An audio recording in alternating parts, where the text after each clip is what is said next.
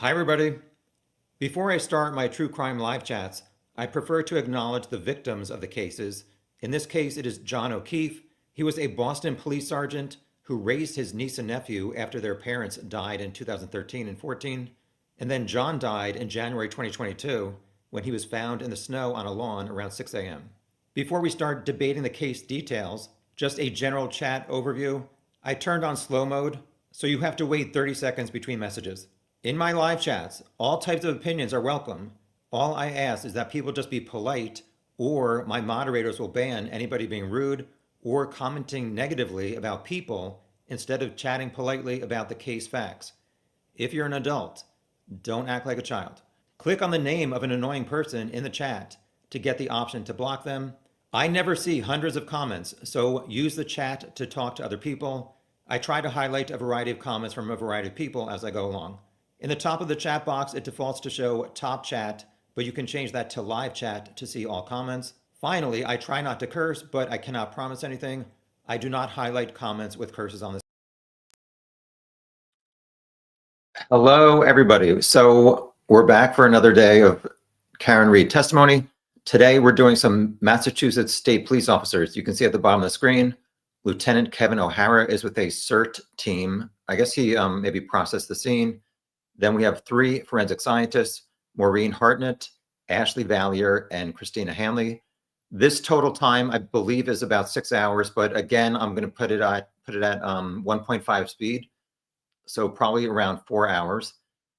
Tomorrow, I was going to do this again at 9 a.m. Brian Koberger apparently is doing a plea deal tomorrow at 9 a.m. local Idaho time. So I'm going to do that about 15 minutes before that hearing starts. I'm doing a live chat where we can watch that together. Not sure how long that's going to last. So I pushed tomorrow's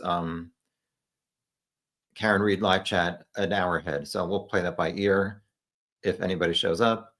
We're about to get right to it. Hi to everybody in the chat. Thanks for joining. Here we go with Kevin Hartnett.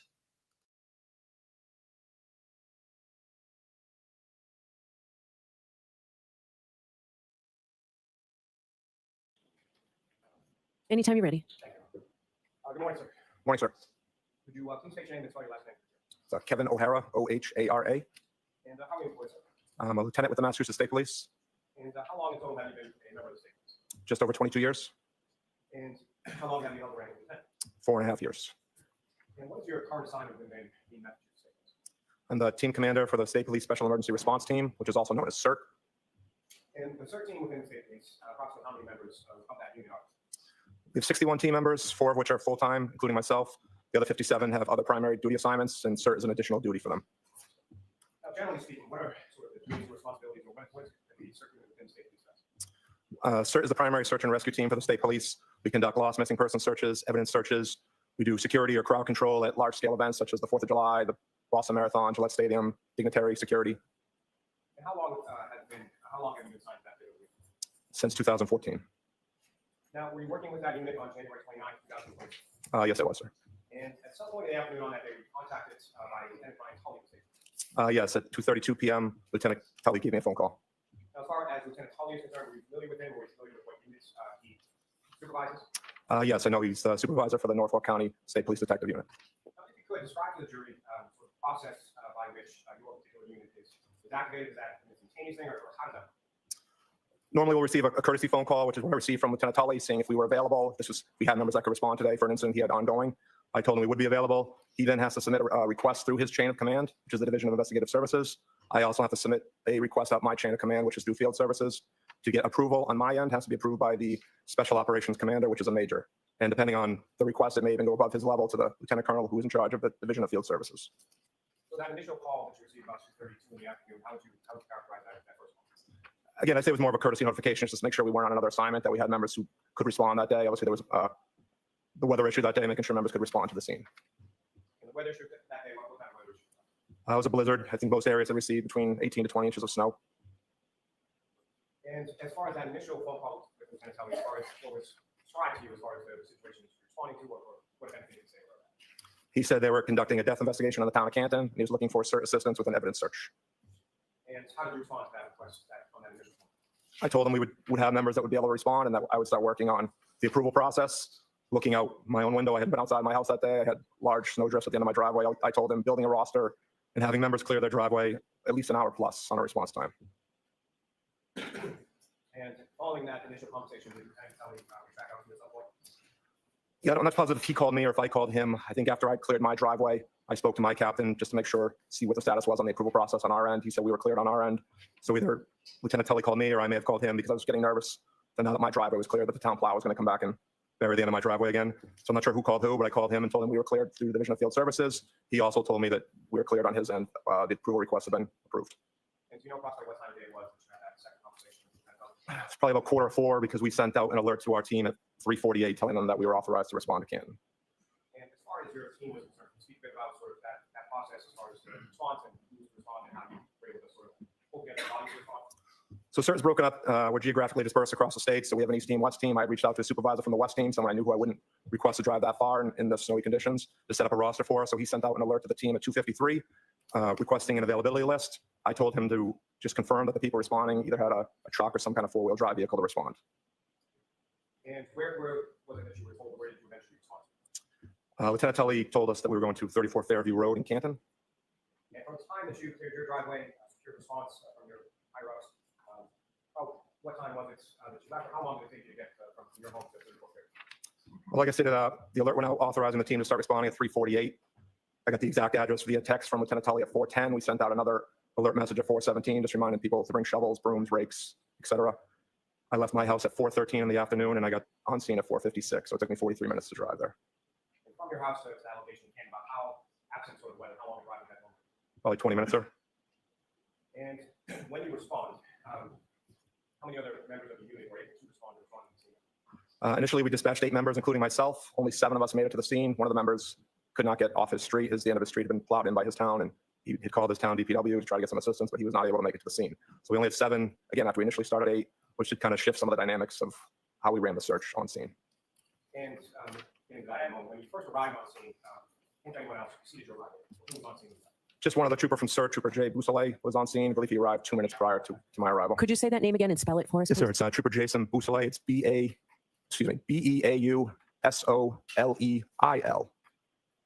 Thank you. You're welcome.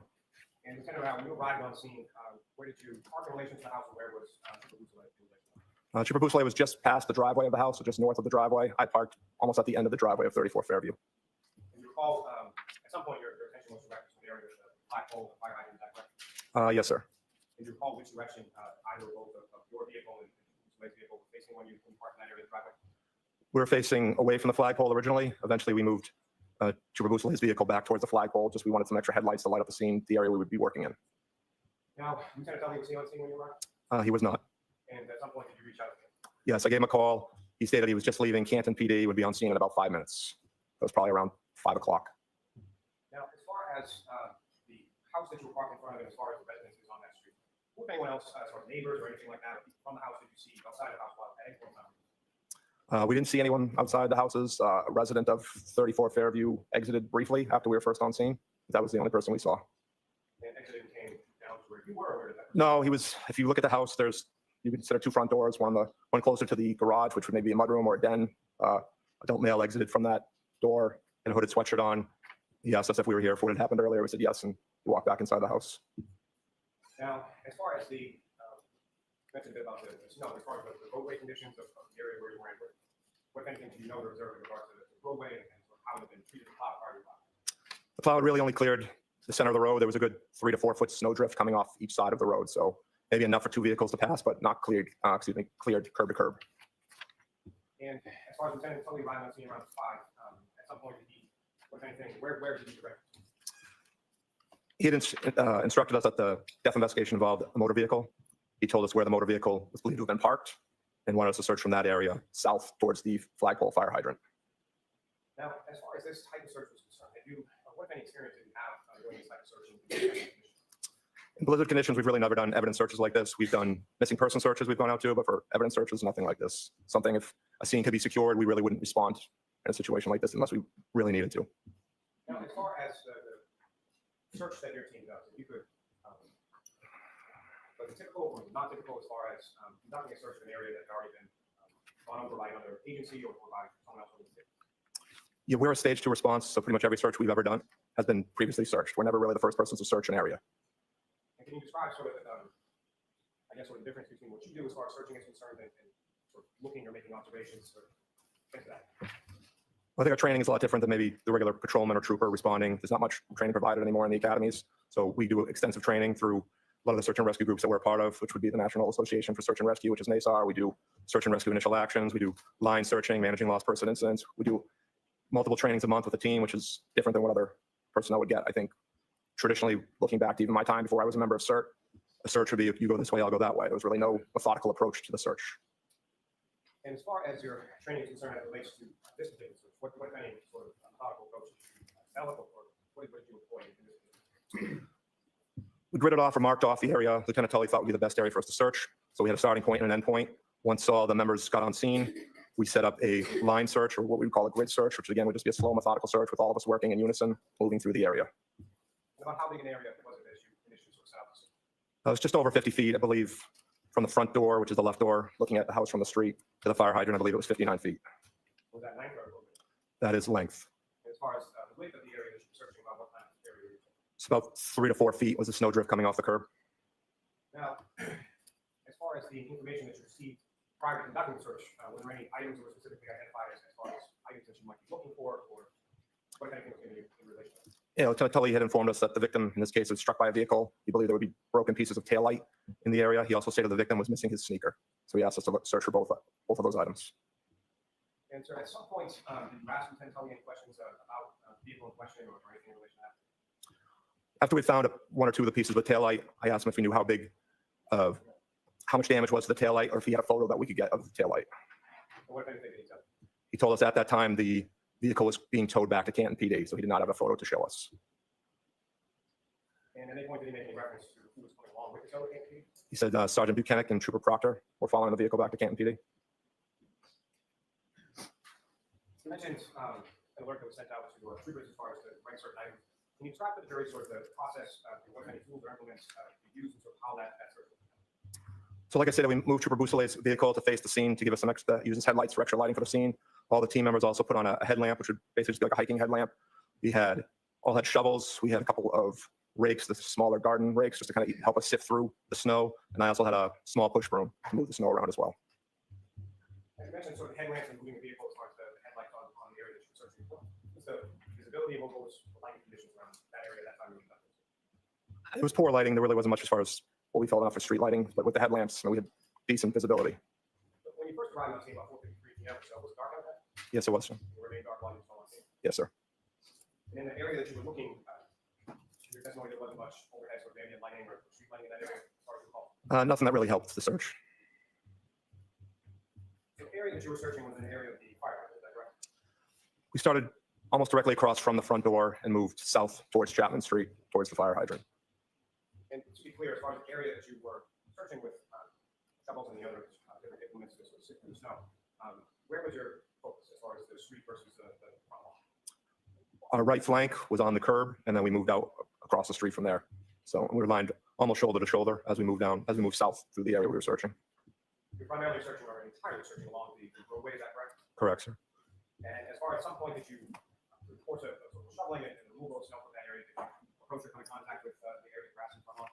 We did, as one of the members who was working on the curb, he started to clear some of the grass on the front lawn. Yes, sir. What kind of issues did you encounter when you got to the grass? It was very difficult to clear the snow. I don't think we had very good visibility on what we were moving, even with the push broom and the rake. It was very difficult to definitively say we'd cleared the lawn properly. So we didn't focus too much of our efforts on that area. Now, you referenced that only 7 members of your unit were able to respond because one got stuck in the snow in the street, is that correct? Correct, sir. And that had some impact as far as documentation of the scene, is that correct? Correct. Normally on a search, if I'm the overall, as a team leader, I would run what you consider a command post, or be the incident commander for CERT. I would stay behind the line and kind of document our efforts. But because this was such a small search area, it wasn't really an issue because we weren't breaking people off into teams. No one was out of my sight line. And we had multiple detectives on scene that were able to fill that role for me. And so to that point, as far as the 7 members from your unit, in addition to the 7 members from your unit, with anyone else present during the course of that? I believe there was 5 other members. I believe there were only 2 that I recognized from the state police. I'm not sure who the other 3 were. They were Canton detectives or Canton patrolmen, but they were all dressed in, plain clothes. And as far as documentation for the scene, what kind of thing was done with reference to As we began to find evidence, I spoke to Lieutenant Tully and just confirmed that he was going to document everything we were recovering via photograph and evidence log. As far as documented photos taken by Lieutenant Tully, Yes, they were, sir. and the items that were photographs, were they photographs prior to when anyone was touching them or moving them or placing them, other than those photo-related to search efforts? Correct. As soon as we found anything deemed as evidence, we stopped our search efforts until they were documented by Lieutenant Tully. And in reference to your search efforts, what, if anything, of evidentiary value did you and your team locate? I found multiple pieces of red and clear taillight. And where were they in relation to sort of the grid or the area that you assessed? They were on the street in between the flagpole and the fire hydrant. And sir, in addition to the pieces of red and clear plastic taillight that you covered, you know approximately how many pieces of that you were able to locate on that day? I believe maybe 6 or 7 pieces. And how big or how small or did they range in size as far as the pieces that you located? There was 3 larger pieces, 2 red, 1 clear, and then a couple of smaller pieces. In addition to the pieces of red and clear plastic taillight that were uncovered during the search process, what any other items of interest were located? We found a sneaker. And where was that sneaker located in reference to the scene, your search efforts, and in reference to the pieces of clear and red plastic? It was same location. Generally, it was in between the flagpole and the fire hydrant. The sneaker was flush up against the curb and it was upside down. I think we found 1 piece of taillight prior to the sneaker, and then after we found the sneaker, we found a few more additional pieces of taillight. Now, in reference to the sneaker and each of those pieces of red and clear plastic, where were they in relation to the snow that was being run through? And by that, where were they in relation to the ground? Can you repeat the end of that, sir? With reference to each of the items of evidence that you're talking about, the sneaker, the red and clear plastic, where were they in relation to the snow that you were getting into? Where were they in relation to the asphalt surface? Close to the curb. As we started digging originally, the snowpack was pretty solid from where the plow had kind of cleared to.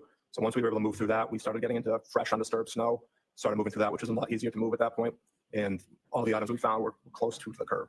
And so my question also, sir, is sort of how deep within the snow that you were getting was each of those items? They were all found at ground level. And as far as the area that you were searching, beyond sort of snow drifts and plowing towards the middle of the road, how would you characterize that snow for observing? Footprints, tire tracks, or anything in that area where you were digging through and finding these items? No, we did not see anything, sir. Like I said, it was all fresh, undisturbed snow once we got past where the plow had cleared up to. Now, as far as this search being conducted sort of physically, you mentioned there's some sort of line that's set up, is that correct? Correct, sir. Can you describe it sort of how that line was set up? What were the different functions in different parts of the line? Where were you in relation? So like I said, we had we consider our right flank stood on the curb closest to the house, and then we moved left into the street. As we dug the snow out, it was originally inspected as they would pull their shovel out, make sure they didn't have anything in the shovel to the best of their ability. Then they would bring it out to the street. I was the left flank. They would dump it in the street, and I would sift through it at the end just to make sure there was no evidence that had come out to the street. Once I was positive nothing was in that snow, I would toss it onto the other side of the street. And we just continued that process as we moved south through that grid. And the depth of the snow that you were digging through, how did that change, or how was that any different from sort of one portion of the section to another? Where the plow had touched, clear to, I would say that was probably about a 3+ foot in height. But as we moved into the snow itself, getting closer to the curb, that was in level with the rest of the area. What was on the front lawn, which was on the neighbor's lawn. So probably maybe 18 inches of snow. And sir, as far as this search was concerned, about how long period of time was it that you were on scene as far as searching and how long process was that? After Lieutenant Tully showed up, kind of informed us where we were going to search, we moved Trooper Boussalet's vehicle at 5:20, and that's when the rest of the team started to show up, right around 5:21, 5:24. A couple other members with extended response time showed up a little bit after that, but all members were on scene by 5:41. We had already started the process before they had all arrived on scene, and we were complete by 6:15. We started to wrap up and clear the area.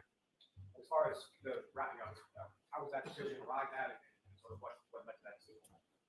So after we found the sneaker and a couple additional pieces of taillight, we moved south for, let's say, over 5 feet, maybe closer to 8 to 10 feet without finding any other pieces of evidence.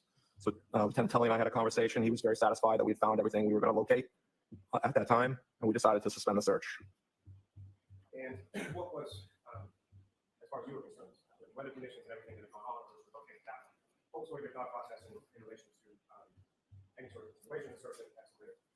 I told Lieutenant Tully, and we'll do a debrief at the end. We'll go over probability of detection, how I feel, whether we would have found everything that was there.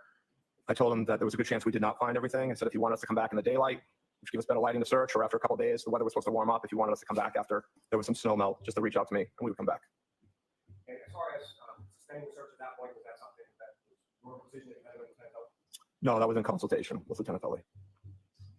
You mentioned troopers Buchanan and Crocker, or mentioned that they were following the vehicle to the station, is that correct? Correct, sir. At any point in time that you were on scene, do you know either Sergeant Mechanic or Trooper Proctor? Yes, I know both of them, sir. And at any point in time that you were on scene, did you see either Sergeant Mechanic or Trooper Proctor in the area of critical care the entire time you were there? No, they were not on scene. So the other sort of troopers that you had mentioned around, they were not correct. They were not there, no, sir.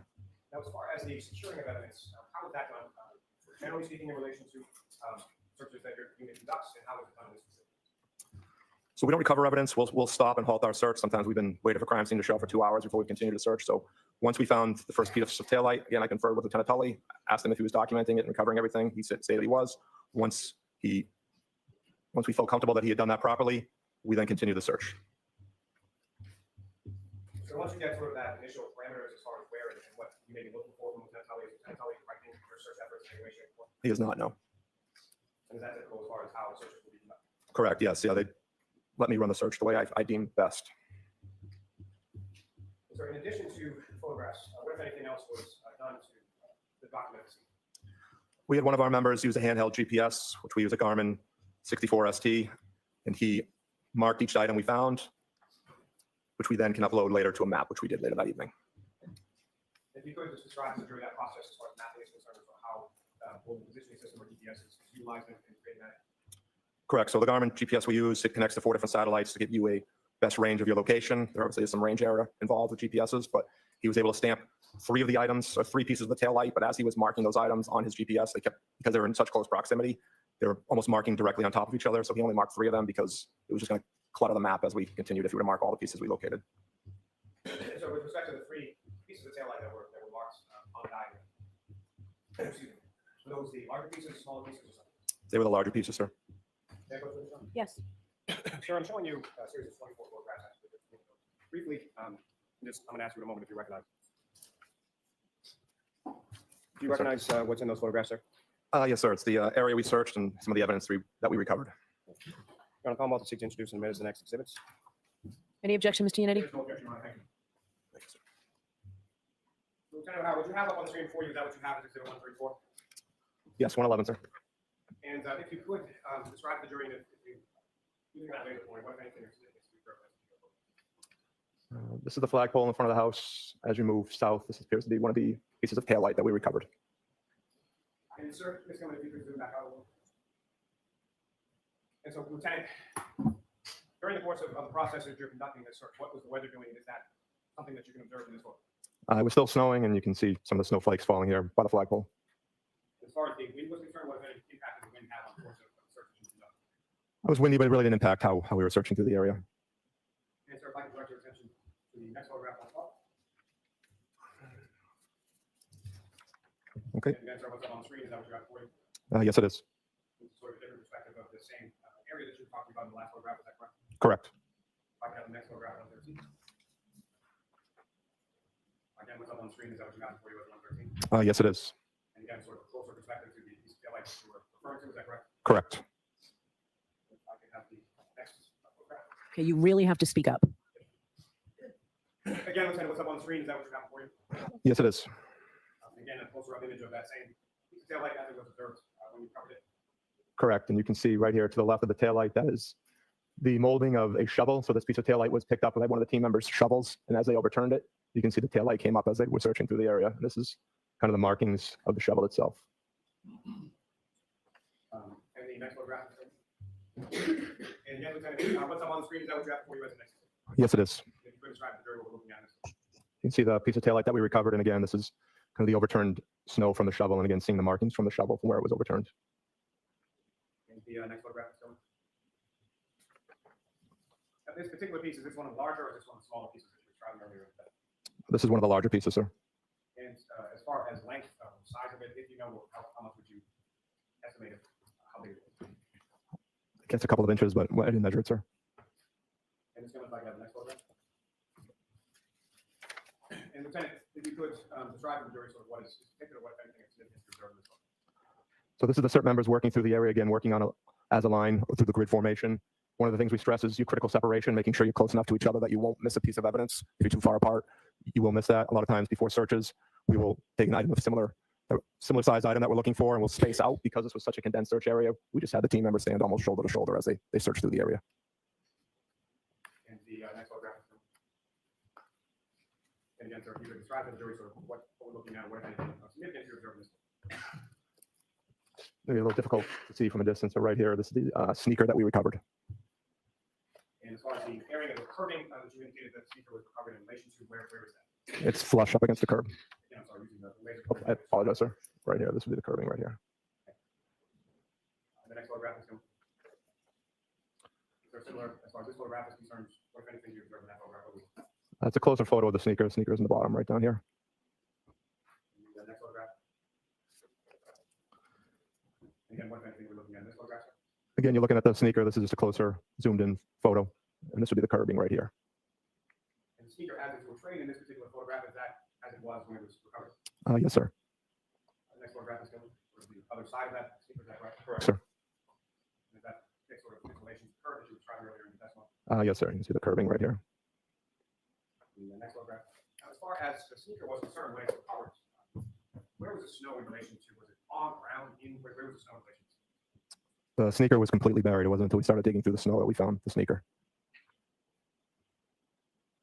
And this is how it was discovered, is that correct? Correct, sir. Or how it appeared when it was discovered? Yes, sir. Next photograph is coming. Next photograph is coming. And sir, in this photograph, if you could use the laser pointer, draw the jury's attention to what anything of significance you observed. This is exhibit 125. It's the photo I have in front of me. This might be difficult for them to see, but this is a clear piece of the taillight right here. And again, sir, what is depicted in this exhibit 1.6? See a little closer zoomed in version of the clear piece of taillight that was recovered.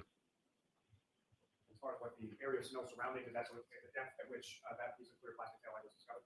Correct, sir. The next photograph, 127. What anything we're looking at in this one? A different angle of the piece of clear taillight that was recovered. Sir, if you could describe to the jury what is depicted in exhibit 130. Difficult to see, but there's a piece of clear taillight right here. I can see with the photo in front of me, but I'm not sure if the jurors can see it from that distance, but there is a clear piece of taillight in this location. Next photograph, 129. Again, if you could demonstrate to the jury what anything of significance you observed. Again, there's a piece of clear taillight right in this location. Different piece of taillight than the one you were referring to previously in the prior exhibits. Yes, sir. Next photograph, 130. Again, there's a piece of clear taillight. Again, might be difficult from the distance for the jurors, but it's in this location here. Next photograph, 131.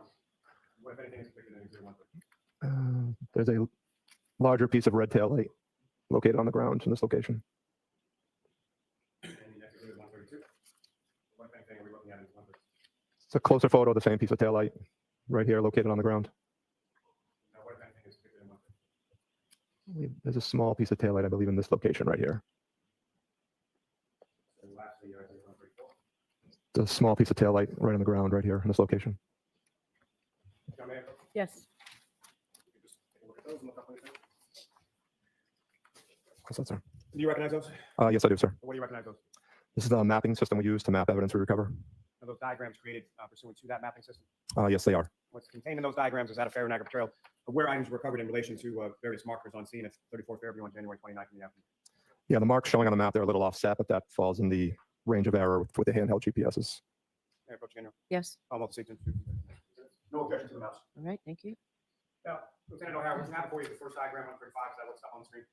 Yes, it is, sir. And you mentioned something earlier in the testimony just now in regard to sort of items being found in close proximity, creating some overlay with the GPS system, is that correct? Correct, sir. And you mentioned range of error, is that correct? Correct, sir. Can you describe what the range of error is and how that impacts sort of how it's depicted in this particular diagram? So for GPS's typical range of error on a clear day is up to 16 feet. Obviously, we didn't have a clear day. We had atmospheric conditions, cloudy, snowy conditions. GPSs can be affected for their range accuracy by a few different things. One is the satellite geometry. As I said before, the GPSs connect to 4 different satellites. You also could have signal blockage. Blockage could occur from trees, buildings, bridges. Then you have atmospheric conditions, like I mentioned, and then you have the receiver end, any issues with your receiver end, which is actually the handheld GPS. Those would be the four main issues and why you may have a little offset on your GPS readings. But again, typically under clear sky conditions would be up to 16 feet. And so using the laser pointer, if you could direct your attention to what if any sort of significant markers or what has been marked on this particular diagram. I've listed as the command post, which is where my vehicle was parked. We have the address, which is the house 34 Fairview. Then as you move further south, you'll see the first red plastic that we recovered, which again was a larger piece of red plastic. They're kind of stamped on top of each other, but you'll see the sneaker, you'll see a second red piece of plastic, and you'll see the fire hydrant all marked on the map. Thank you, sir. Ms. Gilman, if I could have the next diagram, please. So again, so what's up on the screen is that what you have before you go to 136? Yes, it is. And again, if you could describe to the jury sort of what we're looking at in this diagram, or what, if anything, is different between 136 and 135. We just changed the layering on the map just to make it a little easier to read. So we removed the taillight pieces, and now we just have the sneaker and the fire hydrant listed on the map here. And that area, as far as you were talking, sort of the concentration of the search was in the area of the flagpole and fire hydrant, is that correct? Correct, sir. Again, we started closer to almost directly across from the front door. The evidence recovery all happened between the flagpole and the fire hydrant. And if you could, or if it's possible on this diagram that you have up on the screen, could you, using the laser pointer, direct the jury's attention to sort of where the search began and where the items of evidence were located? Search would have begun right in this area. And as we moved south, we started finding pieces of evidence right around here.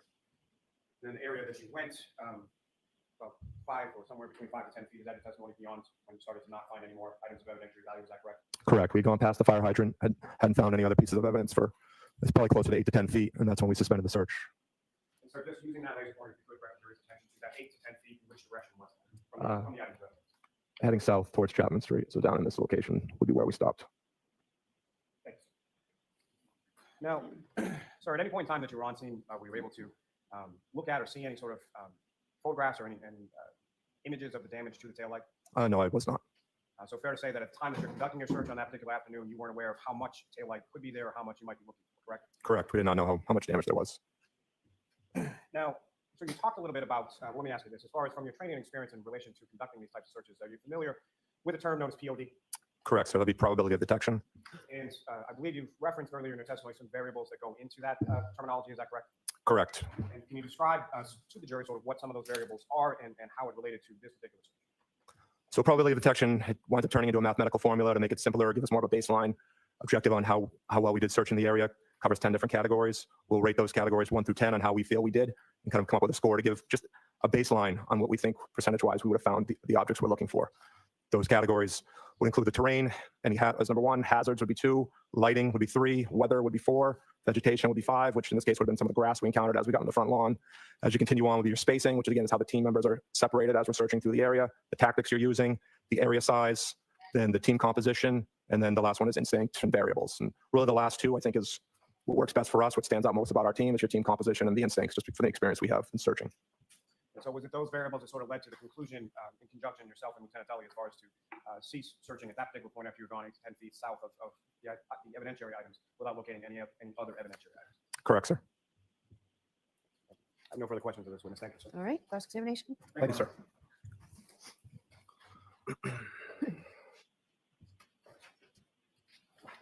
Good morning, Lieutenant. Morning, sir.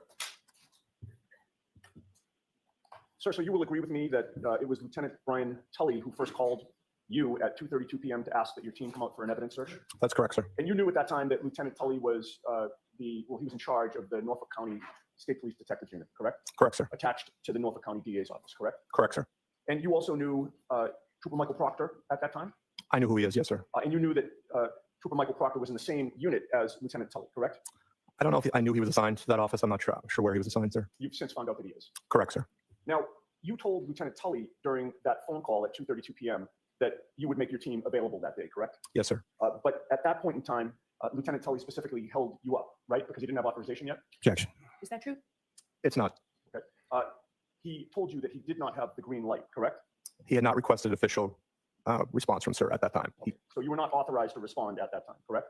No, neither one of us are allowed to dispatch my team. We have to send a formal request to get authorization to respond. Now, by 2:32 p.m. on January 29th, when you first spoke to Lieutenant Tully, snow had been falling consistently in Canton since the early hours, correct? The early morning hours? I would assume so, yes, sir. It wasn't my house. I'm sorry? It wasn't my house, so I would assume so, yes, sir. But you lived in Massachusetts at that Correct, time, right? yes, I did, sir. And you weren't hours away when you were contacted by Lieutenant Tully, correct? I was not, no. All right. Now, you were aware that John O'Keefe's body was found on Brian Albert's lawn at 6:03 that morning? I believe when I spoke to Lieutenant Tully, he told me around 6:30. Well, let's go with 6:30 then. So when you received the call from Lieutenant Tully, snow would have been accumulated from 6:30 a.m. approximately to approximately 2:30 p.m., correct?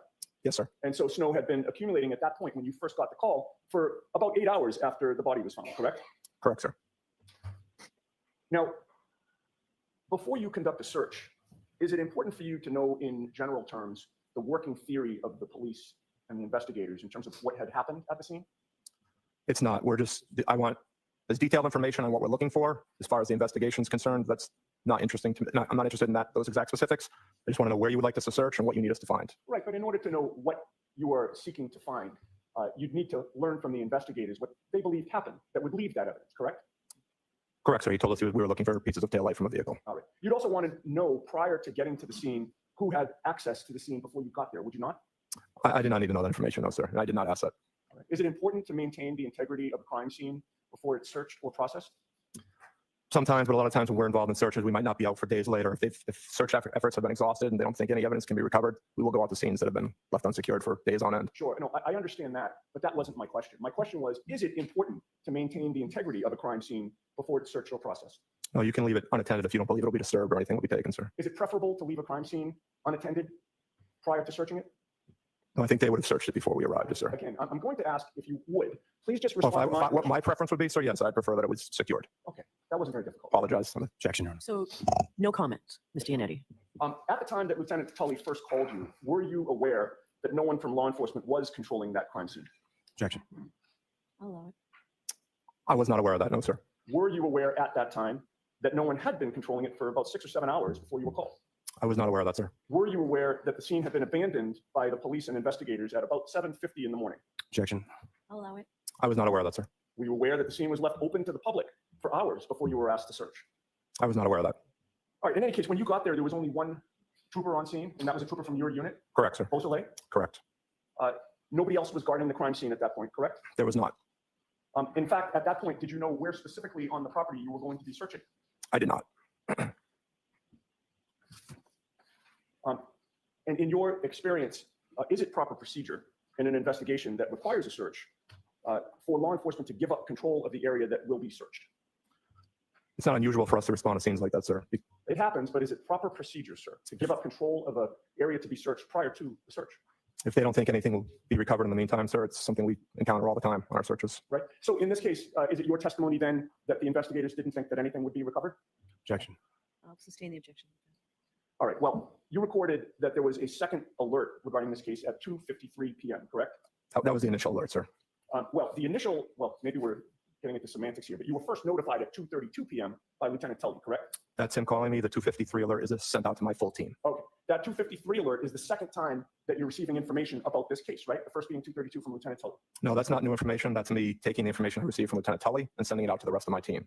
They were not aware of the circumstances yet. So you were the one to send out that second alert or that alert. West Team supervisor, because I was going to start clearing my driveway. So I reached out to a West Team supervisor. He sent out that alert. And who was that? That was then Sergeant, now Lieutenant Simpson. And the alert that Sergeant Simpson sent out was an instruction for members of your team to begin clearing off their cruisers and their driveways to get ready to go, correct? That was an availability alert to see who would be available to respond. And that they should begin clearing off their cruisers and driveways, correct? Yes, so they would be able to respond. But your team was still not activated at that point, correct? Correct. In fact, Sergeant Simpson explicitly wrote in that alert, quote, "We do not have the green light yet," end quote, correct? Correct, sir.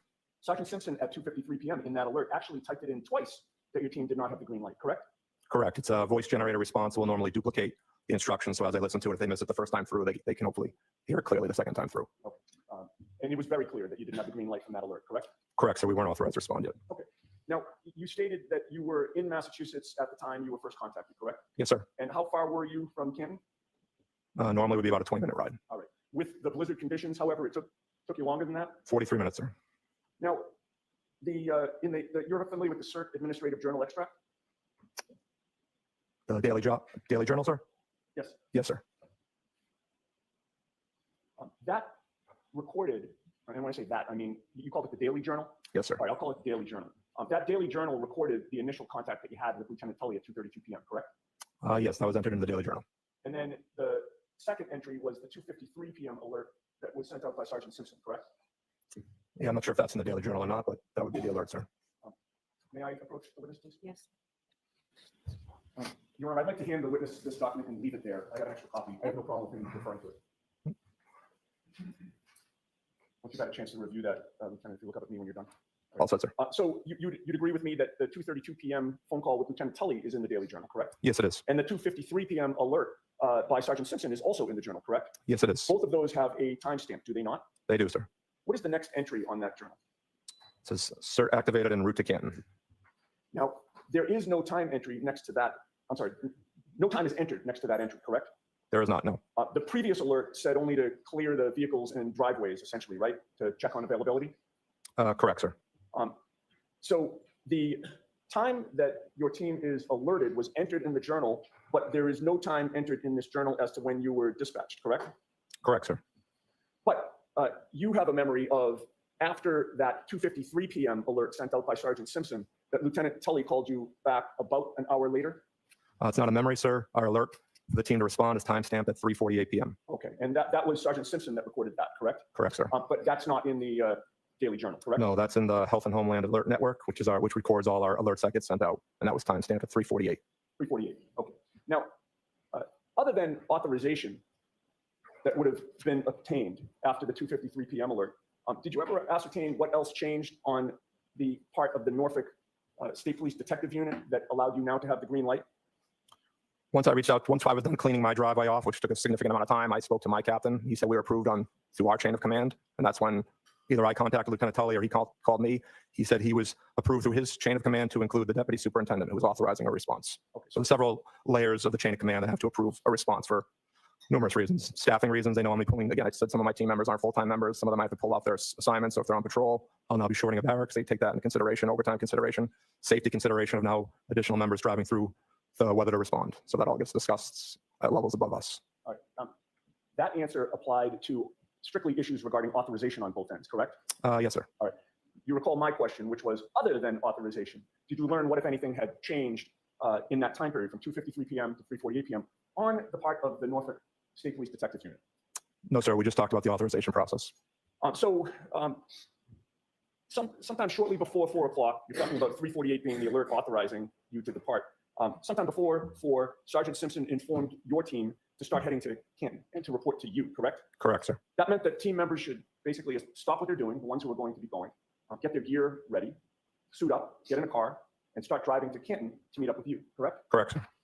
And we've already discussed that on this particular day with blizzard conditions and the roads as they existed, that would obviously take more time than it would on a clear sunny day, correct? Correct, sir. And I believe your estimation is maybe about a 20-minute drive in good weather with good roads versus the 43 minutes it actually took you to get there, correct? Correct.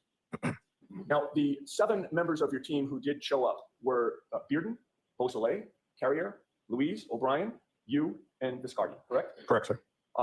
You all arrived at about the same time, sir? No, we had a pretty significant difference between arrival times. Is there something called a personnel status report that records arrival time, sir? No, it doesn't record arrival times. We just enter who's responding. We use our geotab, which is our vehicle locator, to determine arrival times. Is it your testimony that the personnel status report does not record the date and time that somebody arrived on scene? No, that's all manually entered, sir. Do you deny that the personnel status report in this case recorded the date and time of each of those officers that I just mentioned who came on scene? It has who arrived on scene, yes, sir.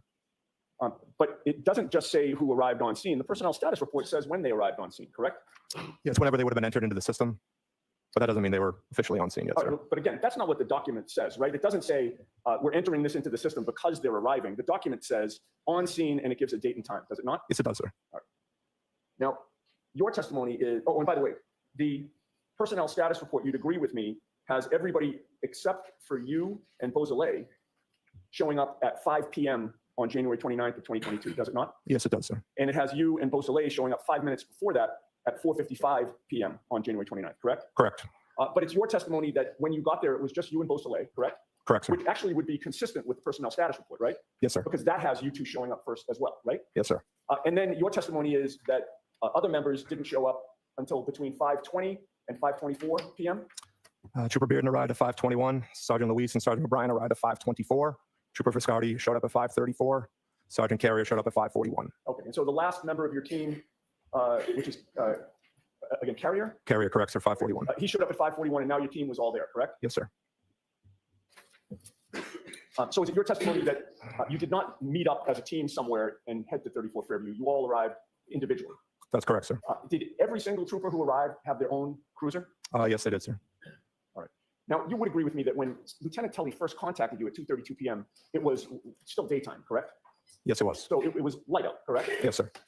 You'd agree with me that at around 5 o'clock on this late January day in Massachusetts, it was dark out by the time you got there, correct? Yes, it was. So when you finally arrived on scene, after getting your team getting the green light, it was dark for the start of your search, correct? Yes, it was. When you got there, you set up a command post.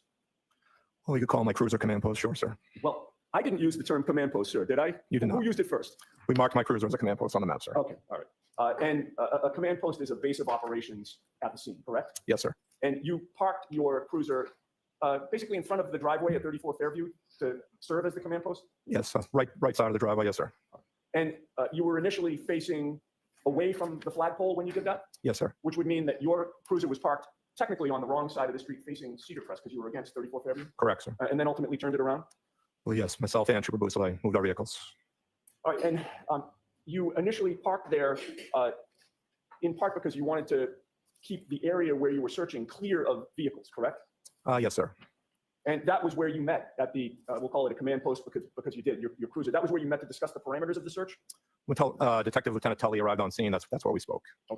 And you would agree with me that it was Lieutenant Tully from the Norfolk State Police Detectives Unit who told you where to look and what to look for, correct? Correct. He told us the area he thought would be the best probability to find what we were looking for.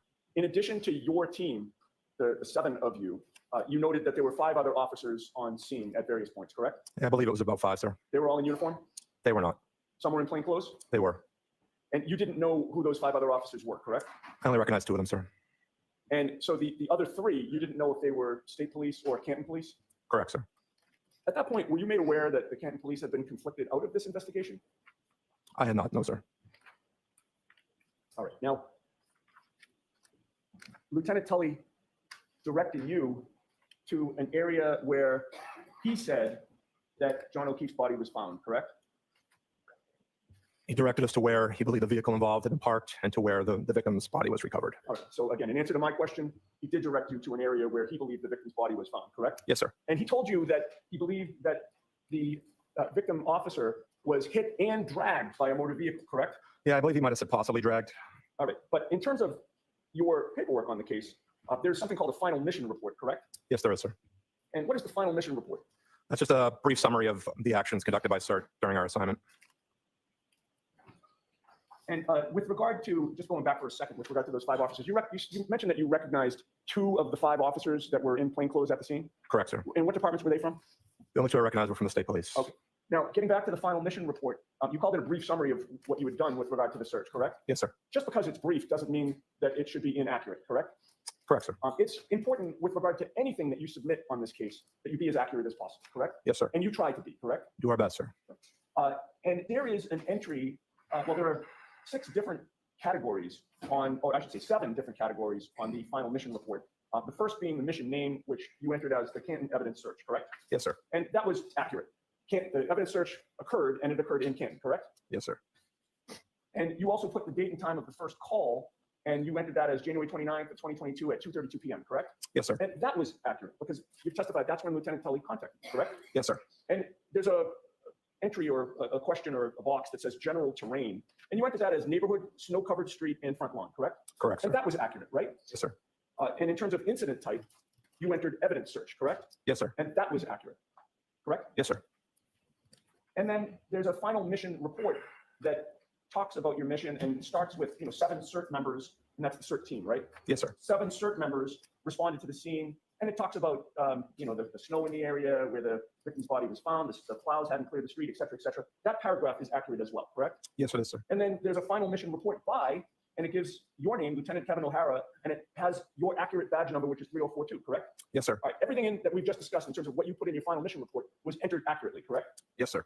And the final category is general description of mission. And would you agree with me that you entered the off-duty officer was hit and dragged by a vehicle at approximately 12:30 a.m.? I don't remember exactly how it's worded, sir. If I could. May I put you on? Yes. It's been a recurring theme. Do you need I do not. glasses? I do not, sir. All right, I'm sorry. All set, sir. Thank you. May I approach? Yes. Lieutenant, having read that portion of the final mission report, is your memory refreshed? Yes, it is, sir. All right. And did you enter in there, the off-duty officer was hit and dragged by a vehicle at approximately 12:30 a.m.? Yes, it is. I did, sir. Now, with regard to the area that, or I should say, Lieutenant Tully's direction to you to search the area where the victim's body was found. Lieutenant Tully never informed you that he was actually present and saw the victim's body in that spot, did he? He did not know, sir. Did you mark the place where John O'Keefe's body was found with GPS coordinates? We did not. He wasn't no longer on scene, sir, so I think that would have been not 100% accurate. Okay. You also mentioned that Lieutenant Tully directed you to the area where the SUV had been parked, correct? To where the vehicle was believed to have been parked, yes, sir. At that time, did you know it was an SUV or not? I did not, sir. All right. But in any case, Lieutenant Tully didn't tell you that he ever saw the vehicle parked in the area to which he directed you, correct? He did not say that he saw it there, no, sir. So Lieutenant Tully told you to look for a man's sneaker, correct? That was one of the items missing, yes, sir. And he told you to look for red and clear plastic pieces of taillight, correct? He just said taillight, didn't say red clear, but taillight pieces. Okay.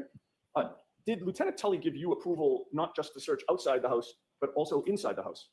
No, we never discussed searching inside the house, sir. And you had mentioned during your testimony that you confirmed that the homeowner was there, right? Because he came out of the house at one point?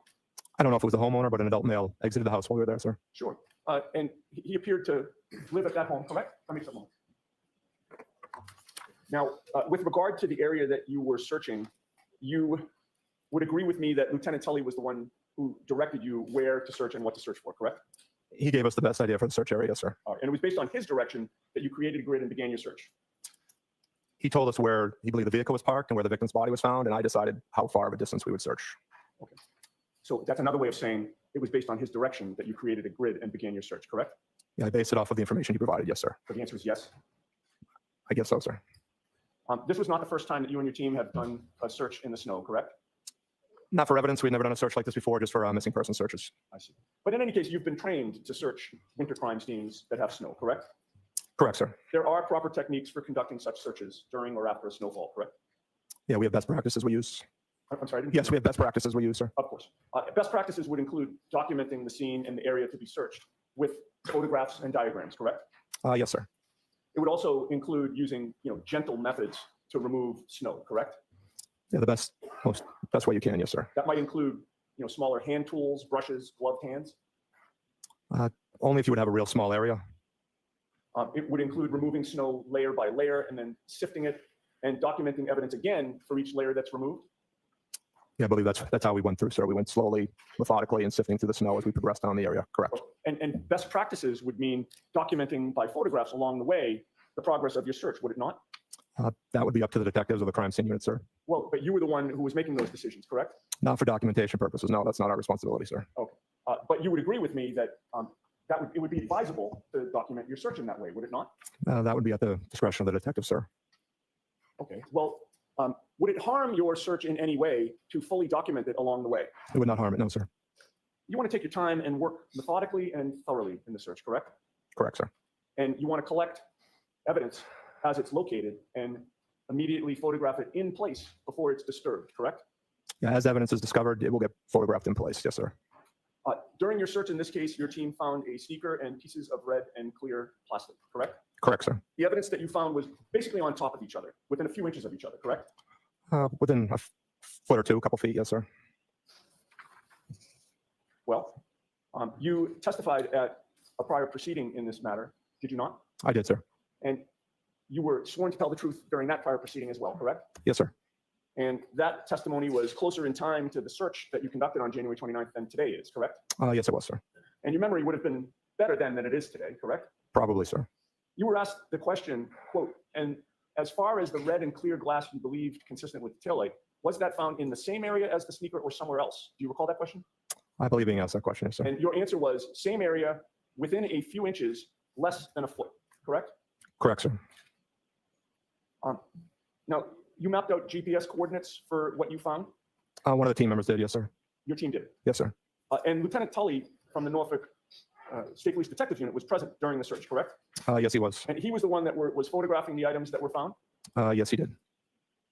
So I'd like to ask you a few questions about your observations about where these items were found in relation to each other. Was there a piece of red plastic located on the roadway left of the flagpole when you look at the house from the street? Left of the flagpole. Yes, sir. All right. Now, given your testimony about these items essentially being in the same area less than a foot away from each other, it could not be true then that from that red piece of plastic that was found in the street, that 3 feet south of that was a black Nike sneaker found under the snow. That couldn't have happened, correct? Well, I don't know where the distance between the objects as far as the mapping purposes, sir, but as far as how far apart, the first thing we discovered was one red piece of plastic. And then further south, that's when we found the sneaker and additional pieces. Right, but again, they were all in the same area, less than a foot apart, The correct? same general area, but could have been over a foot, sir. I'd have to measure between the GPS markings. Okay, well, so is your testimony today that what you testified to in that prior proceeding, where everything was less than a foot apart, that wasn't accurate? Objection. Allow it. Is that your testimony, sir? Best recollection that they were within around a foot, but to be 100% accurate, you would have to measure between the two GPS points, which I have not done. Sure, but if your estimate is you didn't even say a foot, you said less than a foot, correct? I believe that's what you read around a foot, yes, sir. Which is what you testified to, correct? Correct, sir. So if it's less than a foot, then by definition, the sneaker couldn't have been found 3 feet south of where that red piece of plastic was, correct? Yeah, and I don't know if that's accurate, sir. You don't know what's accurate. Well, you're saying 3 feet. I don't know if that's accurate, sir. No, that's what I'm asking you. Is it accurate? I don't know, sir. I'm not sure the exact distance. I didn't measure the GPS marking, sir. I'm not. All right. I don't know. I didn't know where you came up with that number 3 feet, sir. I'm just asking questions. Okay. Well, I'm just asking questions. All right. So with regard to, let's assume for a moment that the sneaker was found 3 feet south of that first red piece of plastic. From your observations, was there a clear piece of plastic that was found a few feet south of that black sneaker? There was a piece of clear plastic found just past the sneaker. A few feet south of the sneaker? I don't know where you're getting that from, sir. Again, you don't have to worry where my questions come So, from. Mr. Yannetti, no comments. Next Sure. question. I'm just asking a factual question. You were there, I was not. Mr. Yannetti, just ask the Yes. question. Was a clear piece of plastic found a few feet south of the black sneaker, which was found 3 feet south of the red piece of plastic? It Did was- that happen? I don't know the distance, sir. No, not without measuring it. But I wouldn't think it was that far of a distance. They were much closer than that. Right. I mean, you say you don't know the distance, but you testified to what the distance was in that prior proceeding, did you not? Objection. Next question, please. All right. And then, moving along, we have the red piece of plastic, 3 feet south, black sneaker, a few feet south, clear plastic. Then finally, several feet south of that clear piece of plastic, was there a second piece of red plastic found? Several feet south. No, again, I don't agree with your description of the distance, sir. Okay. All right. So we will agree that, one piece of red plastic, 3 feet south of the sneaker, a few feet south, clear piece of plastic, and then several feet south, more red plastic. That didn't happen, correct? I don't agree on those distances, no, sir. No. Okay.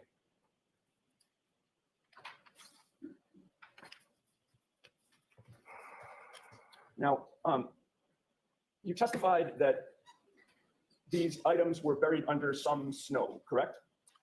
Correct, sir. They were under snow. Can I have those exhibits, please? Okay, can I display exhibit 113, please? All right, the jury needs to take a break. Why don't Oh, sure. why don't we have this in the morning? Lieutenant O'Hara, you testified on direct examination that you collected 6 or 7 pieces of plastic, correct? I believe that's what we found, yes, sir. Would you agree with me that it's important to be precise in your investigation and your search? Yes, that's why Lieutenant Tully took an evidence log, sir. So as you testified here today, 2.5 years later, can you tell the jury whether it was 6 or 7 of the pieces of plastic that you actually found? I've never seen the evidence log from that night, sir, so I'm not sure exactly how many he recovered. Again, I was partaking in the search, so I'm not sure what the exact number is, sir. And you would agree with me that you only mapped 3 of them on the map that was introduced here at trial, correct? Correct. And again, that was because the pieces were essentially on top of each other, correct? Correct. As you would mark them on the GPS, they were marking almost directly on top of each other, and we knew that was going to. And they certainly were not being marked feet away from each other, several feet, correct? No, sir. And you are aware that Lieutenant Tully photographed 5 pieces of plastic that day, are you not? I'm not sure. I'd never seen the photos until probably about a week ago, sir.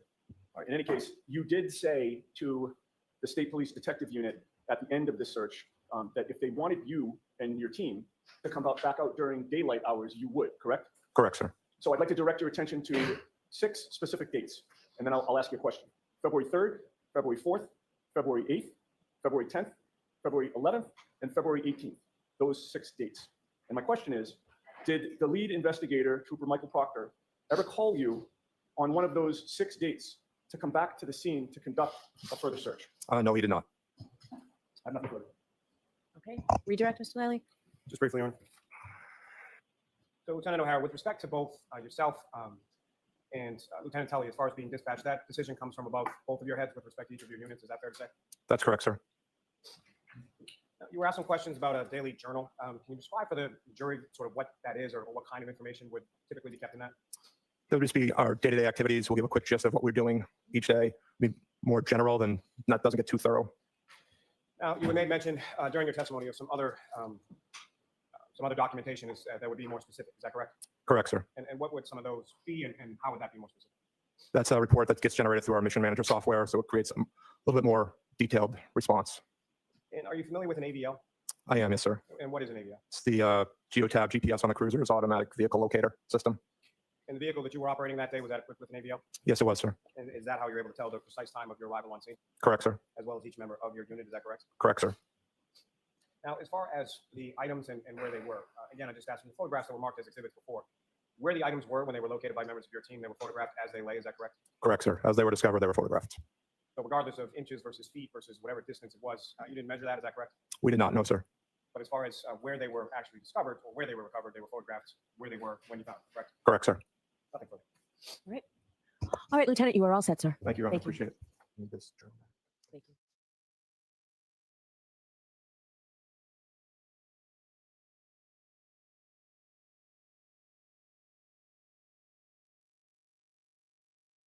Morning, ma'am. Good morning. Could you please state your name and spell your last name for the jury? Maureen Hartnett, Hartnett. All right, Ms. Hartnett, I know I'm going to ask you throughout this to keep your voice up, okay? Okay, thank you. Thanks. And Ms. Hartnett, what do you do for work? I'm a forensic scientist too with the Criminalistics Unit and Crime Scene Response Unit at the Massachusetts State Police Crime Laboratory. And how long in total have you been with the Massachusetts State Police Crime Lab? In total, approximately 8 years. And I'm going to ask you some questions, just a little bit about your educational background. Where did you go as far as your undergraduate was concerned? I have a Bachelor of Science in Biology from Bridgewater State University. And following receipt of that degree, where did you go from there? I have a Master of Science in Forensic Science from the University of New Haven. And after you received your master's, where did you go after that? I was then hired by the Massachusetts State Police Crime Laboratory.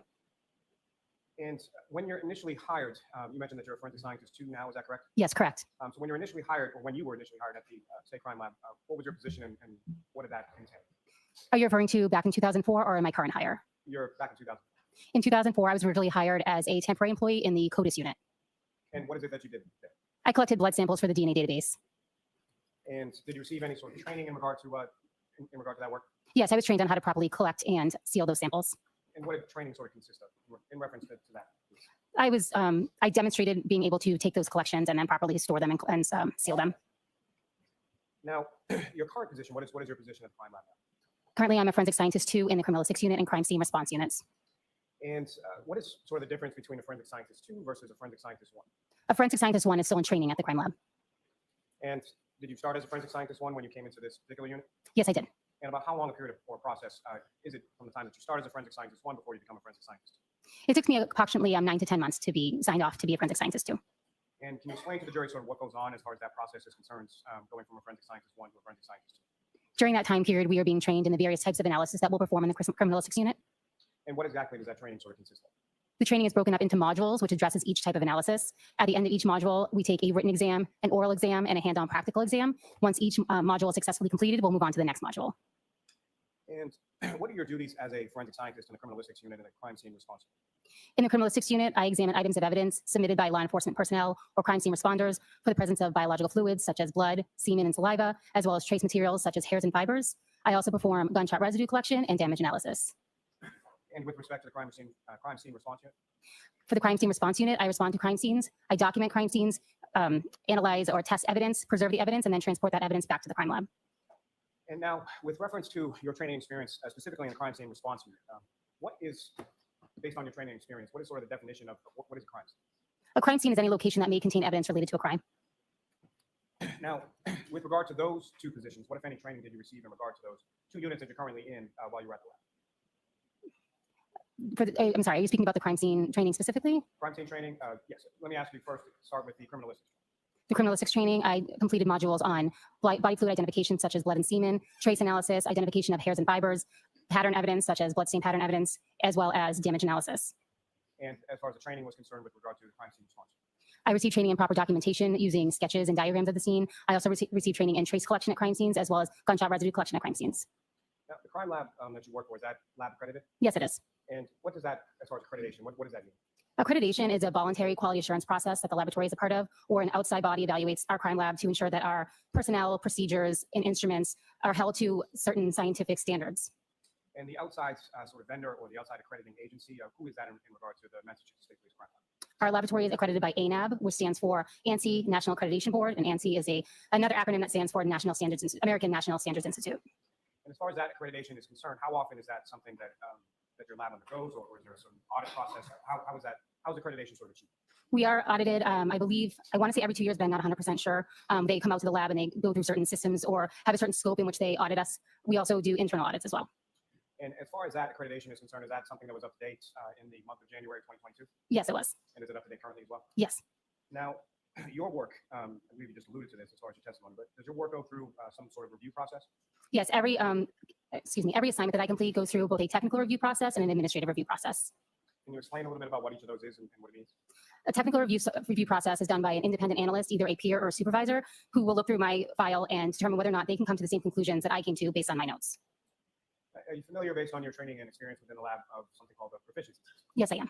And can you explain to the jury what is your understanding? What is a proficiency test? Proficiency tests are given in the different types of analysis that we do at the lab to ensure that we are maintaining our competency in that type of analysis. And about how often are these administered, or how often do you take proficiency tests? For biological fluid identification, I take 2 per year. For trace identification, I take 1 per year. And for crime scene response, I take 1 per year. And these proficiency tests, are they required by the accrediting body ANAB that you're referring to? Yes, they are. And did you take a proficiency test in hair and fiber identification in 2022? Yes, I did. And what was the outcome of that proficiency test? That was successfully completed and required a remediation. Can you explain to the jury what remediation is and why this specific proficiency test required remediation? A remediation occurs when you have an inconsistent answer with that is expected by the laboratory or by the test provider. In this particular instance, I had an inconsistent answer with the expected laboratory result. And how was the remediation completed in this instance? After the inconsistent answer was identified by my technical leader, we had a verbal discussion about why I came to the conclusion I did. To be more specific, each item had 2 samples. One of the samples for item 4, I determined as being a human hair without a root, when in fact the root was present. We had a discussion on how I came to that conclusion, and then she then mounted that hair back on the microscope, and we discussed different ways that I could have come to the correct conclusion. And during that remediation process, were you permitted to continue to perform casework during that time? Yes, I was. I was permitted to continue to perform casework in hair and fiber identification. However, I was temporarily asked to not perform technical reviews of my peers' work on hair and fiber identification. And was prior casework that you had completed evaluated to verify that the previous reports were issued correctly? Yes, they were. And what was the determination in regard to that? No previous casework was affected by this error. And have you since completed additional proficiency tests in hair and fiber identification? Yes, I did. And what were the outcomes of those subsequent proficiency tests? Those were successfully completed without needing any additional remediation. As far as the remediation was concerned, if you could just explain to the jury sort of what the issue was and what that remediation process looked like. Yeah. Sure. So I received 4 items in hair and fiber identification. Each item was told that they came from the same source. Item number 4 consisted of 2 items. One was a hair with a root. The other was also a human hair with a root, but I had said the root was absent. That was due to the fact that I didn't see anything like that under the microscope. It was something that was new to me. My technical leader reviewed that hair with me under the microscope. She showed me various characteristics such as the loss of scale pattern and the soft appearance of the root, which I thought was damage. Because we had this discussion and I agreed with the different characteristics that she showed me, she then gave me several hairs, both with damage and with roots, so that I could basically continue to understand the difference of what I was looking at. Once she looked at all my notes and agreed with everything that I had done, she then issued me an additional test to demonstrate my continued competency in this. Now, how many criminalistics cases have you processed over your time at the lab? Over 1,000. And how many scenes have you processed in regard to your work with the crime scene response? I responded to approximately 150 scenes, 80 of which I was the lead investigator on. And how many exams have you completed with regard to motor vehicles? Approximately 65. Now, if I could ask just a general question as far as blood testing is concerned, how is it that you test for blood? Normally, I would test for blood by locating a visible red-brown stain or an area that may contain blood. I perform a screening test, which is not specific to blood, but other items may also come up positive for screening tests. If that screening test is positive, I go on to perform a confirmatory test. As far as the screening test is concerned, can you explain to the jury sort of what it is that you do in performing that screening test? The screening test is a 2-step process. I take a cotton swab, which I apply sterile water to. I take that cotton swab and apply it to the area that I would like to test. And then I add my 2 chemicals to the swab. Depending on what type of screening test I perform, there'll be a color change, either blue or pink for blood. And with regard to the confirmatory test, can you explain to the jury sort of what does that consist of? If the screening test is positive, I'll go on to perform a confirmatory test, where again, a cotton swab is applied to the area of interest, or I may take a cutting depending on what the substance is. I then add a chemical to that cutting or swab, and then the liquid portion is added to a test card, something similar to a coded, if you've taken a COVID test or pregnancy test, the liquid is spotted at one end of the card and it flows up the strip. If there's 2 lines, it's positive. If there's 1 line, it's negative. And through your training experience and work in the lab, are you familiar with the term called QLIM or QLIM? Yes, I am. And can you explain to the jury what QLIM means or how it's applied? QLIM stands for quantity limited, which means that the sample, if it's being sent forward to DNA, would not be able to be divided in two. Typically, we divide each sample going forward to DNA into two, one to be tested in our DNA unit and one to be preserved for future testing. If an item is deemed QLIM, it means that the entire item will be used up in the DNA processing. Now, Ms. Hartnett, if I can turn your attention to February 2nd, 2022. Do you recall that date? Yes, I do. And on that date, were you dispatched to the Canton Police Department? Yes, I was.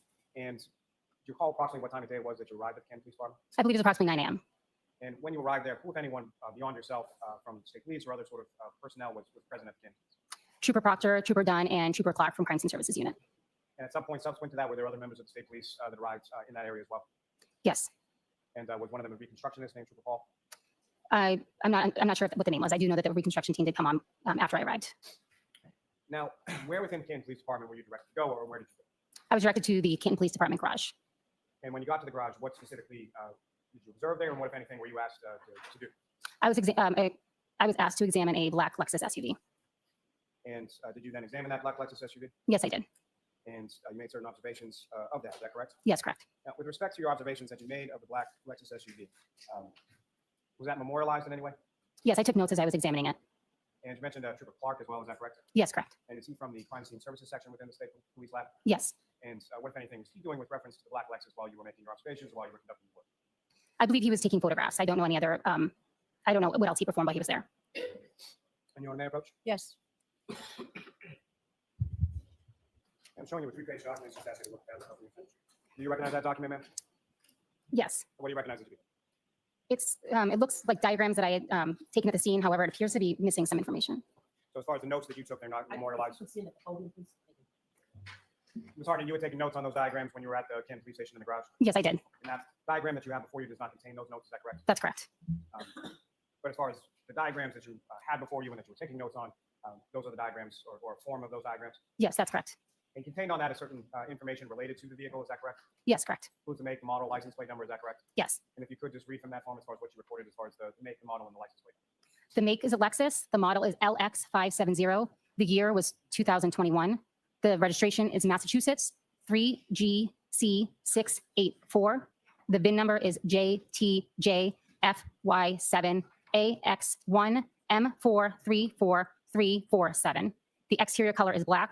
The interior color is tan. The registrant is Karen Reed, and the exam location was Canton PD Garage. Approach, January. Yes. I'm also seeking to introduce in the minutes. Any objection? No objection. Thank you. Ms. Hartnett, with reference to the diagram that you took notes on, do you have a copy of that with you today? Yes, I do. And Your Honor, with the court's permission, I would ask that the witness be allowed to take that out just to, as far as the testimony related to the diagram. Okay. And with the court's permission as well, I would ask if we could display what's now been marked as 137 on the screen. Yes. So, Ms. Hartnett, with reference to what's up on the screen, the top of that first page of diagrams, if you could, using that laser pointer, direct the jury's attention to what you observed and what, if anything, you made note of in reference to your observations of the black Lexus on February 2nd. In my notes, I had the vehicle. The vehicle was in overall good condition, and there was damage noted on the rear passenger side area. So that's not viewable in this particular diagram. And it's going to scroll down the bottom. So in this area here. And as far as the damage that you noted in the right rear passenger area, what was it specifically that you noted? I noted there was a dent. Yeah. Don't read from there. What did you note? There was a dent in the trunk door. There were scratches on the rear bumper, and there was a broken taillight. And Ms. Gilman, if I got the next page, please. Now, from the diagrams that are up on the screen right now, page 2 of what's been marked as 137, if you could, using that laser pointer, direct your attention to each of those observations you made and where they were in relation to the diagram. The damage to the dent, the rear door was in this area. The broken taillight was here, and then there were some scratches on the rear bumper as well. Now, in addition to scratches on the rear bumper on the area of that lifting in the back, what, if anything else, did you observe sort of within that area? I observed an apparent hair on the rear quarter panel about here, and I also noted some pieces of glass on the rear bumper. Oh, excuse me, I want to say apparent pieces of glass. Now, as far as that word, when you say apparent human hair on the rear bumper, why that terminology? Why do you call it that at that stage when you're in the garage and you're making these observations? At that time, I noted that it was an apparent hair because I had not done any microscopic observation of the hair. And subsequent to that, did you do that microscopic examination of the hair that you observed in the rear area of that Lexus SUV? Yes, I did. And where was that? That was performed back at the lab. So that item was secured by yourself, taken back to the lab, and examined microscopically. Yes, that's correct. Now, with reference to what you termed as the apparent glass in the rear bumper, similar to the apparent hair, why is it that you use that terminology when you're making those observations of it in the garage? I did not have any confirmation that it was glass. We refer to it as apparent glass and preserve it for the trace unit. And when you say reserved it for the trace unit, if you could, just in general terms, describe to the jury what the trace unit is and what is it that they do as far as their analysis in relation to what you do. Certain items will be examined in the trace unit for identification. So the criminalistics unit does not perform glass identification. That would be done in the trace unit. They also will look at other items such as plastic and hairs, but I'm not comfortable going into the analysis that they perform. I don't have the details on that. And lastly, Ms. Gilman, if I could have the third diagram from that. And again, Ms. Hartnett, what's up on the screen is that was before you as the third diagram, Yes. the third page of the diagram. And what, if anything, of significance did you note in this area of that? I noted the items that were located within the vehicle. There were some boxes on the back seat of the vehicle. There was also a package in the vehicle and some clothing and miscellaneous items in the trunk. Now, as far as the items that were contained within the trunk, how high up were they? Let me ask you this. As far as the rear window of the trunk area, was there anything obstructing that? I don't recall at this time. May I approach Daniel? Yes. I'm going to show you initially a set of 18 photographs. Just ask you to generally look those, and I'm just going to ask you, generally speaking, if you recognize what is contained there. And ma'am, generally speaking, do you recognize what's depicted in those photographs? Yes, I do. And what do you recognize those? These are photographs of the black Lexus SUV that I examined at the Canton Police Department. And what's contained in those photographs, is that a fair and accurate portrayal of what you observed as far as the black Lexus on that date of February 2nd? Yes. May I approach? Yes. How long does it take you to objection? Your Honor, with the court's permission, may I publish those photographs that have now been marked for the jury? Yes. And Ms. Gilman, if I could start with 2498. Ms. Hartnett, you recognize what's up on the screen? Yes, I do. And what do you recognize that to be? That is a picture of the license plate of the black Lexus SUV. And if I could have the next photograph, Ms. Gilman, 2499. Again, you recognize what's up on the screen, Ms. Hartnett? Yes, I do. What do you recognize that to be? That is the front end of the Lexus SUV. And Ms. Gilman, next photograph, 2500. Again, you recognize what's up on the screen is this exhibit 140. Yes, I do. And what do you recognize within this? It's the exterior of the Lexus SUV. And as far as this is inside of the garage of Canton Police Station, is that correct? Yes, that's correct. In addition to the vehicle, is this a fair and accurate portrayal of what the inside of the garage looked like when you were there that day on February 2nd? Yes. And if I could have the next photograph, is going 2501. And again, you recognize what's up on the screen there? Yes, I do. And which part of the vehicle are we looking at in this photograph? It's like the front passenger side of the Lexus SUV. And the next photograph is going 2502. And do you recognize what's depicted in this photograph as well? Yes. And which side of the vehicle are we looking at this point? The driver's side. And Ms. Gilman, if I could have 2505. And do you recognize what's in this photograph, Ms. Hartnett? Yes, I do. And what do you recognize this? That's the rear driver's side of the black Lexus SUV. And the next photograph is Ms. Gilman, 2506. Do you recognize this as well? Yes, I do. And what do you recognize this? That's the rear of the black Lexus SUV. As far as the caution tape that's up and around the vehicle, is that something that was around the vehicle at the time that you first came into the garage? Yes, it was. Now, from this photograph 2506, which is exhibit 145, using the laser pointer before you, if you could draw the jury's attention to the damage that you're talking about, where you observed that located on the vehicle. There's damage here on the bumper, and there's also damage to the rear door. I think it may be blocked by the caution tape. And Ms. Gilman, if I could have photograph 2508. So looking now what's been marked exhibit 147, Ms. Gilman, if I could ask you to zoom in a little. Now, with reference to the damage that you were talking about that may have been blocked by the caution tape in the prior exhibit, do you see that in this exhibit? Yes, I do. And if you could, again, using a laser pointer, before you draw the jury's attention to where in this exhibit you observed that damage. Right here. It's on the rear door, right underneath the window. Now, Ms. Hartnett, as far as crime scene response is concerned, when you're doing this kind of examination of a motor vehicle, can you explain to the jury sort of what that process entails and what is it that you're doing over the course of your examination? I complete an overall visual examination of the vehicle, noting any damage or anything that stands out that should be recorded. I then look for any stains or material that is on the vehicle, specifically any transfer that could have been left behind by a victim. And as far as making those observations, what, if anything, do you then do with regard to those observations that you made from visual inspection? I'll then perform testing on any stains that I did, note or any areas of interest, and then collect anything that needs to be collected. Now, with respect to this vehicle and this examination, what is it exactly that you were requested to examine? I was informed that this vehicle may have been involved in hit and run, so I was requested to examine it for biological material. And what, if any, information were you given upon arrival to the Canton Police Department in regard to that vehicle? I was informed that the victim had scratches on his arm, as well as the fact that the car had been towed through a blizzard. And did you perform any testing with relation to the vehicle? Yes, I did. And what was that testing that you performed? I performed blood screening on the lower lying areas of the undercarriage, on each side of the tire flap, as well as the edge of the bumper and the exhaust pipe. And what were the results of that testing that you performed there in the garage? Those were negative. And what, if any, evidence did you collect while you were from the vehicle or from any other source while you were at the Canton Police Station that day? I collected the apparent glass from the rear bumper. I collected a paint standard from the area of damage on the rear door. I also collected a paint standard from the area of damage on the rear bumper, as well as the apparent hair from the rear quarter panel. And I collected the taillight housing from the vehicle. And turning away from that just for a moment, Ms. Gilman, if I could ask for photograph 2512. And Ms. Hartnett, direct your attention on the screen what's now been marked as exhibit 150. Do you recognize this? Yes, I do. And what, if anything, of significance in relation to items collected or items you observed, do you observe in this particular photo? I observed the apparent glass on the rear bumper. And again, up on the screen, what's now been marked as Exhibit 153. Do you recognize this? Yes, I do. Now, as far as that area that you were talking about where you recovered, which is termed initially in the garage as an apparent human hair, do you see the location of that within this photograph? Is it possible to zoom in a little bit on the area right next to the rear tail light? To the best of my recollection, it was in this area. Now, as far as areas where you observe certain items or where damage is indicated or observed by you, is that later marked in some fashion?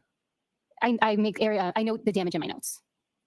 But as far as on the physical item itself, is that marked in any way, shape, or form? Yes, I'll use stickers to indicate areas that I would then refer to back in my notes. So that second set of photographs that I placed before you when the stenographer was marking those exhibits, do you generally recognize what's depicted in those photographs? Yes, What do you recognize those? these are pictures of the interior of the black Lexus SUV. May I approach them? Yes. Your Honor, with the court's permission, I would ask to publish those for the jury as well. Okay. Ms. Hartnett, again, direct your attention to the screen. Do you recognize what's now been marked as Exhibit 156? Yes, What do you recognize that to be? that's the driver compartment of the black Lexus SUV. So, Ms. Hartnett, direct your attention to the screen. Photograph 2527 that's now been marked as Exhibit 157. Do you recognize that as well? Yes, I do. And what is depicted in that photograph, ma'am? It's the front seat area of the black Lexus SUV. And specifically, as far as the center console area of that vehicle, is that fair and accurate portrayal of what you observed inside the vehicle on February 2nd? Yes, And lastly, from this packet, Ms. Gilman, if I could have photograph 2535. And Ms. Hartnett, 2535, which has now been marked as Exhibit 159. Do you recognize what's up on the screen there? yes, I do. What do you recognize that to be? That's the interior of the trunk of the black Lexus SUV. And is that fair and accurate portrayal of the interior of the trunk as you observed it in the Canton Police Department garage on February 2nd? Yes, Can I approach the witness again, Your Honor? Yes. I'm showing another series of 9 photographs again. Actually, look up when you finish, but really what I'm going to ask you is do you recognize what's depicted in those? Do you recognize what's depicted in those photographs, ma'am? yes, I do. And generally speaking, what's depicted in those 9, that set of 9 there? These are pictures of the rear passenger area of the black Lexus. Ms. Hartnett, what's up on the screen? Photograph 2539, that's now been marked as Exhibit 160. Do you recognize that? Yes, I do. And what do you recognize that to be? That's the rear passenger area of the black Lexus. As far as the damage that you observed from the broken tail light, if you could, using the laser pointer before you direct your attention to that, and what's visible of that in this photograph. This area here is the broken tail light. And Ms. Gilman, if I could have next photograph 2540. Now it's 161. Again, Ms. Hartnett, if you could, using that laser pointer, direct your attention to where you observe, if anywhere in this photograph, damage to the right rear passenger. There's damage in this area here to the rear tail light. From the damage that you observed, it essentially wraps around from both the back and from the passenger side of the vehicle. Is that correct? Yes, that's correct. And Ms. Gilman, if I could have photograph 2554. And Ms. Hartnett, do you recognize what's up on the screen as photograph 2554 to the 165? Yes, I do. And talking before in earlier testimony about some stickers or some sort of evidentiary marker that you would put on an item that you're examining, correct? Correct. And do you see any of that in this photograph here? Yes, I do. And did you direct the jury's attention using laser pointer to where you observed that and what if any area of damage or what that's to note? There's a sticker here, and I know you can't see it. I don't know if you can zoom in. There's a letter on the sticker, I believe it's A, that denotes that there's something there that I was going to collect. And right next to that sticker here is the apparent hair that I noticed. And similarly, Ms. Hartnett, do you recognize anything in this photograph in regard to something that you remarked?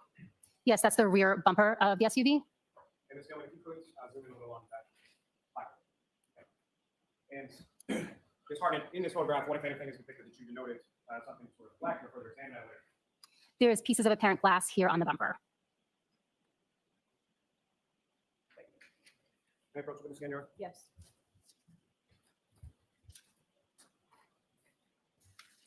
Do you recognize what's depicted in those photographs, ma'am? Yes, I do. And what do you recognize those to be? This is the rear passenger exterior right below the tail light on the Lexus SUV. And Your Honor, may I approach the witness? I'm up to introduce you to the next one. Ms. Hartnett, again, photograph 2573, what's now marked as Exhibit 169. Do you recognize what's depicted in this? Yes, I do. And if you could explain to the jury sort of what we're looking at in this photograph. This is the area of the rear passenger side of the vehicle just below the tail light. And it's going to, if I could ask sort of towards the top center of that photograph, if you could zoom in on that area. Ms. Hartnett, do you observe another sort of sticker or placard that you placed in that area? Yes, I do. And what if anything is that in reference to? I'm sorry, I can't see what the letter is on it, so I'm not sure what that's in reference to.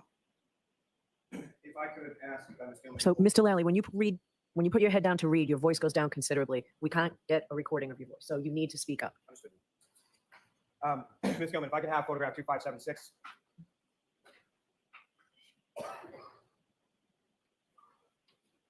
And Ms. Gilman, if you could, with reference to the two areas up on that, if you could zoom in that area. first on the one below. Ms. Hartnett, can you see better there as far as what the sticker is and what you had noted there? Yes. And can you explain to the jury what you had noted in that particular area? I noted there were scratches in that area. And Ms. Gilman, if you go to the one above.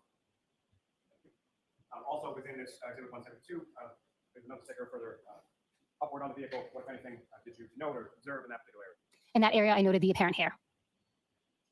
May I approach the witness stand, Your Honor? Yes. May I approach? Yes. I'll call the to introduce the witness. Next exhibits.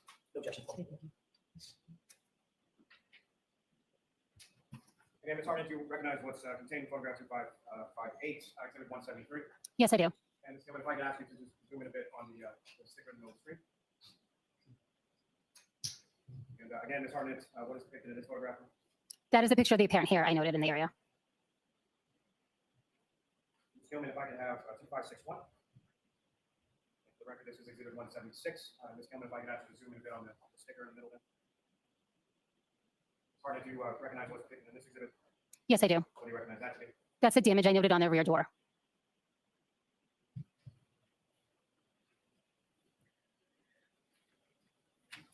I'm showing you a series of 3 photographs.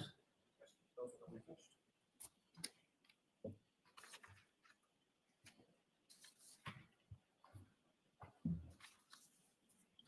And do you recognize those, ma'am? Yes, I do. And what do you recognize those to be? These are photos that I took of the taillight housing back at the lab. And what's contained in that, those 3 photographs, is that a fair and accurate portrayal of the taillight housing once you had removed it and taken it back to the lab? Yes. May I approach again, Your Honor? Yes. I want to introduce you to the next exhibits. Thank you. And so, Ms. Hartnett, before we get to those photographs, I do have a few questions. Sorry, it makes no difference to me, but I think we can turn the light back. Thank you, Mr. Officer.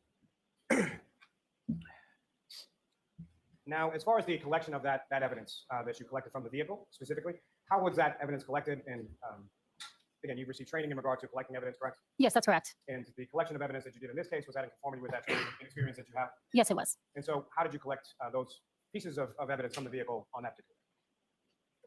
It depends on what the item was, the taillight specifically. Is that what you're asking about? Well, first, let me ask as far as the hair, and then I'll move on to some other items if that's all right. So as far as the hair was concerned, how was that collected?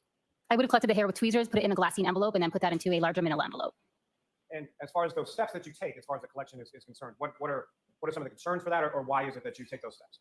Prior to touching any evidence, I would put on gloves. I'm not sure in this case whether I used disposable tweezers or reusable tweezers. If I used reusable tweezers, they would have been bleached prior to my using them to prevent contamination. And so each of those sort of steps that you take in your collection process, is that fair to say that it's in an effort to combat contamination? Yes, that's correct. Now, with regard to the paint chips or paint standards from the vehicle, how did you collect those? Those would have been collected with a disposable scalpel. I use it to scrape off pieces of paint from the vehicle, which are then put in a glassine envelope and a larger manila envelope.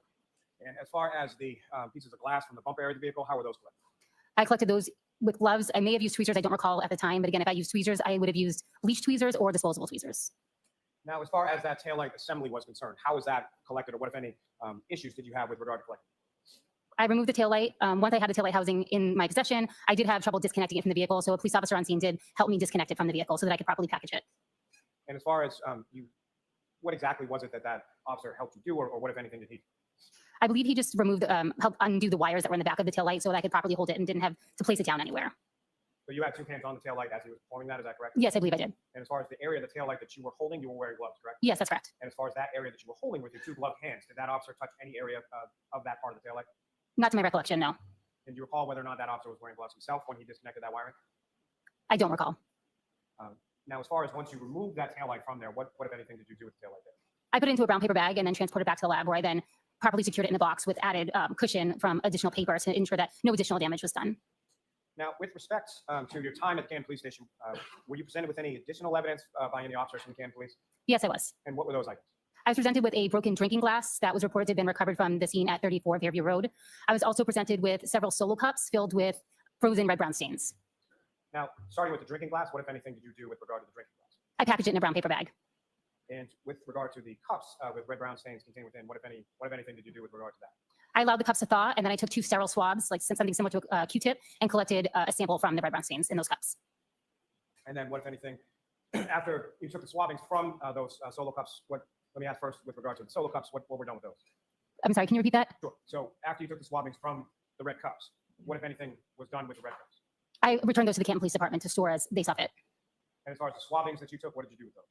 I secured those in a glassine envelope, in a larger envelope, and then transported those back to the lab.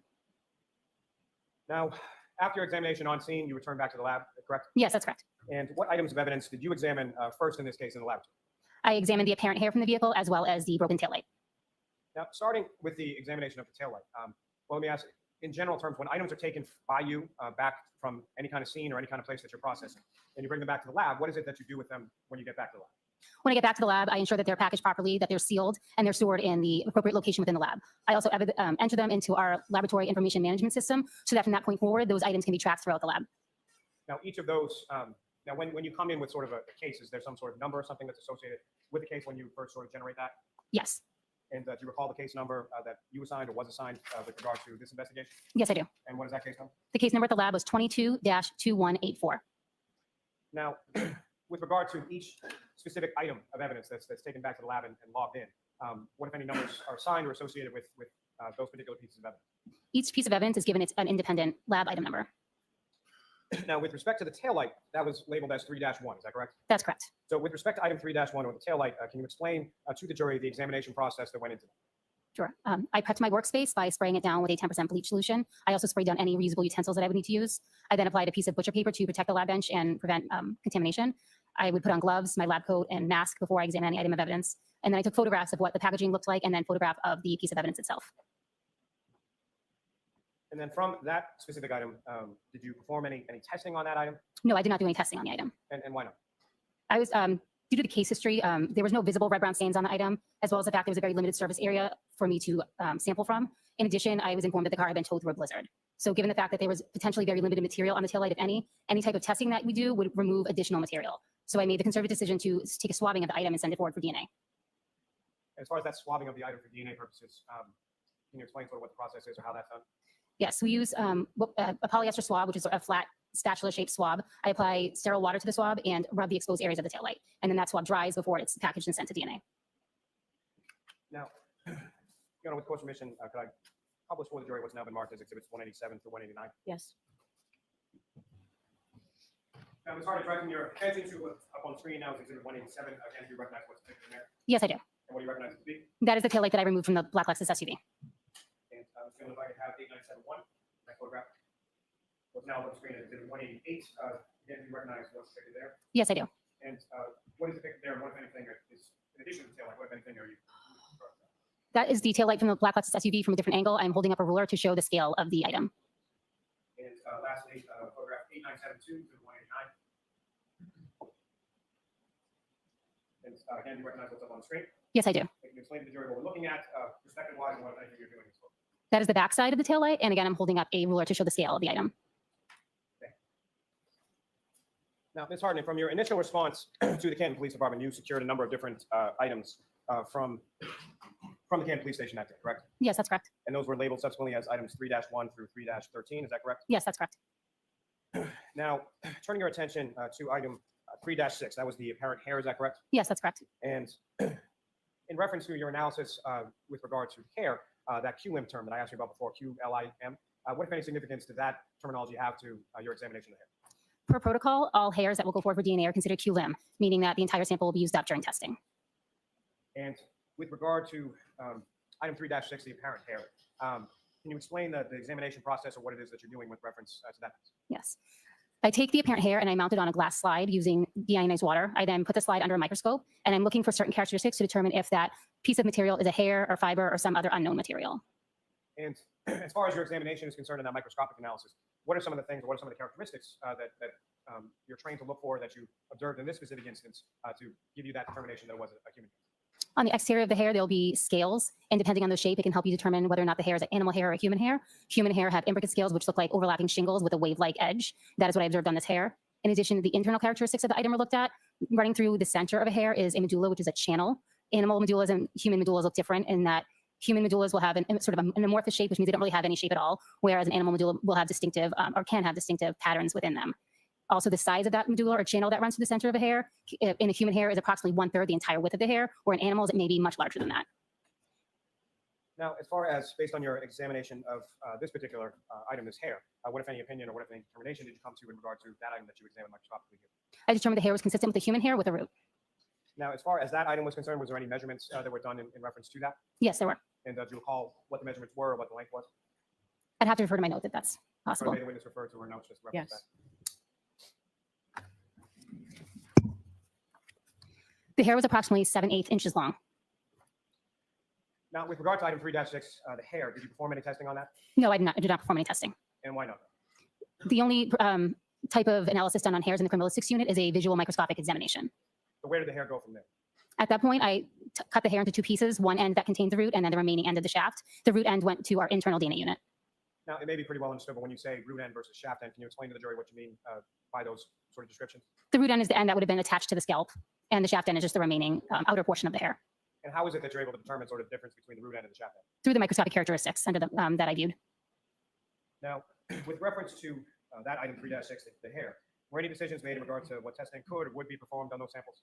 Yes, based on the criminalistics protocol, the root end of the hair would be tested internally in our DNA unit, and if potential testing needed to be done on the shaft end, that would be sent out to an external lab. And do you know why that is? We don't perform that type of DNA testing at our lab. And that's something you're familiar with the term mitochondrial DNA testing? I am familiar with it, but I don't really have a full understanding of it.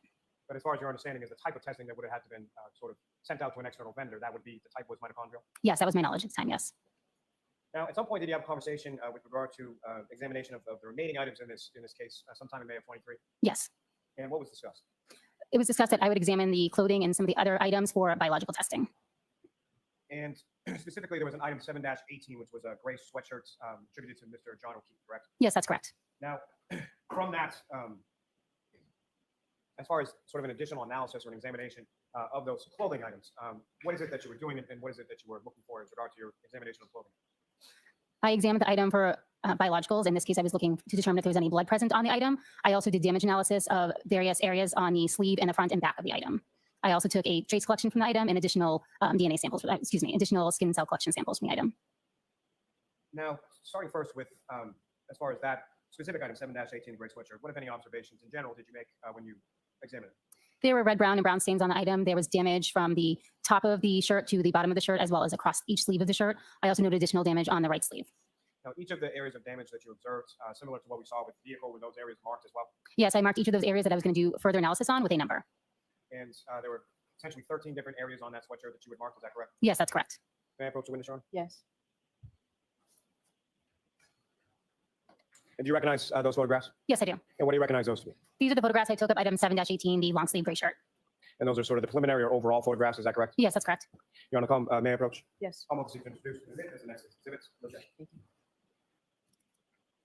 Ms. Hartnett, before I turn to these, I just had one follow-up question. And you had been talking about, or testifying about, sort of the difference between the root end and the shaft end of the hair. You had mentioned that the root end is typically something that would be attached to the scalp. Is that correct? Yes, that's correct. So that would be in reference to a hair that comes from someone's head, correct? Yeah, but not necessarily. We don't perform body origin identification. And so to that point, as far as the root end of the hair that was attached to the body at some point, whether it's the head, an arm, a leg, you don't know where. Correct, I do not. Your Honor, with the court's permission, I would ask to publish some of these photographs of the jury as well. Okay. Ms. Gilman, if I could have, excuse me, photograph 9789. Ms. Hartnett, putting up on the screen now, it's been marked as exhibit 190. Do you recognize that? Yes, I do. And what do you recognize that to be? That is the photograph I took of item 7-18. It is the exterior front. And Ms. Gilman, if I could have 9790, the next photograph. What's up on the screen is exhibit 191. You recognize that as well, Ms. Hartnett? Yes, I do. What do you recognize that to be? That is the exterior rear of item 7-18. And if I could have the next photograph, Ms. Gilman, 9791. Again, do you recognize what's up on the screen now? It's exhibit 192. Yes, I do. Can you explain to the jury what that is? That is the interior front of item 7-18. And lastly, not lastly, for this purpose, photograph 9792. Again, to recognize what's up on the screen is 0193. Yes, I do. What do you recognize that to be? That's the interior back of item 7-18. And Ms. Gilman, if I get a 9795. Again, Ms. Hartnett, you recognize what's up on the screen is 0194. Yes, I do. What do you recognize that to be? That is the exterior front of item 7-18, and it also contains markers that I placed on the item to note areas of damage. And the next photograph would be Ms. Gilman, 9796. If you zoom in on that one. Now, Ms. Hartnett, what we're looking at here, that's the right sleeve of the gray sweatshirt of item 7-18, is that correct? Yes, that's correct. And so starting with some of the 13 different areas that you labeled, this starts with 1, 2, 3, 4, goes up to 9, is that correct? Yes, that's correct. Thank you. Ms. Skinner? Yes. Are you showing me those photographs? Just ask you to review those without any minutes. Ms. Hartnett, do you recognize what's depicted in those photographs? Yes, I do. And what do you recognize those to be? These are close-up photos of the areas of damage 1 through 5. Can I approach her? Yes. I want to introduce in a minute. That's the next exhibit. Still objection. Thank you. With respect to what's up on the screen, Ms. Hartnett, do you recognize what's now been marked as Exhibit 196? Yes, What do you recognize that to be? that is an area of damage that I noted as area 1 in my notes. It's concealing the fact that have, excuse me, photograph 91-2. Next one. Again, Ms. Hartnett, do you recognize what's up on the screen as Exhibit 197? Yes, I do. And with respect to this, what are you doing here? That is a close-up photo of the same area of damage, area 1. And that has some measurement that you're taking with reference to the size of that damage, is that correct? Yes, that's correct. And did you do that respectively with each of the respective areas that you noted on each of the garments that you examined? Yes, I did. Ms. Gilman, if I could have photograph 1-9813. Again, this is area 2, is that correct? Yes, that's correct. Ms. Gilman, if I could have photograph 9815. Again, what's up on the screen is Exhibit 200. You recognize this as what now? That's a photograph of the area 3 that I noted. And Ms. Gilman, if I could have 9817. Now, with respect to what's now been marked as Exhibit 202, do you recognize that as well? Yes, I do. And that's the number 4 area that you noted on the right arm sleeve of the gray sweatshirt, Mr. O'Keefe. Yes, that's correct. And Ms. Gilman, if I could have photograph 9819. What's up on the screen is Exhibit 204. Do you recognize that as well? Yes, I do. And again, what is depicted in Exhibit 204? That's the area of damage number 5 that I had in my notes. May I approach you, Your Honor? Yes. The photographs that I placed before you while the stenographer was marking the prior exhibits, do you recognize what's depicted in those? Yes, I do. And can you describe to the jury, sort of generally speaking, what's depicted in those, ma'am? These are close-up photos of areas 6 through 11 that I noted on the long sleeve gray shirt.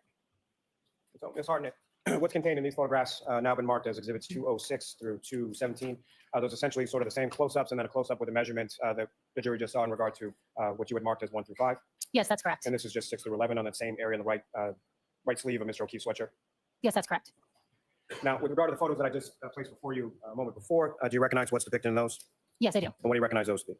These are the areas of damage 12 and 13 on the rear of the sweatshirt. Your Honor, may I approach? Yes. Ms. Hartnett, do you recognize what's on the screen? Is it 218? Yes, I do. Do you recognize that, please? That's the exterior back of the gray sweatshirt. And the items marked 2 being that's 12 and 13, are they fixed on that? Yes, they are. If you could use a laser pointer, just run your attention to where 12 and 13 are. Is it possible to zoom in on the numbers? I can't read them from here. So there's area 2 and area 12 and area 13. Exhibit 219 on the screen, is that just a closer image of those areas you marked as 12 and 13, is that correct? Yes, that's correct. Now, with respect to the other photographs that I had placed before you when the stenographer was marking those, do you recognize in general terms what's depicted in those? Yes, I do. And what do you recognize those to be? These are additional pictures of the sweatshirt in which I've also made some notations of areas that need further testing. May I approach you? Yes. I'm off the seat. Objection. Now, Ms. Hartnett, before I get to what's now been marked as exhibit 222 through 230, if I could just ask you a couple questions in regard to damage that you noted on this item or really any item. What is the process that you would go through as far as classifying damage to a clothing item? I look at the macroscopic characteristics of the area of damage, and then I also examine the area of damage underneath the microscope. And so what would lead you to make that sort of classification as far as something is damaged? Look at the overall shape. I also look at the fiber ends. In, for instance, a tear will have rough fiber ends and possibly separation of the weave of the fabric, or a cut, you have even ends without any fraying. Now, are you able to tell from your examination of those fibers and of those clothing materials sort of what caused those tears and cuts? No. Now, are you familiar through your training experience with something called an ALS or an alternate light source? Yes. And can you explain to the jury what your understanding of that term is and what, if any, use it had to you in this case? An alternate light source is a light that uses a different wavelength that enables visualization of some biological fluids that can't be seen necessarily with the naked eye. On this particular shirt, I did use the alternate light source. And what, if anything, did you observe when you used it? I used that light source around those areas of damage to determine if there was any biological fluids that were fluorescing. The ALS did not show any stains in that area. Now, with regard to what you had labeled as sort of tears or cuts 1 through 9 that you noted, did you do any additional testing or collecting specifically from those areas? I collected 2 cotton swabs moistened with sterile water around those areas of damage. And why did you? It was told to me that potentially the victim may have been bitten by a dog during an incident. So I was taking swabs of that area to be sent out to determine if there's any dog DNA on that area. Now, is that kind of testing, as far as canine testing or animal testing, is that something that your lab, the State Police Crime Lab, is credited or authorized to do? No, we do not do that type of testing. And is that sort of sent out to an external vendor then? Yes, that's correct. And is that something that you had done on any prior cases or any previous situations where you had collected items and sent it out to a specific lab for animal testing? I did consult once with an external lab on taking those types of collections, but this is the first time I've collected and actually sent something out for that type of testing.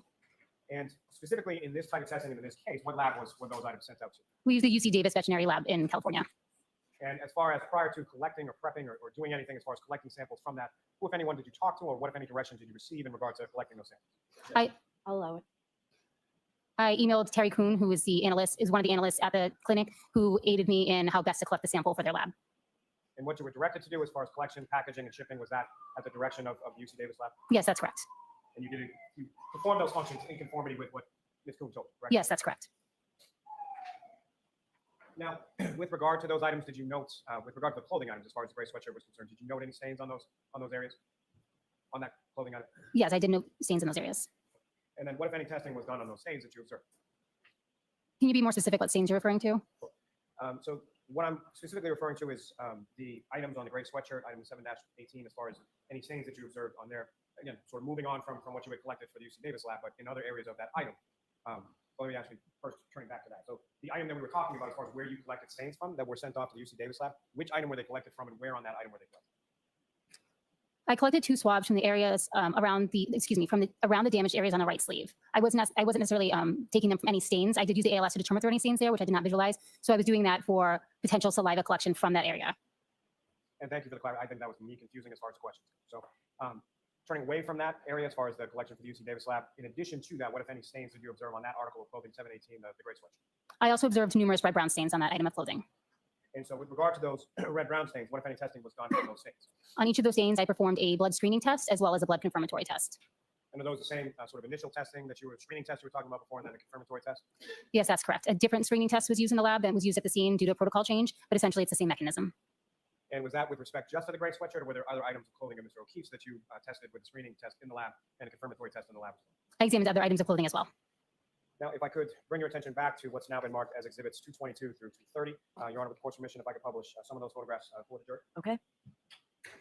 It must be marked as exhibit 222. Again, you recognize what's picked up on the screen? Yes, I do. And with reference to your observations of the red brown stains on that clothing or any other item, similar to the areas of damage areas that you observed, were those areas similarly marked with some first sticker? Yes, that's correct. And is it the same in your path as far as numbering, or how do you know those? For the red-brown stains on this item, I use letters. I'm sorry, the name is what go through, is that correct? Yes, that's correct. And it's going to have photograph 942. Again, you recognize what's up on the screen? Yes, I do. And we recognize that. That would be red-brown stain A that I noted on the sweatshirt. And it's going to have 943. And what's up on the screen? We have the mark as 224. Do you recognize that as well? Yes, I do. And we recognize that. Those are red-brown stains B and C that I noted on the sweatshirt. And it's going to have photograph 944. What's on the screen now is exhibits 225. Those are safety labels B, C, and F. Is that correct? Yes, that's correct. That's sort of a pulled out version of that. So the no where B and C were located on the sweatshirt. Is that fair to say? Yes, that's correct. And it's going to have photograph 946. And what's now on the screen is exhibit 227. And again, it's going to put the middle of it on the screen. And it's hard to recognize what's up there on the screen. It's exhibit 227. Yes, I do. And these are some other things that you know as far as the same item. Yes, that's correct. Now, ma'am, with reference to the other photographs I think you saw before you that I gave you when the stenographer was marking the last batch, do you recognize generally what's depicted in those photographs? Yes, I do. And what do you recognize those to be? These are photographs of item 7-17, the orange t-shirt that was told was belonging to John O'Keefe. And what's depicted in those photographs, is that a fair and accurate portrayal of what you observed as far as the orange t-shirt was concerned in your lab that day? Yes, that's correct. May I approach Daniel? Yes.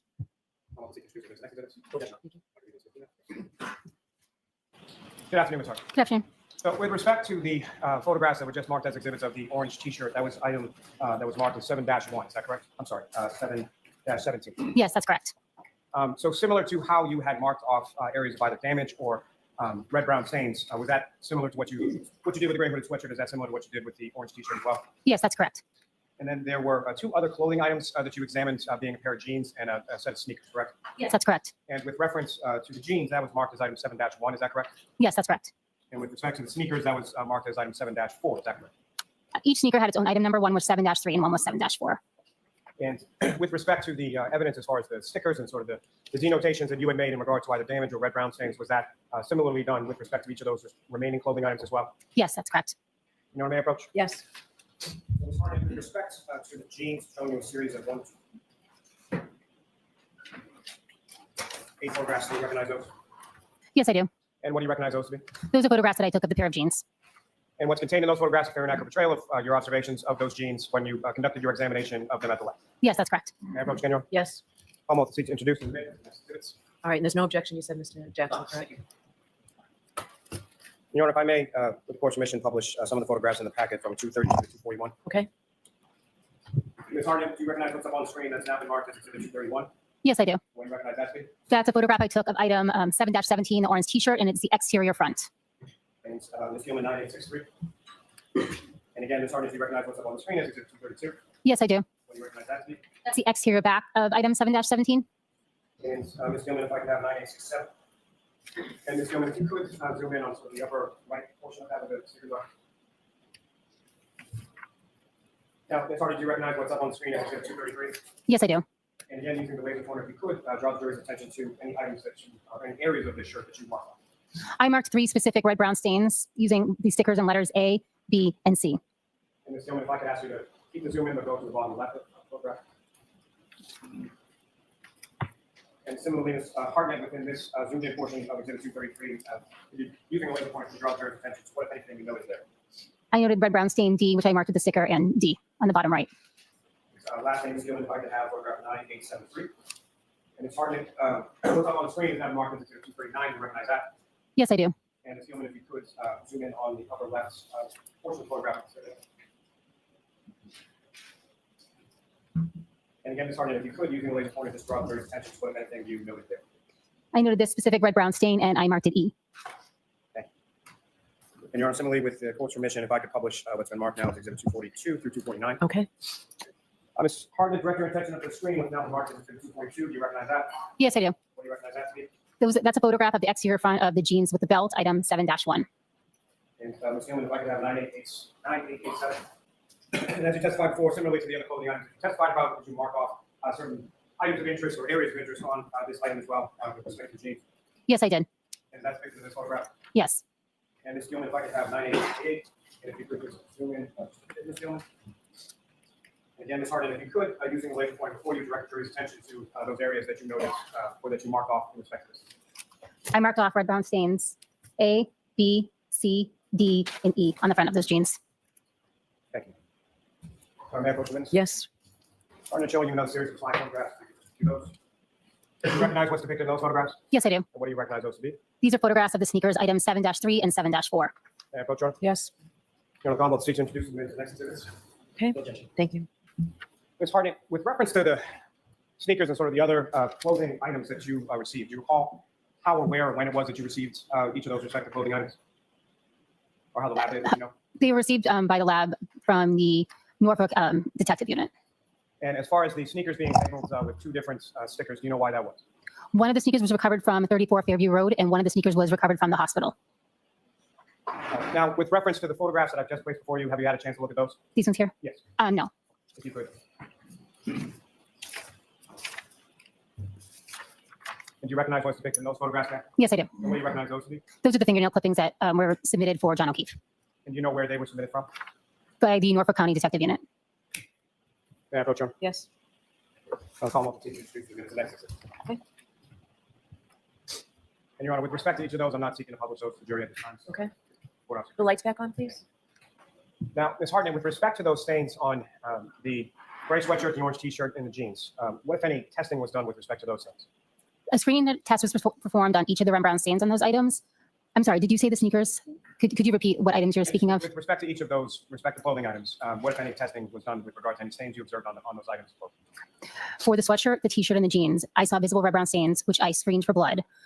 The majority were also, I also performed a confirmatory test for blood. There was one stain on the orange t-shirt, however, that was too small to perform that confirmatory test. So for that instance, I noted that the stain was quantity limited, and I preserved it after the positive screening test instead of performing confirmatory tests in order to preserve enough material for any DNA analysis. As far as the sneakers, given their dark color, I did not see any visible red-brown stains on the black area of the sneakers, so I used an alternate light source to aid in visualizing any potential blood on those sneakers. With that alternate light source, I tested several stains on the sneakers, one of which screened positive for blood. Now, with respect to the other clothing items that you were talking about doing the screening test and the confirmatory test for blood, with respect to the gray sweatshirt, the orange t-shirt, and the jeans, what were the results of that screening test and that confirmatory test that you ran with regard to each of those? The screening test and the confirmatory test were positive. Now, beyond the stains, did you take any additional samples from those items? Yes, I did. And what were those and how was that done? For the for each of the items, I picked up any loose trace material, which would be hairs and fibers or apparent hairs and fibers that were adhering to the item. I also did a scraping and swabbing for skin cell collection of the unstained areas, and that involves taking a sterile scalpel and swabbing the areas of the clothing that don't have any visible stains on them, and then taking 2 cotton swabs and swabbing that same area, and then combining those scrapings and swabs for potential DNA analysis.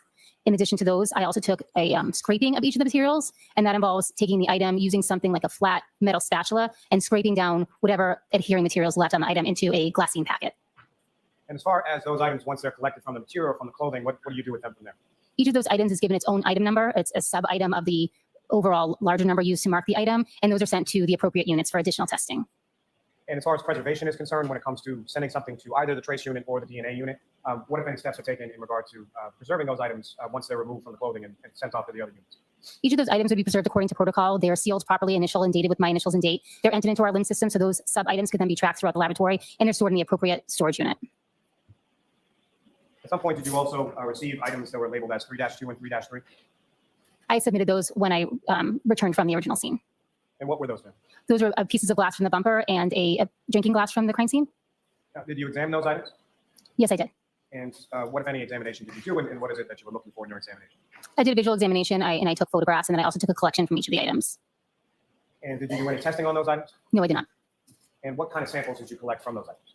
I took potential skin cell collection using a swab moistened with sterile water. And as far as the samples that you took from, as well as the items themselves, what, if anything, did you do with reference to those once you were done with your examination?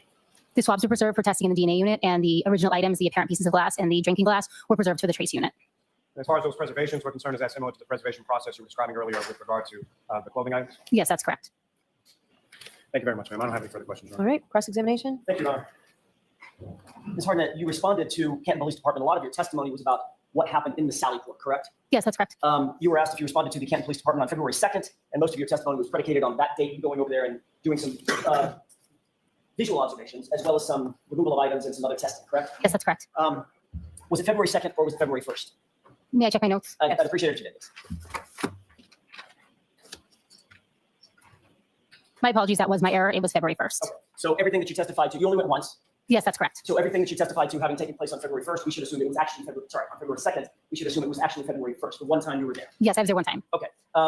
Were you dispatched to the Sally Port? And I apologize, I'm not yelling at you. I'm trying to keep my voice elevated, so just so you know. Understood. It's not my normal speaking voice. You were dispatched at the behest of one of the Massachusetts State Troopers, correct? Yes, that's correct. The Detective Bureau specifically, right? Yes, that's correct. Trooper Proctor more specifically, correct? Yes, that's correct. And Trooper Proctor, you knew at that time to be the lead detective, the person that was in control of the investigation. May I check my notes who I wrote down as the lead investigator at that If it time? would refresh your recollection, sure. With the court's permission. Yes. Yes, I was told on scene that Trooper Proctor was in charge of the investigation. Now, while you were there, one of the things that you did initially was to just do an overview of the vehicle, correct? Yes, that's correct. Obviously, that was important given the limited information that you had at that time about a potential motor vehicle pedestrian incident, correct? Correct. So you were looking for anything that would rise to a level of investigative concern regarding that vehicle, right? Yes, that's correct. Hence your review and notation of certain scratches on the vehicle. Is that right? Yes. Which may or may not have anything to do with the incident, but you noted it anyway, correct? I did not draw any conclusions as to where those scratches came from. Okay, you just took the words right out of my mouth.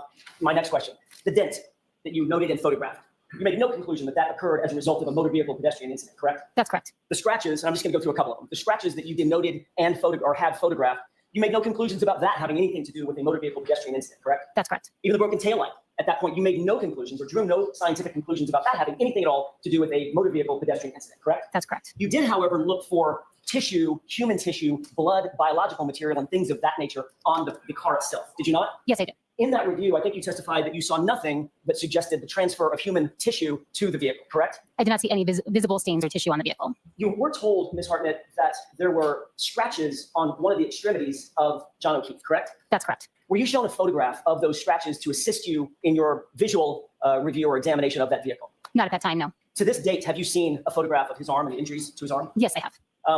Your Honor, if I may, if you have it, could I display for the jurors and for Ms. Hartnett Exhibit 19? Is this the one that's The arm that covered a bit? has been Okay. cropped. Yes. Ms. Hartnett, do you recognize what's depicted in Exhibit 19? Yes, I do. And you've seen that pattern of scratches previously, correct? Yes, I've seen a photo containing Okay, and something that's similar. consistent with the photo that you've seen since your visit to the Sally Port on February 1st, correct? That's correct. All right. Was there anything in your, by the way, did you look at all around the vehicle 360 degrees? Yes, I did. Did you look toward the top of the vehicle as well as toward the bottom of the vehicle? I did not examine the roof of the vehicle. I did not examine the roof of the vehicle. Understood. Did you examine the undercarriage of the vehicle? I did look at the undercarriage of the vehicle. And you know what I mean when I say undercarriage? Yes. Could you explain for the jurors what you mean when you use the word undercarriage? The parts that normally you would have to see by, bending over or laying underneath the car to view what's underneath the vehicle. That would include the frame and the axle and the drive shaft, transmission, things of that nature. Yes, I'm not confident in all the terminology of the undercarriage, but yes. Did you see anything that was suggestive of or consistent with the pattern of injury that you see to Mr. O'Keefe's right arm? I wouldn't say I'm qualified to make any kind of pattern determination in what would match the injuries on his arm. So the answer to my question is, as you sit here, you made no observation of anything on the SUV that matched these injuries, correct? I would be, Go ahead and answer that. I wouldn't be able to testify from that from memory. I don't have a photograph of the undercarriage, nor did I make any kind of conclusions about that at the time. Okay, understood. And you didn't take any, I'm sorry, the swabs and samples that you did take variously on the car all came back negative for human tissue, et cetera. The testing that I did on scene from the various areas of the undercarriage, which I mentioned before, the tire flaps, the edge of the bumper, and the exhaust pipe, screamed negative for blood. Okay, Mr. Jackson, can we take this down? I'm just going to suggest that. Thank you, Your Honor. On February 1st, 2002, in addition to taking some swabs from the vehicle itself, you also mentioned that you took swabs of what you believe to be blood evidence contained in 6 solo cups, correct? Yes, I noted those as frozen red-brown stains in red cups. Were those solo cups in any way labeled among themselves? In other words, solo cup 1, 2, 3, 4. I don't believe they were, but I don't have a photograph of that, so I'm not 100% sure. You did not thereafter label those solo cups. If they hadn't been done beforehand, you did not undertake that to label those solo cups, correct? No, I did not label them. Did you, how did you take those swabs? Was the swab done in one solo cup, or did you take a swab from all 6, or how did you take those swabs that you ultimately did take? I took those swabs from one solo cup. How did you choose which of the 6 solo cups you were going to take a swab from? I don't recall exactly how I chose which cup. It was reported to me that those cups came from the same area of red brown staining, so you make an assumption that they're all related. It came from what I was told, it came from one area of red brown stain at the scene. And you, of course, know as a forensic criminalist that blood stains can contain multiple contributors, correct? Yes, that's correct. You don't know as you sit here which blood stain found at the scene related to which solo cup in the bag, correct? Objection. I'll allow it. No, it was my understanding they were all taken from the same stain, but I was not there. From the same scene or Stain, excuse me. It was my understanding they were all taken from the same stain. okay. If they in fact were taken from multiple stains, you would have no way of knowing that as you sit here. That's correct. And ultimately, once you did take that swab from that single solo cup, what did you do with the rest of that blood evidence? I left that with the Canton Police Department. Was there any of the swab, by the way, I should ask this, I've been saying swabs. Was there one swab taken of that one solo, from that one solo cup, or were there multiple swabs taken? There were 2 swabs taken. Of those 2 swabs, did you seek to do DNA testing, or was DNA testing done on either one of those or both of them? DNA testing was not done on those swabs. So as we sit here now, there's been no DNA confirmation of what who that blood relates to, I should say. There was no testing done on it at all. And so therefore, we would not know if there were multiple contributors to those stains or that swab that you took from that single solo cup. That's correct. And again, the remainder of all of that solo cup, as well as all the other 5 solo cups, was retained by Canton Police at the Canton Police Department in the control of the lead investigator, Michael Proctor, correct? I don't know who was in control of it once I returned it to the Canton Police Department. Who did you return it to at the Canton Police Department? Whom, I should say. I believe I gave it to a Canton Police officer. I don't know which officer that was. Michael Proctor was at the Sallyport at the time that you were doing your examination, correct? Yes, that's correct. Did he not take control of it himself? Not that I saw. I don't know who took control of them once I was done with my You collection. may have, you just don't know. Correct. Going back to some of the damage that you did note on the vehicle, that vehicle looked like it had been driven to a certain degree, right? Objection. Can you answer that? I'm not. If you could clarify the question, I'm not sure what you're asking. Terrible question. Let me try again. That vehicle was not a vehicle that had clearly just come off the showroom floor and had not been in use, based on your examination. I don't think I'm qualified to make that kind of decision. It looked like there was some normal wear and tear on the car. Other than the specific items that I pointed out earlier, the dent and the scratches, the exterior was in overall good condition. So I can't say specifically if it was driven. I don't think I can make that conclusion unless you want to rephrase the question. You didn't have any reason to believe that car was in any other condition than it had been owned and driven by somebody, right? Or could you make that conclusion? I don't think I can make that conclusion. So it could have been an absolutely brand new, right off the showroom floor car? I guess I don't have any understanding of what could have happened to it in the showroom. I'm not sure I understand the line of questioning. Why don't we move along? Fair enough. I guess what I'm asking is, did you've done some damage analysis in the past? Obviously, this was not your first rodeo, right? I don't do damage analysis on vehicles. Okay. Did this car look like it had reasonably normal wear and tear on it? That's my question. I don't feel comfortable answering that question. Okay. Ultimately, the right rear taillight housing was removed, correct? Yes, that's correct. Were you the person, Ms. Hartnett, who actually used the tools to remove that taillight, be it screwdrivers, wrenches, anything else? No. Who was that actually did that work? It was a Canton police officer that had entered the garage, and as I was removing it, he offered to help. He said he knew how to basically take it out of the housing, which at that point, I was not sure how I would do that. Okay. I'd like to show you an exhibit that you'd been shown just a few minutes ago before the lunch break, 187 with the court permission. Okay. Does that look like the same housing that you removed from the SUV, or you saw being removed from the SUV? Yes, that is the taillight housing that I submitted to the lab from the garage. Ultimately, there was a swab taken, you mentioned on direct examination, of that taillight somewhere on the house, correct? Yes, I took a swab from that taillight. Where exactly did you take that swab from? I took it from the outer exposed areas, which would have been on the outer side of the vehicle. So I did not take it from the internal, what would have been the internal portion of the taillight when it was intact. Can you point with a laser pointer exactly where you swabbed that taillight housing? Sure. Is there a way that, can you get this zoomed in just a little bit so I can differentiate the silver in the front? I'm having a little trouble. Is that zoomed in enough or do you need more? I believe so. I can start. So I took it from the red area here that would have been exposed. And then if we could zoom in a little bit more just on this front area so I can differentiate between the internal structures and the external.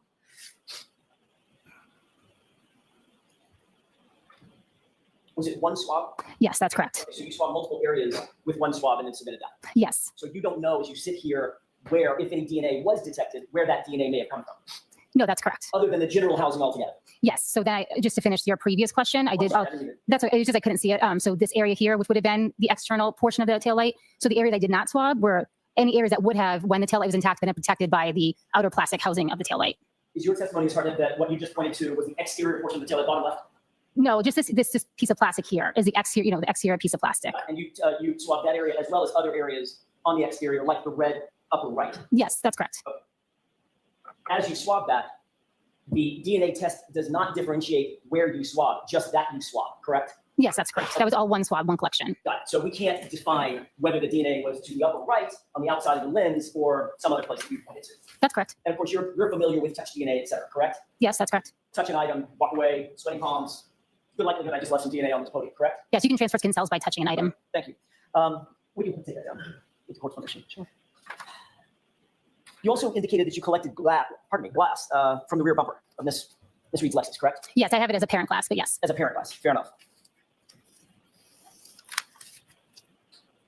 You labeled that as item 3-3, and it was 5 pieces of glass labeled A through E, right? A, B, C, D, E. Is that May I refer to my notes? with the court's permission? I'm just unfamiliar with the lettering A through E. I don't believe I have that in my notes. If you could refer to the Is it- document that you have. Is it possible that, and this is just ignorance on my part, is it possible that once you submitted that for further testing, somebody else may have labeled those individual pieces A through E? You did not? That's possible. I did not label them A through E. Okay, got it. Understood.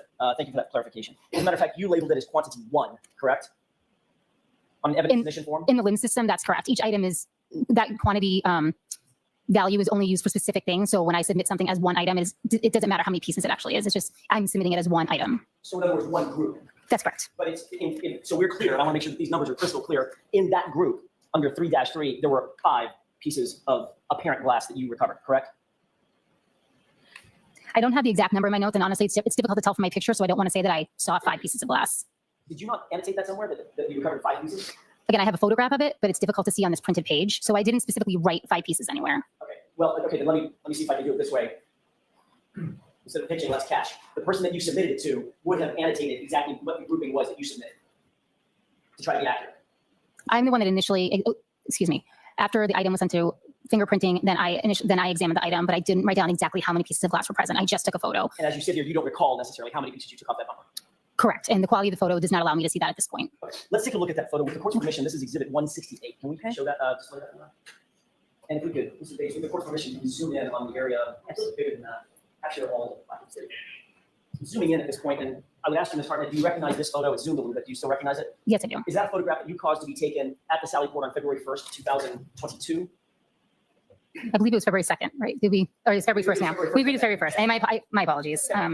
Yes, on February 1st, I did request that photo be taken of the apparent pieces of glass. Okay, and I know you can't see necessarily every piece. Can you use your laser pointer and point to a piece? Sure. Okay, got it. So that's the largest of the pieces, correct? Yes, that's correct. And it's correct that none of these pieces of apparent glass were embedded in the bumper. They weren't dug in, stuck into that hard plastic, correct? No, I did not have that. I did not have that notation that they were embedded, just they were on the bumper. As a matter of fact, they were physically perched on top of that hard plastic horizontal bumper, correct? To my recollection, they were just sitting on the bumper, yes. Okay. And do you know, just in your experience, and if we could leave this up for just a moment while I ask the next couple of questions, Your Honor? Okay. Do you know where Dayton, Massachusetts is? I know the general area. How far would you say that is from Canton?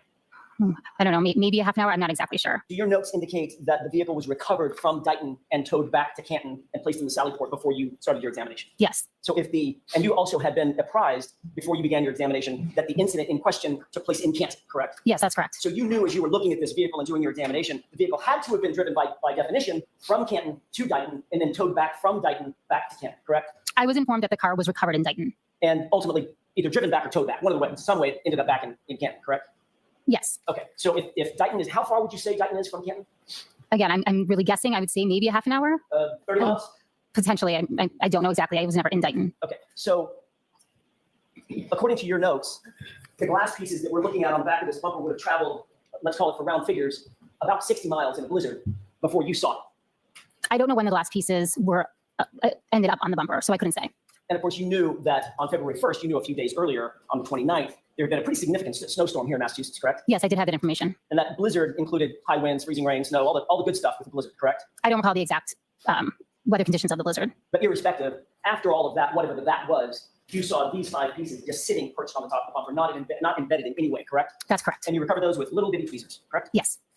You testified in direct examination that you also found a hair on that rear panel, the quarter panel of the car, correct? Yes, at the time of the scene, I noted it as an apparent hair, correct? And the apparent hair, and I'll try to use that same word, I keep forgetting, you'll correct me. That apparent hair was not sitting on the horizontal bumper, but on a vertical portion of the quarter panel, correct? That's correct. Did you find the hair, or was that hair pointed out to you by somebody else? I believe I located the hair. How exactly was that hair secured to that vertical panel, if you can explain that? It didn't appear to be secured in any way. It was just on that quarter panel. Okay, so it wasn't taped? No. It wasn't glued? No. Wasn't stapled? No. It was not affixed in any way whatsoever. It was just perched on that vertical panel of the SUV, correct? That's correct. And for you to remove it, and by the way, you found this at the same time that you found that you found the glass pieces as well. That's correct. So that hair potentially would have had to make that same 60-mile round trip in the same blizzard. At the time, I don't know when that hair was deposited on the vehicle. Right. And it didn't take you much to remove that hair, correct? I picked it up with a pair of tweezers. It didn't give you any resistance? Not that I recall. I'd like to take a look at that hair if we can. I know you've seen it just a few minutes ago. I want to look at it one more time. With the court's permission, these are exhibits 165 and 173. If we could start with 165 and publish those. Okay.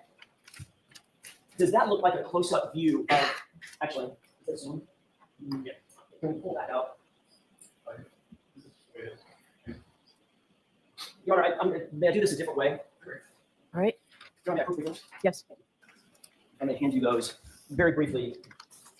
Could you take a look at those 4 photographs and tell me if you recognize the first 2 to be exhibits 165 and 173? They're not marked on there, but what you earlier looked at. Okay. Do those appear to be those 2 exhibits that you earlier saw? Yes, I don't know what numbers they were, but I do remember seeing these photos earlier. Fair enough. And then the second 2 photos, do those appear to be zoomed photos of the same 2 photographs? Yes, they do. With the court's permission, I would ask that the zoomed photos be marked as next in order. Is there any objection, Mr. Lally? No, Your Honor. Okay, approach. Yes. We're looking at what's previously been marked as 165. Does that appear to be a photo of the hair? Would it be possible to zoom in on that Absolutely. the It's not sticker? an eye contact. And just a little bit. I'm just trying to read the letter on the white marker. Yes, so that correct. So that hair looks, as we're looking at it, you will agree that hair looks like almost like a backward C, correct? In other words, it looks like it's more vertical than flat in that photograph, correct? I would agree. It looks like a C on the side of the car. If we go to exhibit 173, and this is the same hair photographed a second time, correct? If we could again just zoom in on that sticker. Yes, that's correct. Does it look to you like between the first and the second photographs, that hair has moved? It's no longer an inverted Z, but a C. I don't know that I necessarily agree with that. I see the 2 ends, which may still be making contact with the vehicle. I can't make that determination based on this photo. Fair enough. So that was sort of my next question. I'll just dovetail it this way. Did it appear to you that the hair, which is curled, was making contact with the vehicle on the top point and the bottom point? I would say from this photo, I honestly can't tell if those 2 ends are coming off the vehicle or touching the vehicle. I just can't make that determination. But you would agree that that hair was somewhat precariously perched on that vertical quarter panel, correct? Objection. I'm going to sustain the objection. Ask it differently. We can, Ms. Bates, with the court's permission, we can take that down. If you take a look at the zoomed photos that have just been marked as 259 and 260 respectively, can you take a look at those side by side, and when you're finished, I'd like to ask you a question or 2 about those. Okay. Does it look from your perspective, seeing those photos side by side, that the hair appears to have gently moved just a little bit between the 2 photos? I just don't think I can make that determination. They're taken from different angles. I just don't know. I can see that they have a curl in both, but I don't know which ends are making contact or if the ends are coming off the vehicle. May I approach, Your Honor? Yes. Thank you. Thank you, sir. There's one more exhibit I'd like to take a quick look at and ask you a couple of questions about. With the court's permission, exhibit 195, which is a shirt. Okay.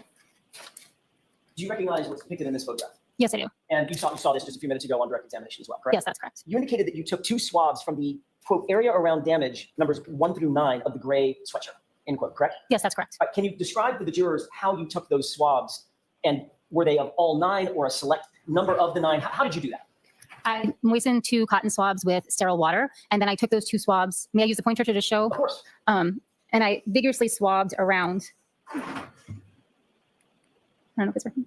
There we go. This entire area. So every area of damage, I swabbed around all of it using the same 2 swabs. So it was one collection from all those areas. One collection on swab 1 and one collection on swab 2. You just repeated the process. No, I took them exactly at the same time. So I held the 2 swabs together. Oh. And as I'm swabbing, I'm rotating the swabs to make sure that all the exterior of the swab is coming into contact with that material in order to collect equal samples, or at least attempt to collect equal samples on each swab. Okay, we can take that. Thank you. And you indicated that this was the first time that you had done swabbing specifically for the purpose of trying to find either canine DNA or animal.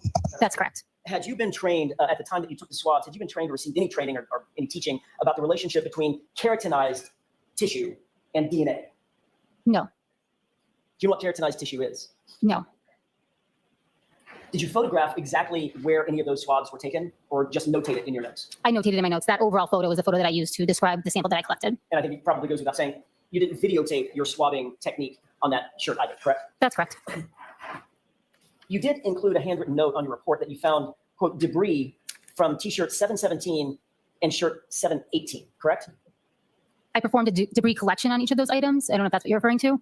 That is what I'm referring to. Okay. Okay, so there was a note in your report that you had recovered some debris or you've done some debris collection, correct? That's correct. And you indicated in your note that the debris was from shirt 717 and shirt 718. Is that right? May I refer to my notes? With permission. Thank you. Yes, that's correct. Okay, and shirt 717 is which shirt?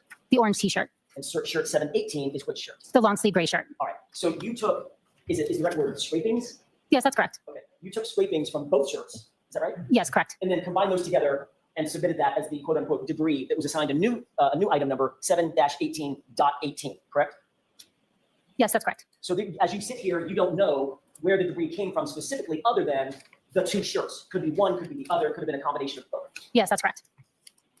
Did you describe in detail anywhere the actual debris that you found? Little fibers, little hairs, little pieces of green or blue or whatever?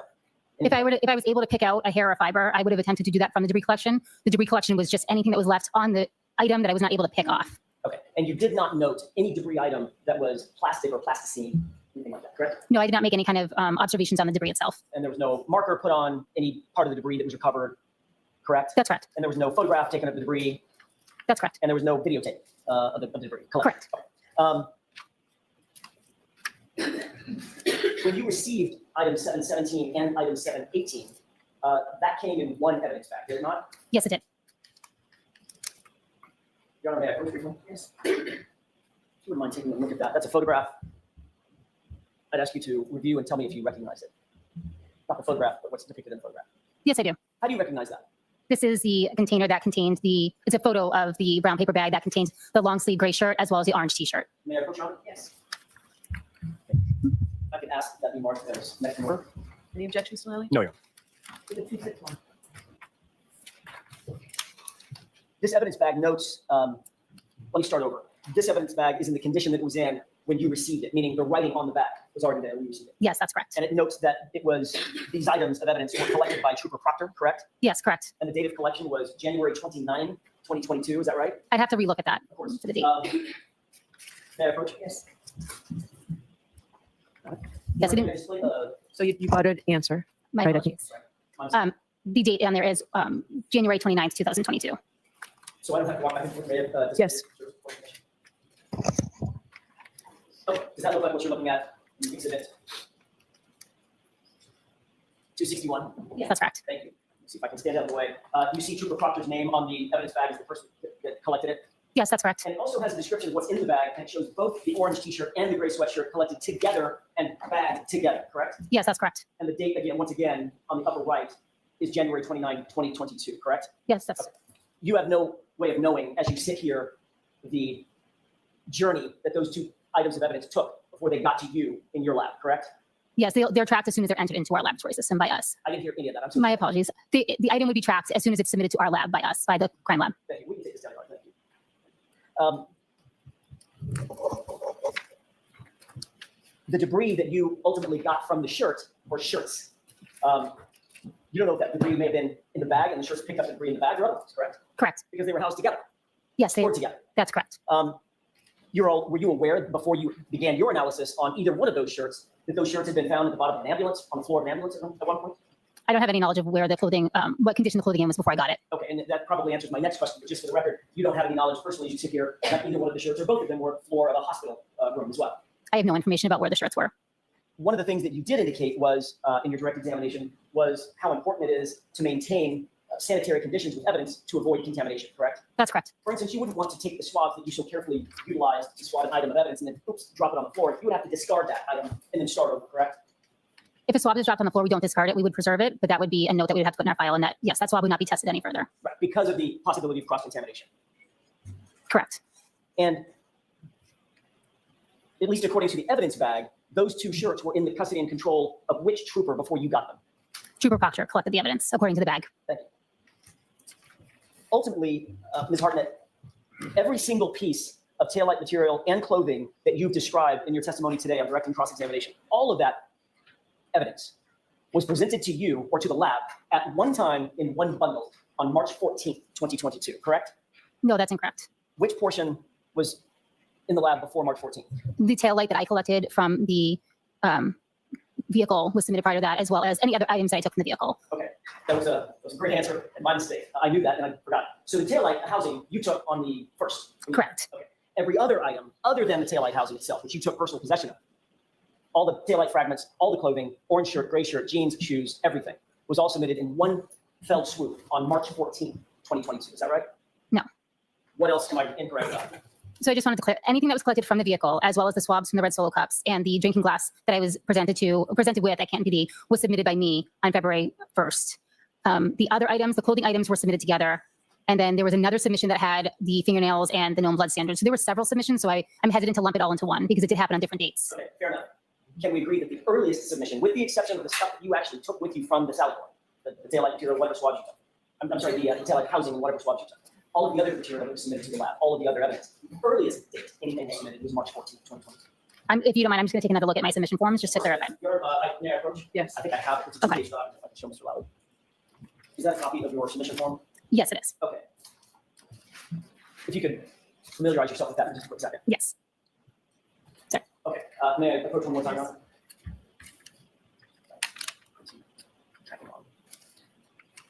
I have one more document I'm going to ask you to take a glance at. Okay.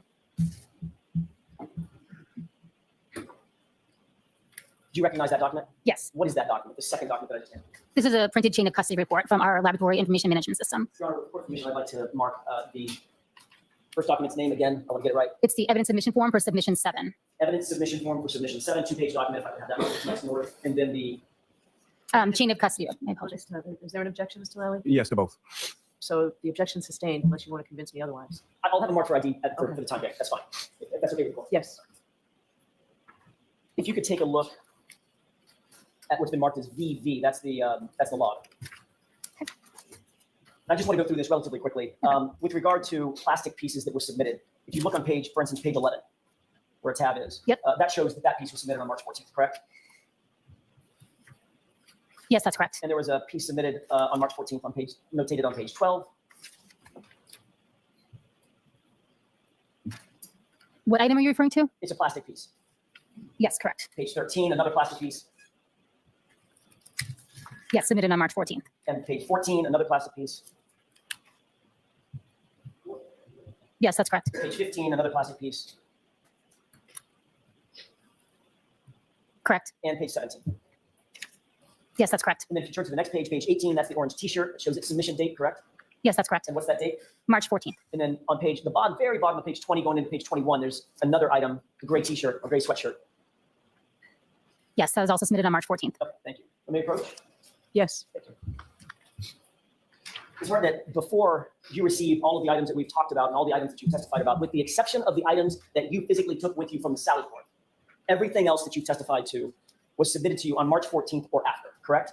That's correct. And all submitted by Trooper Proctor, correct? I know they were all submitted by the Norfolk County Detective Unit. I don't know the specific officer that necessarily dropped them off at the lab. Can you answer the question based on the log information that you have and the chain of custody that's in front of you? Can you answer the question whether Trooper Proctor or anybody else stored the taillight lens material and the clothing in the same place or in the same bag before you received it? I'm sorry, can you just repeat that question one more time? Based on the log information that you have, in other words, the chain of custody that's in front of you, that you can absolutely look at and determine where things were and who had them, can you tell us whether or not Trooper Proctor or anybody else stored any of the taillight material and the clothing in the same place or even in the same bag? No, I don't have any information to how the evidence was treated before it was received in the lab. In fact, that's because there is no chain of custody for that data. I'm sorry, for those items. There's no data for those items predating March 14th, correct? Objection. Sustained. You don't personally have any chain of custody information about those items we just went over predating March 14th, do you?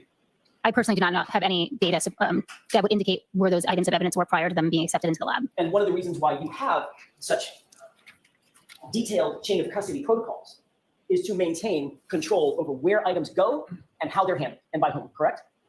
That's correct. Thank you. I have nothing further. Okay, anything, Mr. Lally?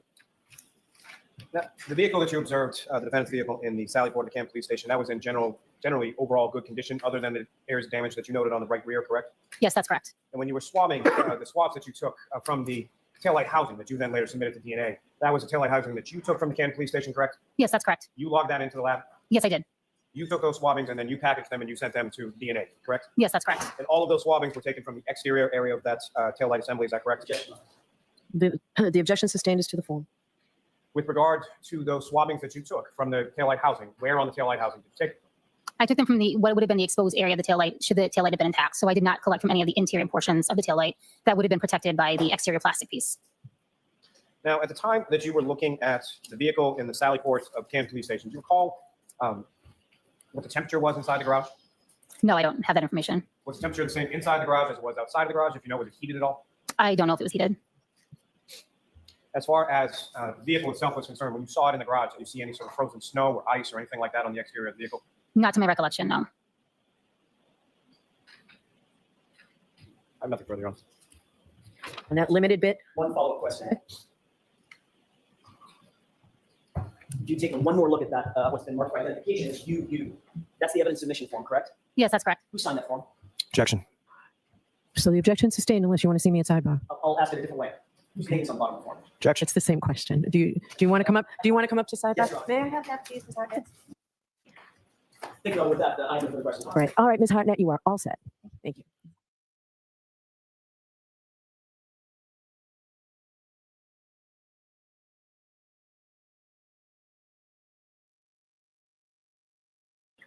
Good afternoon. Good afternoon. Could you please state your name and spell your last name for the jury?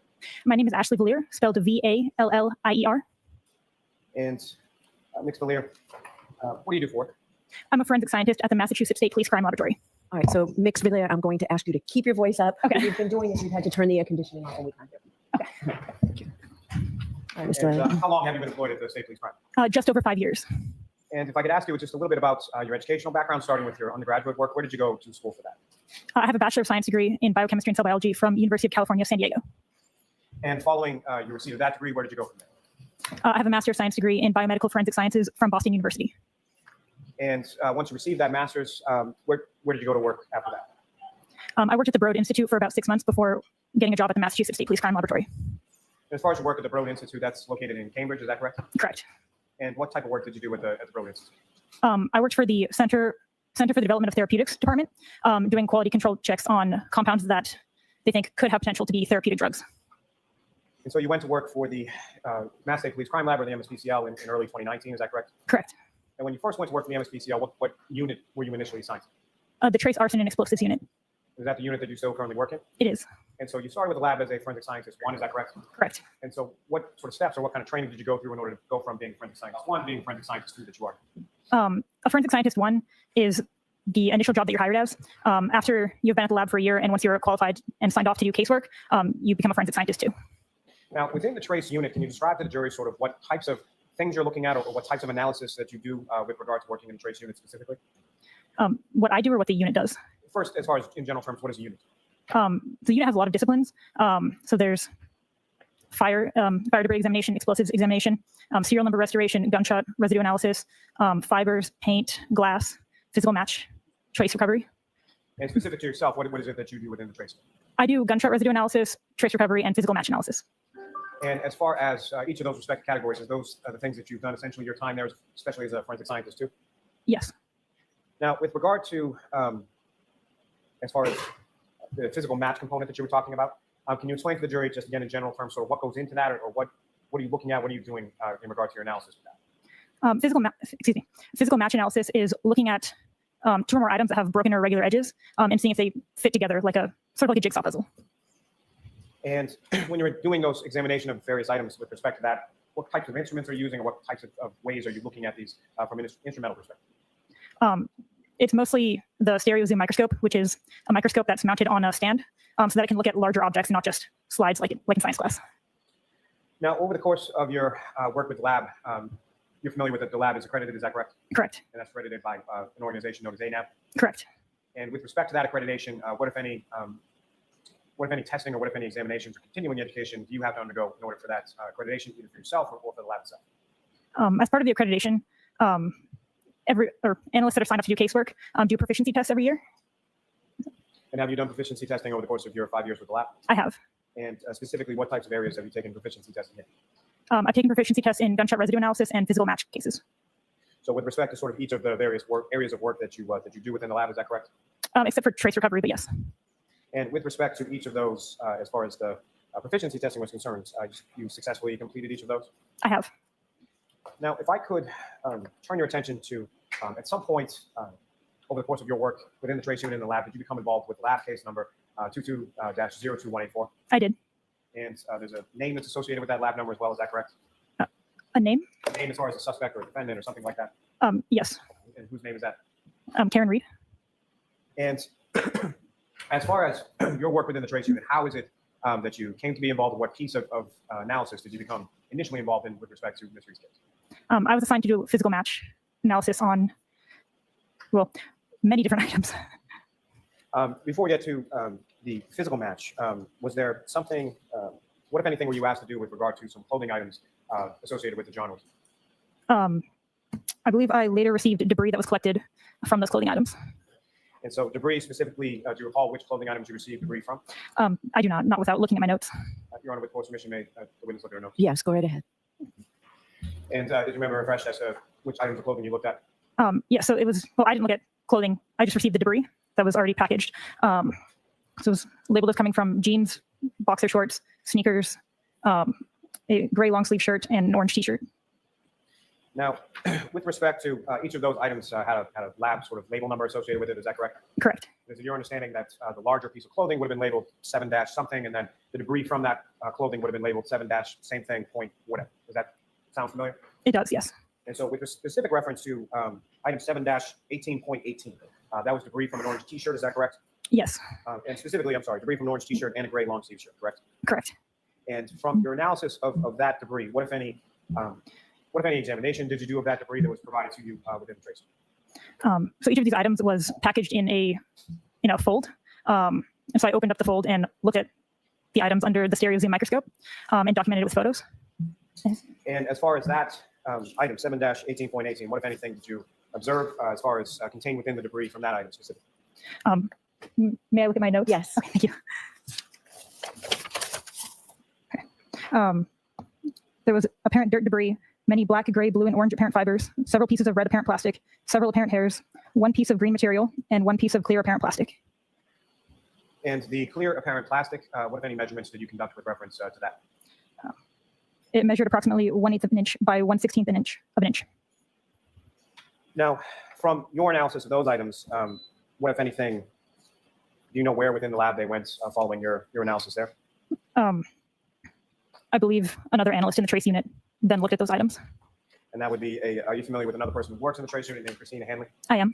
And so what if any training does Ms. Hanley have that you do not have in order to conduct that sort of further analysis? So Christina Hanley is the trace supervisor, and she is signed off to do casework in fibers, miscellaneous paint, glass.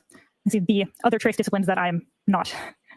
So essentially those items contained within that debris were something that you examined microscopically, made observations of, took measurements, and then they went to Ms. Hanley? Correct.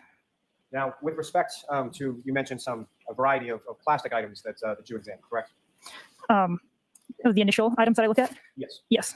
And what were those, generally speaking, what were those initial items that you looked at? There were many different items containing that I believe were recovered from an address, but I would have to look at my notes to. Go ahead. So they were all labeled as recovered from 34 Fairview Road. And what types of items were they specifically that you had received? So it was many pieces of apparent plastic and apparent glass and one drinking straw. And those items were generally labeled as item 7-5 through 7-19. Does that sound familiar? Yes. And with reference to the process, in general terms of when you receive these items, can you explain to the jury sort of your process and what you did and what you looked at as you went through each of these respective items? Sure. So for beginning a physical match case, you always look at the questioned items first, which are the ones that you don't know where it came from. Like here, they're labeled as coming from the road, so you don't know where their actual source of origin is. And so what we'll do is we'll scan that item into my custody, and then I will document the packaging with photographs, and then I'll open that item and then document that item as it is. And if there are multiple pieces, each piece will get a designator like piece A, piece B, piece C. All this gets documented, written down in my notes and in photographs. If any of those pieces look like they could possibly fit together, then I will look under the stereo zoom and see if they do in fact fit together, and document it if they do. And then once I've finished documenting that, I'll repackage it in the original packaging. And then if there are multiple items, like in this case there were, then once that first item is sealed up, then I'll clean my bench and then I'll open the second item and do the same thing until all of the items have been documented. And again, if you could describe to the jury sort of the physical process of what you did in this case with respect to these items, as far as how were you looking at them sort of physically, what did you do with those items? So like I said, I opened up each of these items individually, took photos, took notes, looked at them under the stereo zoom microscope, and then looked at my photos after I had looked at all of them. They'd all been packaged in their original packaging. And I looked at the photographs to see if any of those pieces could possibly fit together. And then once I looked at the photos and saw that it looked like there were possible physical match fits among those questioned items, then I opened up those items and looked to see if they, like in real life versus just on photos, see if they could have a potential physical match. And then if it looked like it did, then I brought them together and looked at that in the stereo zoom to confirm if there was a physical match. May I approach? Yes. This way I'm showing you a series of 9 photographs of sexual those when you finish. Do you recognize those? Yes. And what do you recognize those to be? Item 7-5. And is that how it was presented to you or shown to you as far as the evidence bag that you opened and the items that were contained within? I mean, this is just a picture of the seal, not the entire bag, but yes. Now, Nicole, let's seek to introduce the witness next. Exhibits. No objection. What's up on the screen is photograph 1905, which is now been marked as exhibit 262. Do you recognize that? I do. And is that the evidence bag that you were presented with regard to items labeled as 7-1? That's the seal on it, yes. Now, just in general terms, as far as this process that you're talking about, so fitting the puzzle pieces together, how long and how laborious a process did that entail? In this case specifically, Yes. there were many items to look at, so it did take quite a bit of time. And if I could have photograph 1908, and do you recognize what's up on the screen, which is now been marked as exhibit 263? I do. Is that one of the pieces that you have from item 7-5? Those are the 3 pieces in item 7-5. So 3 pieces from that were all red parent plastic pieces from that same item. Is that correct? May I approach the witness, John? Yes. We have another 7 photographs. And do you recognize what's depicted in those photographs? I do. And what do you recognize those to? The seal and then the items from item 7-6. And what's contained in those photographs, is that a fair and accurate portrayal of what you observed when you were doing your analysis in the lab? Yes. Your Honor, I'll seek to introduce the witness and exhibits. Okay. So, Mr. Lear, what's up on the screen, and that's photograph 1921 and 271. That is the evidence bag box that contains the items in reference to lab item 7-6. Is that correct? Correct. And with reference to that, as far as the labeling is concerned, these are items that were submitted by the safety teams, correct? As far as you know. Yes. And from the labeling that's exhibited in labeling that's being shown in Exhibit 271, that actually has an indication of who the submitting agency is and the date that the item was collected, correct? Presumably, I don't know because that's not our lab's labeling system. The fair say, as far as your observation of these evidence bags as you were opening them or boxes as you were opening them, they have different dates on them. On some of them, is that correct? I don't know. I don't know. Ms. Gilman, if I could have photograph 1924. Now, what's up on the screen that's now been marked as Exhibit 272. These were the items that were marked within that box or that bag of item 7-6. Is that correct? Correct. It appears 2 pieces of clear plastic, correct?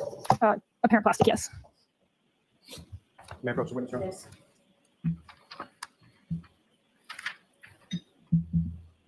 Showing you another series of photographs. If you could review those before we finish. And do you recognize what's depicted in those photographs, ma'am? I do. And what do you recognize those to be? The item 7-8. And again, fair and accurate portrayal of what you observed in the lab with reference to item 7-8. Yes. Almost you can introduce them as okay. And Your Honor, with the court's permission, may I publish some of these photos to the jury as well? Now, Ms. Vallier, with regard to the items that were contained within these variety of ballot boxes that you received as evidentiary items, what, if any, difference was there between sort of color, the size, the shape of the different items that you received? Sorry, what, can you repeat the question? Were they all sort of uniform as to their color, as to their size, as to their shape, or what, if any, differences did you know between Between the items that we've already published, or just all of them? And all of them in general? so some of the pieces were clear apparent plastic, some were clear apparent glass, some of them were red apparent plastic, some of them were silver colored apparent plastic. And as far as the size of these pieces of plastic or glass that you have received, were they?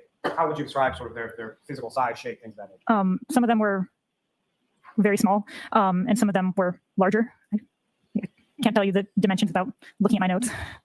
And you took measurements with respect to each of the pieces that you analyzed, each of the pieces that you examined, and each of the pieces that you ultimately tried to find a match for, correct? Correct. Ms. Gilman, if I could have photograph 1931. And what's up on the screen is now marked as exhibit 278. Do you recognize that as the bag of box that contains item 7-8? Yes. And Ms. Gilman, if I could have 1934. Now, what contains, this is it up on the screen, number 279, do you recognize that as contents that were collectively sort of labeled as item 7-8? I do. And so from a variety of those different pieces that are depicted up on the screen in exhibits 279, each of them were respectively labeled as far as, say, 7-8.1 or 7-8 point something else, is that fair to say? So the laboratory numbering system was 7-8.1. That's if you take like a subsample. So if I'd collected like debris or something off of this item, that would then be labeled 7-8.1 because it's a new entry in our LIMS system. These are just the different pieces in 7-8. In my notes, I gave them labels such as piece A, piece B, piece C, all the way down to, well, however many there were. You label them individually as sort of match, is that correct? Correct. Ms. Gilman, if I could have photograph 1938. If you can zoom just a little bit on that. And if we have, let's pick it up on screen, in this exhibit 282, do you recognize that? I do. Is that one of the pieces that was submitted within this as far as 7-8 that you examined for, of course, your analysis, right? It was. There's actually two pieces in that. There's the large one in the middle and there's a very small one up in the corner. Okay. May I approach the witness again, Your Honor? Yes.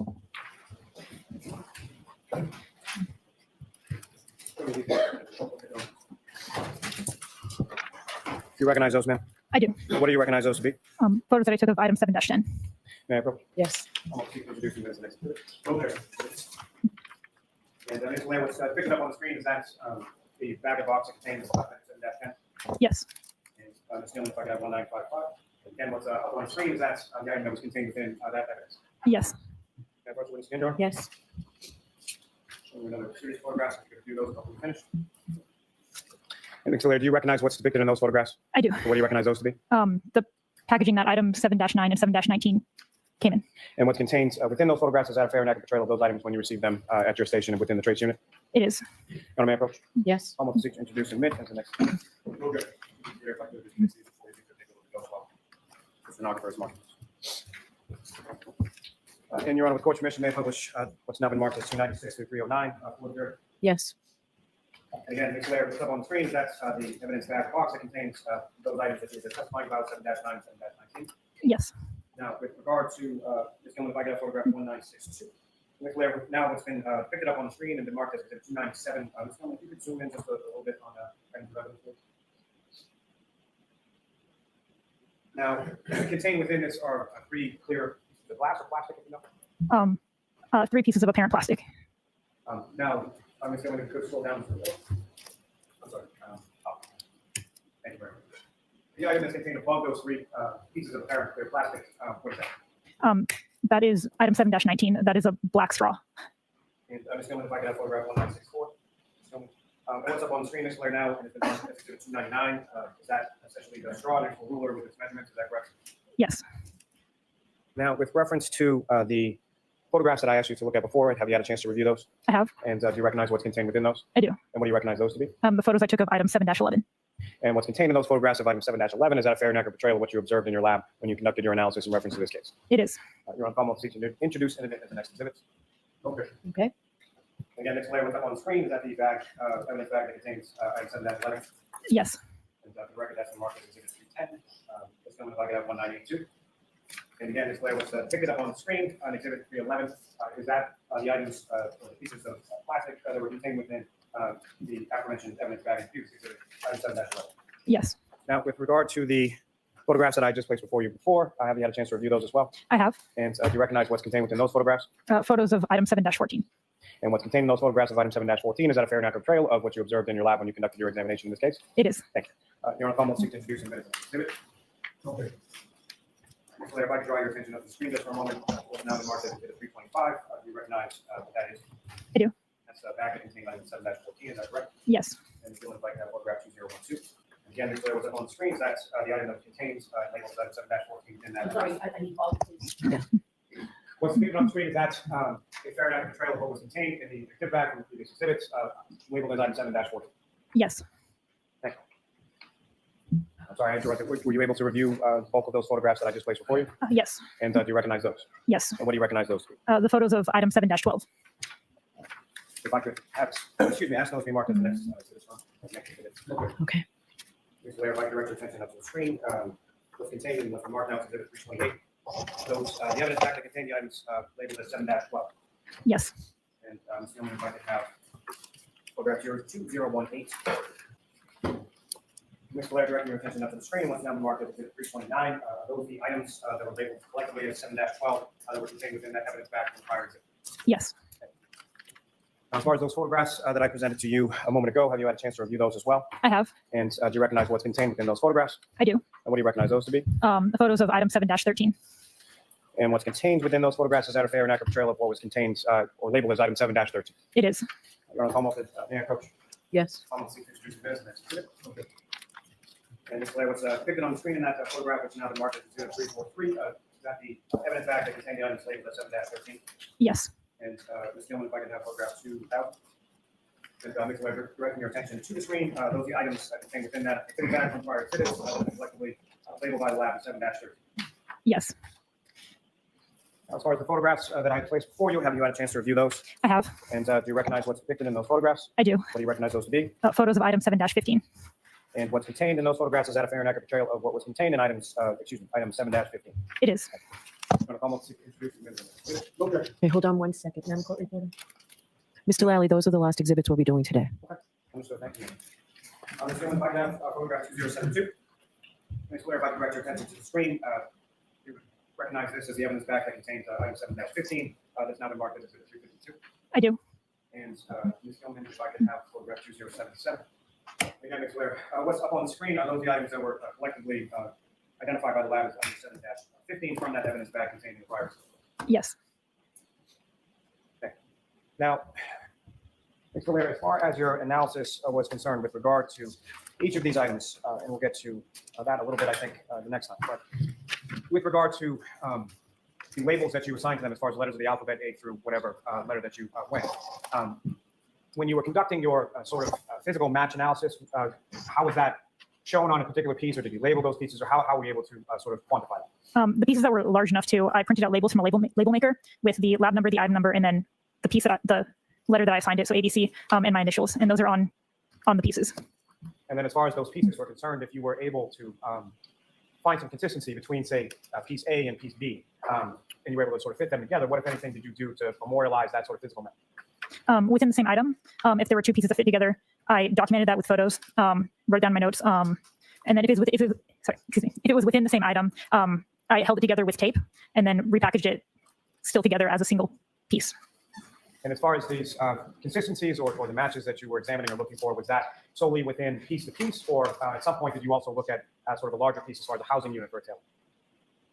For this case? Yes. Yes. And with regard to pieces that you had sort of put together, what, if anything, were you able to do with regard to some of those pieces and the tail light housing, item 3-1? From those items that we just saw, I was able to piece one larger piece with many of those pieces all fit together into one piece that I then called piece 1. There were some other pieces that also fit together among those question ones that I called pieces 2, piece 3, piece 4, and piece 5. Piece 1 was a physical match with item 3-1, the tail light. Your Honor, if, I think that may. Okay. All right. So, Mr. Vallier, we're going to have you back on Wednesday. Okay. Thank you, Your Honor. Good morning, ma'am. Now, Ms. Vallier, when we had left off the other day, I believe you had just looked at some photos of item 7-16. Is that correct? If you recall. It's been a few days. Your Honor. Yes. Ms. Vallier, do you recognize what's in those photographs? Yeah. And what do you recognize those to be? Photos I took of item 7-16. May I approach the witness, Your Honor? Yes. Your Honor, the call will seek to introduce in a minute. Exhibits. May I be seated, please? Thank you, Your Honor. With the court's permission, may I have those published for the jury? Yes. And Ms. Gilman, if I could have photograph 2059. Ms. Vallier, do you recognize what's up on the screen is that photograph, which is now marked as 332? Yes. Is that one of the items from 7-16 next to the ruler with measurements corresponding to that item? Yes. And Ms. Gilman, if I could have photograph 2081. And Ms. Vallier, what's up on the screen is that another piece from 7-16 that's now been marked as exhibit 369. Yes. Now, Ms. Vallier, as far as this particular item is concerned, with reference to sort of the texture of that particular piece of plastic, what, if anything, did you note or observe in reference to that? I'm sorry, the texture? I'm sorry, do you have the laser pointer in front of you? Or? Oh, yes. Now, as far as the surface area of that particular piece of plastic, how would you describe that? I mean, there are little dots on it. They're not just like dimples of a sort. Stippling or dimples of some sort on a piece of plastic? Yes. And as far as those stipplings or dimples on the piece of plastic, were those flush with the rest of the plastic? Were they raised a little bit? How were they sort of configured? I don't recall. And Ms. Gilman, if I could have photograph 2064. And again, Ms. Vallier, what's up on the screen is now the mark as 371. Do you recognize that? I do. And that is another piece next to the ruler, essentially memorializing its measurements from item 7-16. Is that correct? Correct. Thank you. Your Honor, may I approach the witness? Yes. Ms. Vallier, I'm showing you another series of 11 photographs. Ask you to look at those and look up when we finish. Can you tell Mr. Yannetti what those are so he can look at his copies? Counsel has shown each and every one of the photographs prior to before coming in today. But I'm happy to give them to counsel as well. I'm just trying to save some time. Right, I just need to know the particular evidence numbers at the end. Okay.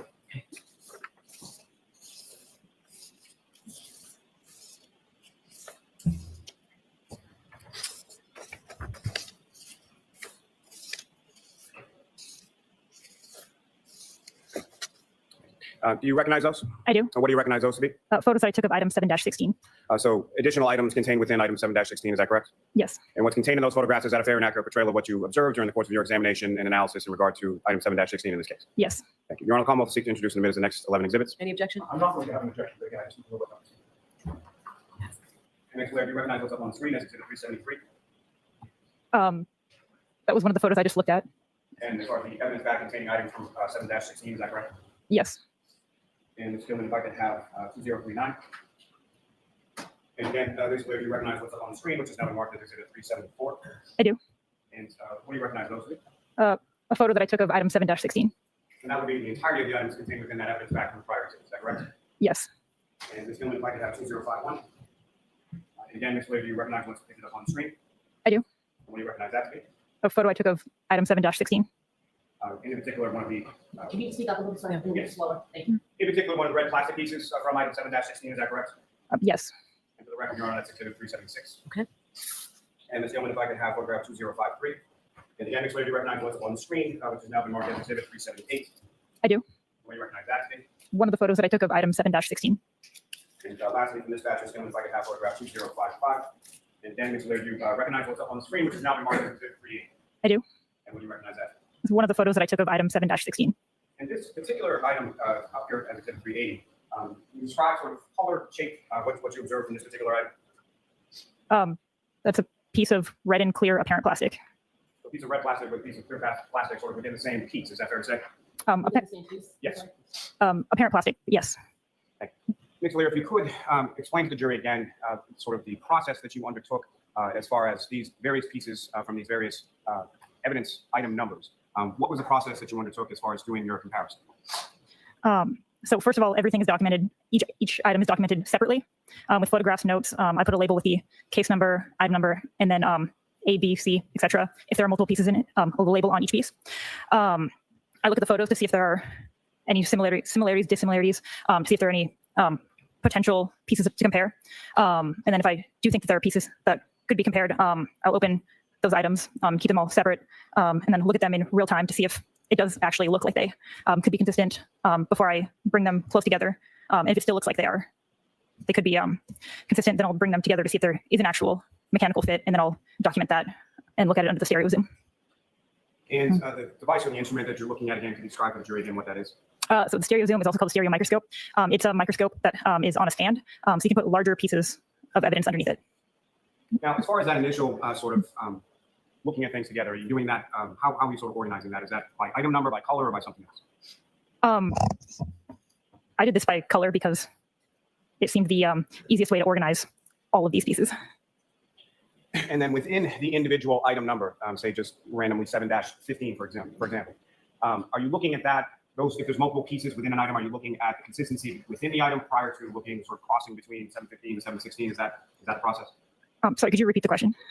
Very long question. Very confusing, my fault. So as far as the comparison is concerned, are you looking solely within an item? So if an item has multiple pieces, are you comparing just those pieces within that item first? As part of my initial examination, when I'm documenting that item, if there are multiple pieces, I'll compare those pieces first. And then if there are any pieces that are consistent, are you then cross-referencing that item's pieces with pieces from a different item? Yes. Your Honor, may I approach? Yes. Ma'am, I'm showing you another series of 19 photographs. Just ask you to review those a little bit. And do you recognize what's contained in those photographs, Ms. Vallier? I do. And what do you recognize them? These are photos from my case of either within the same item that had mechanical fit that I'd then taped together, or of mechanical fits from between different items. May I approach, Your Honor? Yes. I'll also seek to introduce in a minute the next 19 exhibits. No objection, but have I seen those yet? Morning, right. I'm going to hand them to you after they're That's fine. Before you get to the photos, Ms. Vallier, if I could just ask, as far as your analysis was concerned with reference to each of these items, if I could, excuse me, just ask you some questions about that. Starting first with item 3-1, that was the passenger side taillight housing, is that correct? I believe so. And you analyzed pieces of that along with the sort of housing unit itself, is that correct? Oh, do you mean like there was like the taillight and then there were smaller pieces also in the? Correct. Yes, And you took measurements of the various pieces that you observed? I did. And did you record those within your notes? I did. Do you recall what those measurements were? Not without looking at my notes. With court's permission, may the witness refer to our notes? Yes. Sure. The witnesses are Mr. Knowledge. And what were those measurements? Do you want all of them? Just in yes. I mean, first starting with reference to the taillight housing assembly. Okay, so the taillight I called piece A in this case, and it measured approximately 14 inches by 9 inches by 8 1/4 inches. And then which of the pieces that were contained within that sort of taillight evidence bag did you compare to the taillight housing itself? So there was a lot of like very, very small pieces that I took pictures of, but they're very, very small, so they were not suitable for comparison, so I didn't look at those. There were some larger pieces that I did that were suitable for comparison, so I did look to see if they fit in with piece A. And with regard to that analysis of whether or not they fit in with piece A, which of those pieces did you find did fit? So amongst item 3-1, let's see here. Sorry. Yeah, sorry. Piece A and piece B fit together mechanically, and then piece A and piece F fit together mechanically. F is in Frank. F is in Frank, yes. It may be pretty apparent, but if you could, Ms. Vallier, just expound upon what you mean when you say they fit together mechanically. So when things break, they break in a unique pattern. Like it's pretty different every time. So a mechanical fit is bringing two things with broken edges together to see if they were originally part of the same item. See if they if the broken edges align, and if they do, then that's a mechanical fit. Now, turning your attention to item 7-5, you looked at those various pieces together as well. Is that correct? I believe so. And were there any 3 pieces in total from 7-5, so A, B, and C? Is that correct as well? May I look at my? Yes. And what, if any, match did you find with within item 7-5? There were no mechanical fits amongst those 3 items or 3 pieces of the item. And with reference to item 7-6, there were 2 pieces A and B within that. Is that correct? Yes. And were there any physical matches within those 2 pieces of item 7-6? No. Now, turning your attention to item 7-8, do you recall how many pieces were contained within that? There were 14 pieces. And of those 14 pieces, they were each compared to each other. Is that correct? Correct. And what, if any, mechanical fit did you find between the pieces contained within 7-8? So pieces C and D were found to fit together mechanically, and then pieces E and F were found to fit together mechanically. Martin, may we approach, please? Ms. Vallier, turning your attention to item 7-9, you analyzed 3 pieces from that. Is that correct? You know what, Mr. Vallier, you can just look the whole Okay. Sorry, could you repeat your question? How many pieces were contained again within item 7-9? 3 pieces, 7-9. Yes. 3 pieces. And what, if any, physical matches did you find contained within that item 7-9? There were no mechanical fits. And with reference to 7-10, how many pieces? 1 piece. And with reference to item 7-11, how many pieces contained within that? 6 pieces. And what, if any, physical matches did you find contained within 7-11? There were none. In 7-11, how many different colors of pieces were contained within 7-11? There was black, red, and colorless apparent plastic. Now, with reference to item 7-12, how many pieces were contained within? There were 14 pieces. And of those pieces, again, how many different colors or how many different colors of pieces were within 7-12? They were all colorless. And from those, what, if any, mechanical fits did you observe or did you find within item 7-12? So there were 3. Do you want me to say all the pieces that fit together? Please. Okay. So pieces B, C, D, F, and K all fit together. Pieces E and I fit together. And pieces M and N fit together. Now, turning your attention to item 7-13, how many pieces were contained within item 7-13? 3 pieces. And how many different colors of items were contained within 7-13? It was red and black apparent plastic. What, if any, physical matches did you find within item 7-13? There were none. Turning your attention to item 7-14, how many pieces were contained within that? There was 1 piece. And what color was that one piece? It was colorless. And turning your attention to item 7-15, how many pieces were contained within that? There were 8 pieces. And as far as those 8 pieces, how many items were of different color? What color were they? They were red and colorless apparent plastic. And of those 8 pieces, what, if any, mechanical fits did you find within that? So piece F and piece H were found to fit together. And turning your attention to item 7-16, how many pieces were contained within 7-16? There were 7 pieces. And of those 7 pieces, what, if any, differences in color with the 7 pieces within 7-16? It was red and colorless apparent plastic. And of those pieces, what, if any, mechanical fits did you find within 7-16? So pieces A, C, and D fit together mechanically. Now, with reference to those pieces, once you did those inspection from or analysis from the individual items, what, if anything, did you do with those individual items with reference to the taillight housing? So before even comparing it to the taillight, I compared all of the questioned items to each other. So that's the 7-5 to 7-19 to see if any of those pieces would fit together. And amongst those, I was able to make 5 larger pieces that I called piece 1 through piece 5. And of those larger pieces, which of those larger pieces were you able to mechanically fit together prior to comparing them to the taillight housing? Sorry, can you? From your analysis of those larger pieces and analyzing them together with other larger pieces, what, if any, opinions did you draw? What, if any, conclusions did you come to as far as your analysis of those pieces? So for the larger pieces amongst the different items that fit together mechanically, I can see that those items were once a part of the same unit. And so I guess what I'm asking, Ms. Vallier, is with reference to, say, item 7-6 or 7-5, or the items in and of themselves, which of those items were you, if any, were you able to find mechanically fit with each other? Amongst sorry, are you asking me which specific items made up piece 1? Correct. Okay, I can. Okay.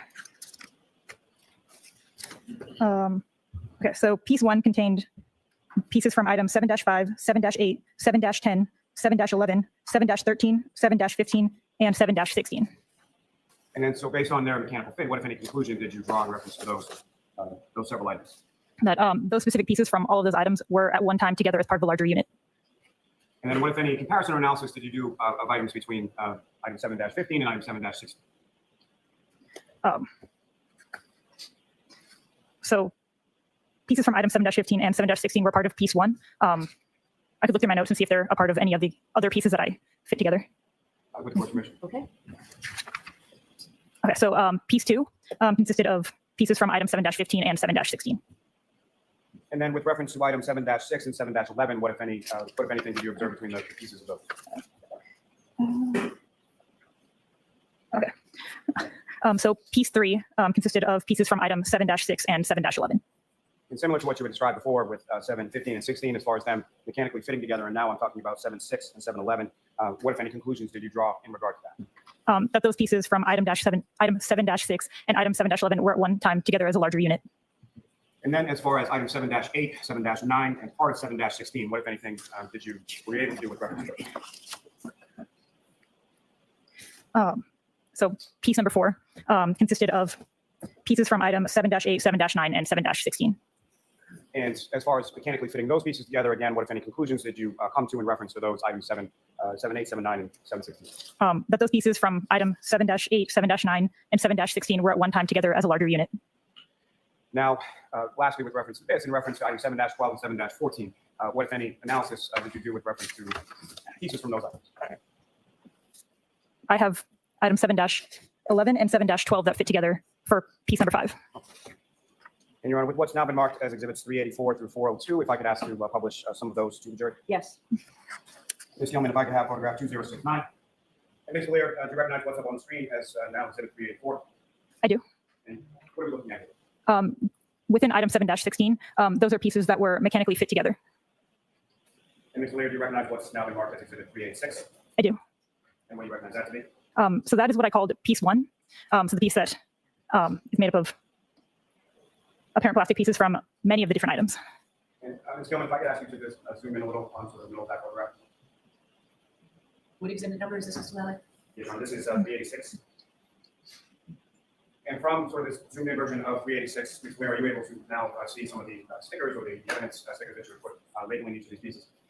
Yes. And you could just use the way to point out your attention where those pieces in the photograph. So these labels right here are the labels that I put on each piece individually when I initially examine it. So all of the little white labels. Ms. Vallier, do you recognize what's up on the screen was now been marked as exhibit 387? I do. What do you recognize that to be? That's still piece 1. It's just from a different angle.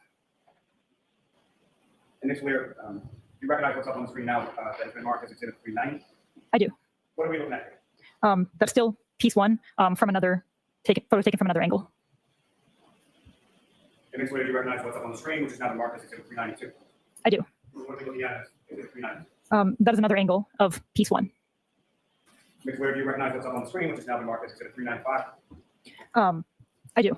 And what are we looking at in exhibit 395? So that is piece 2. Ms. Gilman, if you could just zoom in a little bit on the stickers on this photograph.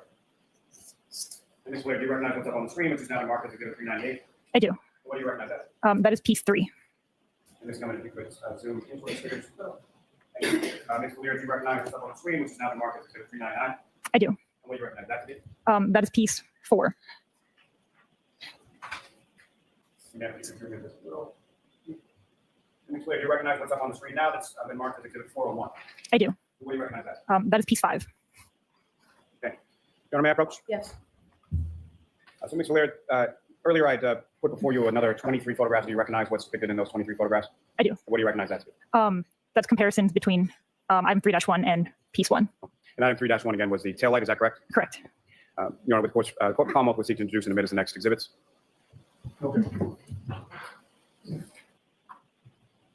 Vallier, do you recognize what's now up on the screen that's been marked as exhibit 403? I do. And what do you recognize that to be? That's one of the photos comparing item 3-1 and piece 1. And Ms. Vallier, do you recognize what's up on the screen, which has now been marked as exhibit 411? I do. And what do you recognize that to be?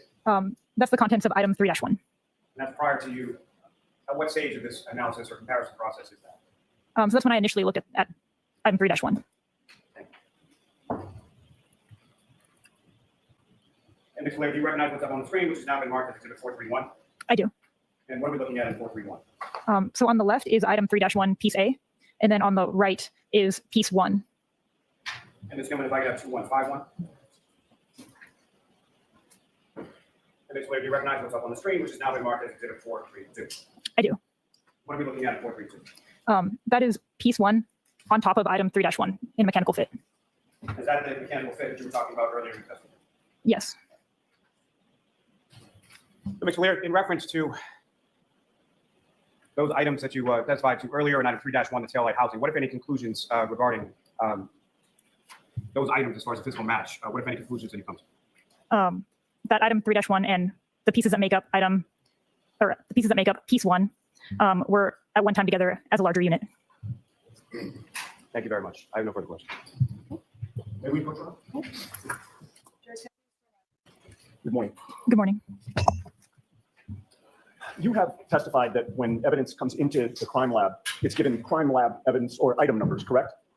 It's given a case number, and then each piece of evidence gets its own individual item number.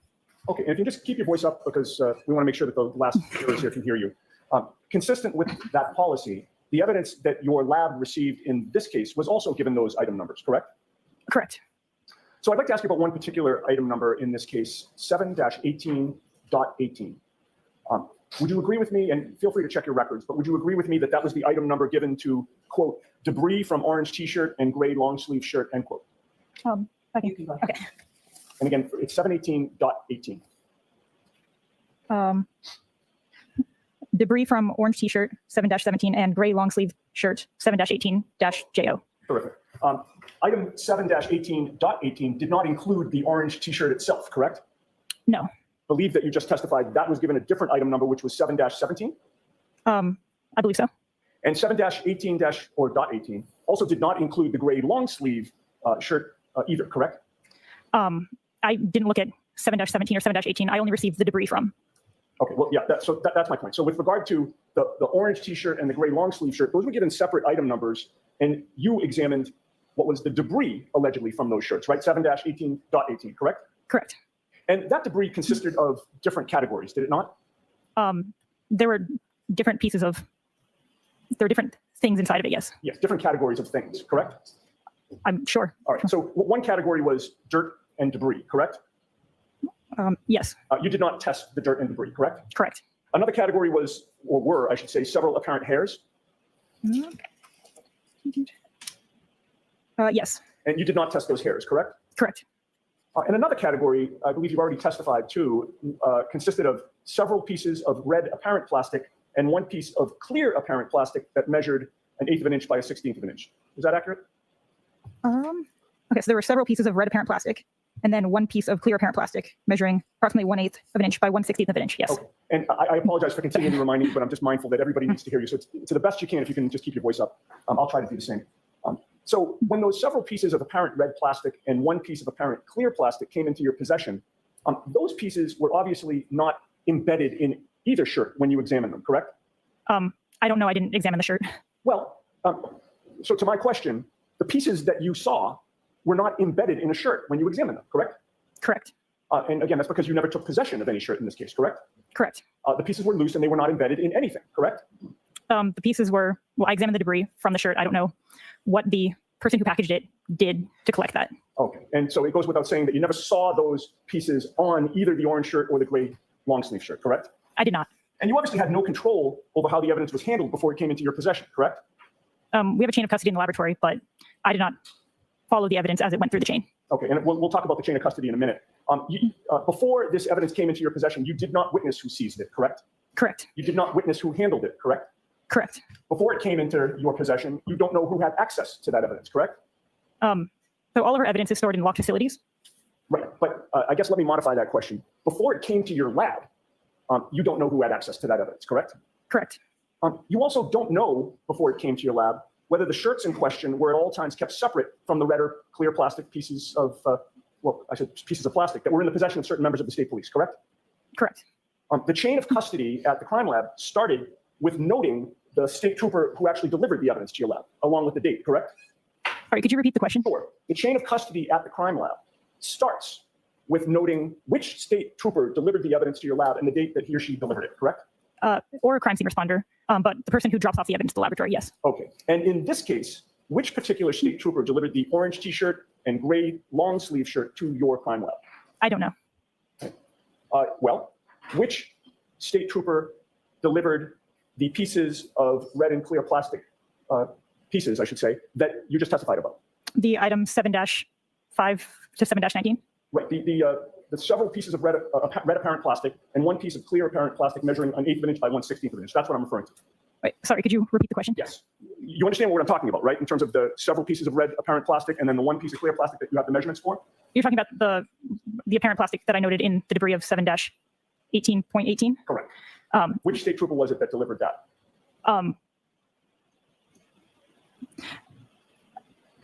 Do you know? Sorry, that's an odd question. I don't know if you want her to repeat it, Ms. Dannetti. Go ahead. You have to repeat that, please. So evidence is No, submitted to, what you just said that he missed. oh, I said that's kind of an odd question. Oh, not for me. So Do you have a record of that? a record of what? A record of which state trooper delivered that debris to the lab? So it wouldn't be delivered as like debris. It would be delivered as the individual piece of clothing, which then got assigned item 7-18, I believe. And then as someone analyzes it, each each offshoot of that piece of evidence gets a 7-18 point something. So the debris collected from that shirt is 7-18.18. Okay, all right. Listen, when those several, actually, let me strike that. That's where I was. Take your time, Mr. Netti. Okay, so I want to confirm with you that when you were assigned to this case, you were aware that the date of the incident was January 29th of 2022, correct?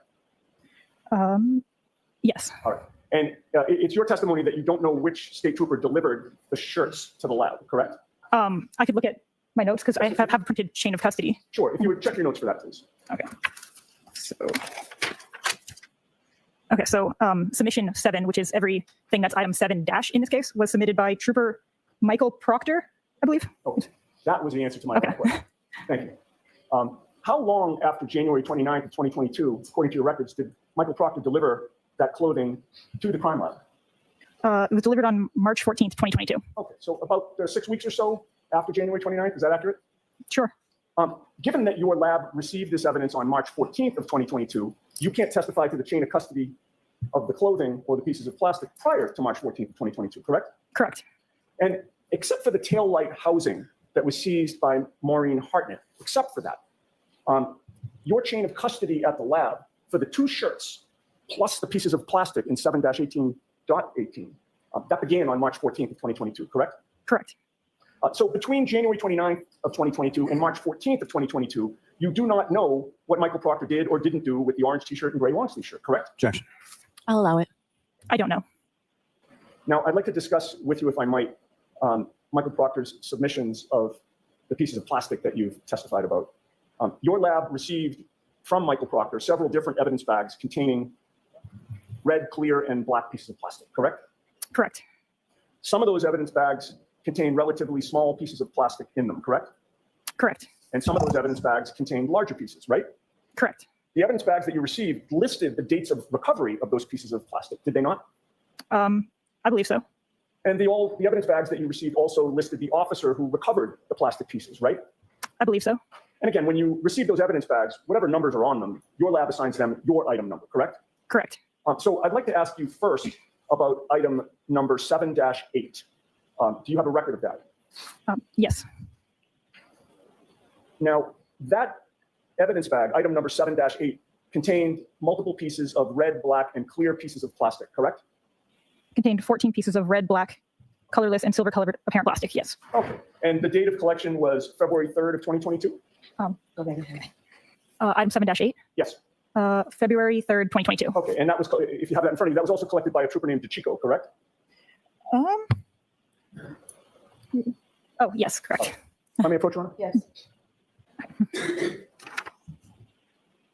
So I show you a photograph. Can you identify what that is? Yes. What is that? That is the handwritten label on item 7-8.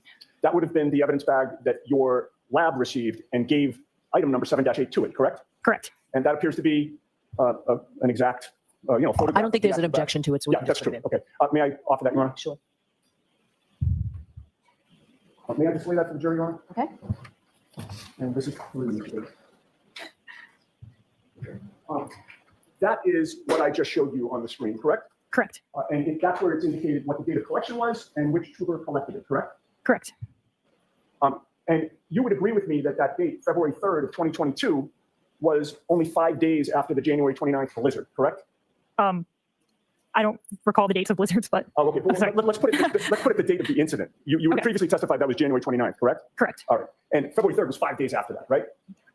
Yes. All right. I'd like to show Exhibit 279, please. Okay. Now, Exhibit 279, which is displayed on the screen now, this is one of the photos taken of some of the contents of item 7-8, is it not? That's the entirety of the contents of item 7-8. Okay. You would agree with me that those were the pieces that were inside that evidence bag, labeled February 3rd as the date of recovery, 5 days after January 29th, correct? Correct. Okay. And you see that there are some relatively small pieces that were allegedly found on February 3rd, correct? Correct. All right. Now, Your Honor, I'm continually showing photographs. We can turn the lights on and off, whatever the court's preference is. You can just tell the court officer when you want the lights turned. Okay, all right. So they get turned on for like a question or two, and then I turn them back off. Whatever you want to do. That's fine. All right, so I'd like to contrast some of those pieces with some of the pieces that were found days and weeks later by Michael Proctor. And I'd like to start first with item 7-13. This is, I'd like to display exhibit 343, which, Mr. Bates, is item 5. You were previously asked about exhibit 343, which is now displayed on the screen. Yes. And that is the first evidence bag submitted by Trooper Proctor, is it not? So in mine, sorry. And you know, let me rephrase that. He submitted evidence bags all at one time, correct? Yes. All on 314. So when I said the first evidence bag, I meant the earliest date of collection. I should have asked it that way. February 8th of 2022. Sure. I don't know all of the dates that each item was collected on. Okay. But in any case, those, according to the evidence bag that you received, the contents of that bag, which were, again, pieces of plastic, correct? Pieces of apparent plastic. Pieces of apparent plastic. Those were found 5 days after the pieces that you previously testified were found by the Chico, right, on February 3rd? Correct. Right. And February 8th was now 10 days after January 29th, correct? Correct. I have displayed exhibit 346, which is 5A. Okay, looking at exhibit 346, you will agree with me that this particular piece found on February 8th by Trooper Proctor was quite a bit larger than many of the plastic pieces that have been found by Trooper DeChico 5 days earlier on February 3rd, correct? I mean, there were a variety of sizes of pieces on the other one, but that is what is that, approximately 4-ish inches? Right, but my point is, exhibit 346, what's displayed, that plastic piece, is quite a bit bigger than the small pieces that were contained in DeChico's collection, correct? Then some of those pieces, yes. Okay. Now I'd like to move on to item 7-15, and if I could show exhibit 352, please, which is item 8, Mr. Bates. Okay. Item 7-15, the evidence bag that supports that lists the law enforcement officer who recovered the plastic pieces as Trooper Michael Proctor, correct? Correct. And the date of recovery of those pieces was February 11th of 2022, correct? Correct. And again, harkening back to DeChico's evidence bag from February 3rd, this is now 8 days later that these pieces are found, correct? Correct. And it's now almost 2 weeks that these pieces are found after January 29th, right? 13 days? Correct. All right, if I could show exhibit 355, which is 8A, Mr. Bates. You would agree with me that this particular piece found by Trooper Proctor on February 11th is also quite a bit larger than those small pieces that were contained in Trooper DeChico's evidence collection, correct? On February 3rd? Correct. All right, I'd like to move on to item 7-16, which is number 9, Mr. Bates. What exhibit number is this, Mr. Chairman? And this has not yet been introduced, so I'm about to introduce Okay. it. And in fact, why don't I do that first? Okay. If I can approach the witness. Sure. And there's no objection to this, Mr. Lally? No, Your Okay. I'll just have the witness identify it and then offer it. Do you recognize what that photo depicts that I've handed to you? I do. What is it? The handwritten label from item 7-16. Okay, I would offer that, Your Honor. Okay. And again, you just identified that as the bag supporting item 7-16, correct? Correct. That also lists the law enforcement officer who recovered the plastic pieces as Trooper Michael Proctor, correct? Correct. And the date of recovery of those plastic pieces was February 18th of 2022, correct? Correct. So Trooper Proctor is now finding these pieces over 2 weeks after the smaller pieces were found by Trooper DeChico, correct? Objection. Sustained. February 18th is nearly 3 weeks after January 29th, is it not? Correct. All right. If I could show exhibit 380, which is 9A, Mr. Bates. You would agree with me that this particular piece found by Trooper Proctor on February 18th is also quite a bit larger than those smaller plastic pieces found by Trooper DeChico on February 3rd, correct? Correct. This one appears to be about 11 centimeters long, approximately. Sure. All right. If I could show exhibit 376, which is 9B, Mr. Bates. And you would agree with me that this particular piece found by Trooper Proctor on February 18th is also quite a bit larger than those smaller plastic pieces found by Trooper DeChico back on February 3rd, correct? Correct. In fact, that appears to be larger than the piece that you just identified in exhibit 380, correct? The one that was just on the screen? Right. Yes. This one appears to be maybe about 18 centimeters long. Does that seem accurate? I mean, it's longer than the ruler. Okay, yeah. And finally, if we could show exhibit 378, which is 9C, Mr. Bates. You would agree with me that this particular piece found by Trooper Proctor on February 18th is even larger than the last one that we just saw, correct? In length, yes. Okay. This appears to be about 19 centimeters long. I mean, longer than the ruler that's up there, Okay. but I have the I have the actual measurement in my notes. Sure. And the precise measurement's not important. I'm just getting at the relative comparison. This one's certainly quite a bit larger than the smaller pieces found by Trooper DeChico back on February 3rd, correct? Correct. This larger piece of red plastic, like the previous two that you just identified, were all found on February 18th, about 3 weeks after January 29th, correct, according to your records? Correct. And regarding these last three evidence bags, labeled item number 713, 715, and 716 in February of 2022, from February 8th to the 18th, those were all plastic pieces collected by Michael Proctor, correct? Correct. And in addition to collecting those pieces, We turn the lights on, Ms. Giannetti? I'm sorry, Okay. And we can take that down, please? yes.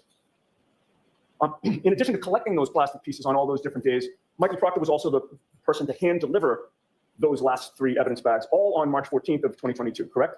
Correct. And you do not know what Michael Proctor did or didn't do with those evidence bags of pieces of taillight prior to March 14th of 2022 when your lab received them, correct? Objection. I'm going to sustain it. We've already asked that. Now, the taillight of that Lexus sits in the housing of the Lexus, the taillight housing, such that part of the taillight faces the rear of the car and part of the taillight loops around and faces the passenger side of the car, correct? Sure. Right, because it's on the corner. Sure. Yeah. You'd agree with me that once you received the final pieces of taillight from Michael Proctor on March 14th, and once your lab received that, you were then able to piece together a majority of the taillight, correct? So I wasn't assigned this case until later, once everything had already been submitted to the laboratory. Right. So it was true that after Michael Proctor submitted these pieces of taillight on March 14th, it was after that that you were able to do the reconstruction that you testified about, correct? Correct. If I could have exhibit 432 displayed, which is image 2151, Mr. Bates. That is the reconstruction, the final reconstruction that you were able to do, correct? You agree with me that there's one section of that taillight that was missing completely, correct? Correct. And that missing section is noticeably visible in your reconstruction, is it not? Yes. And do you still have that laser pointer there? I do. Would you please point to the section of taillight that's missing? Okay. Here's the hole on the upper left side of that exhibit. Is that the question? Yes, it actually was. I said right to correct, but I didn't. Yes. Okay. And you agree with me, if we could zoom back up to space. You agree with me that the portion of taillight that you did not have was strictly on the rear side of the taillight, if I can call it that. I am not sure what orientation that goes onto a car. But in any case, to this day, you do not know where the pieces that make up that hole are or what happened to them, correct? I do not. How many more? Okay. No further questions. Thank you. All right, Mr. Lally? Thank you, Your Honor. Now, Mr. Vallier, in reference to item 7-17 and 18, the orange t-shirt and the gray sweatshirt, fair to say you never actually physically saw those items, correct? The clothing? No, I did not. Now, the debris that was provided, are you familiar with how that process or who got those debris items from those clothing items? I can look at my notes and tell you who submitted it or who transferred it to our unit. If you could. Your witness is ready, Mr. Lally. I'm sorry. And from your view, who was that person? Maureen Hartnett. Now, as far as the 1/8 of an inch by 1/16 of an inch red and clear apparent plastic pieces that you observed within that debris, that was mixed in with other debris as far as dirt, fibers, things of that nature. Is that correct? Yes. And the 1/8 of an inch by 1/16 of an inch pieces that were contained within that debris, is that something that you observed visually or microscopically or both? So visually, I take overall pictures of the debris, and then I'll look through the stereo zoom to see if there's any anything that looks different, and then I'll take a picture of that. So that is what I did. I looked through the stereo zoom. Now, as far as the collection of evidence, fair to say you don't know who was a trooper, who was there when they were collected, how many troopers were there when it was collected, anything to do with that, fair to say? Yes. And as far as the pieces that you testified to, as far as fitting them mechanically together, all of those pieces then fit mechanically onto the taillight housing taken from the defendant's vehicle, correct? Correct. Nothing further.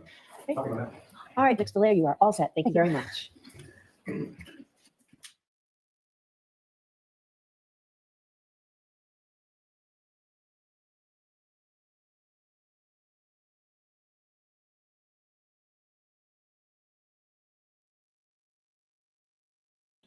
Thank you, Your Honor. Good morning, ma'am. Good morning. Could you please state your name and spell your last name for the jury?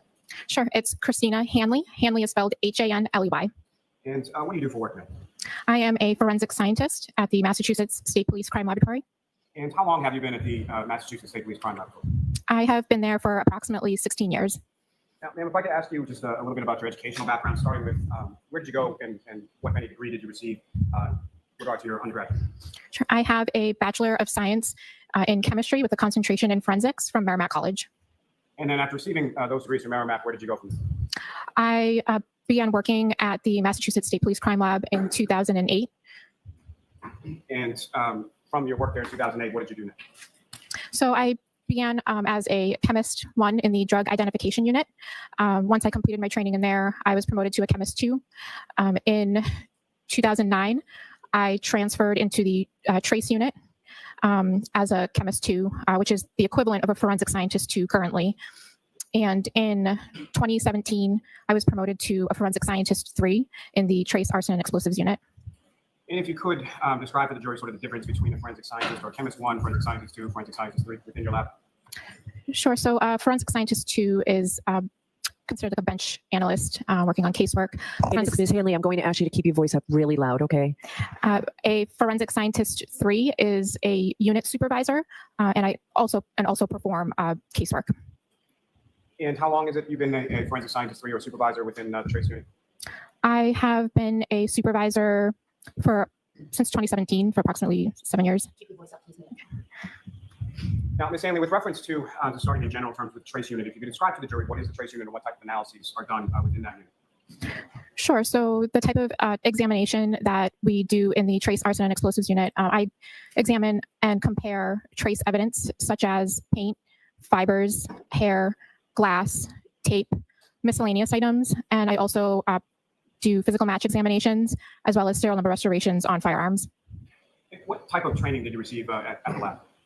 So I received in-house training as well as some external training. The in-house training consisted of required readings, exercises, observing other analysts working on casework in the lab. I was required to successfully complete a written exam, a competency test, and a mock trial. And if you could describe to the juries for what your duties and responsibilities are with your current position at the lab. Sure. So I'm responsible for the daily operations in the unit, training other new analysts in the unit. I perform technical and administrative reviews of case files.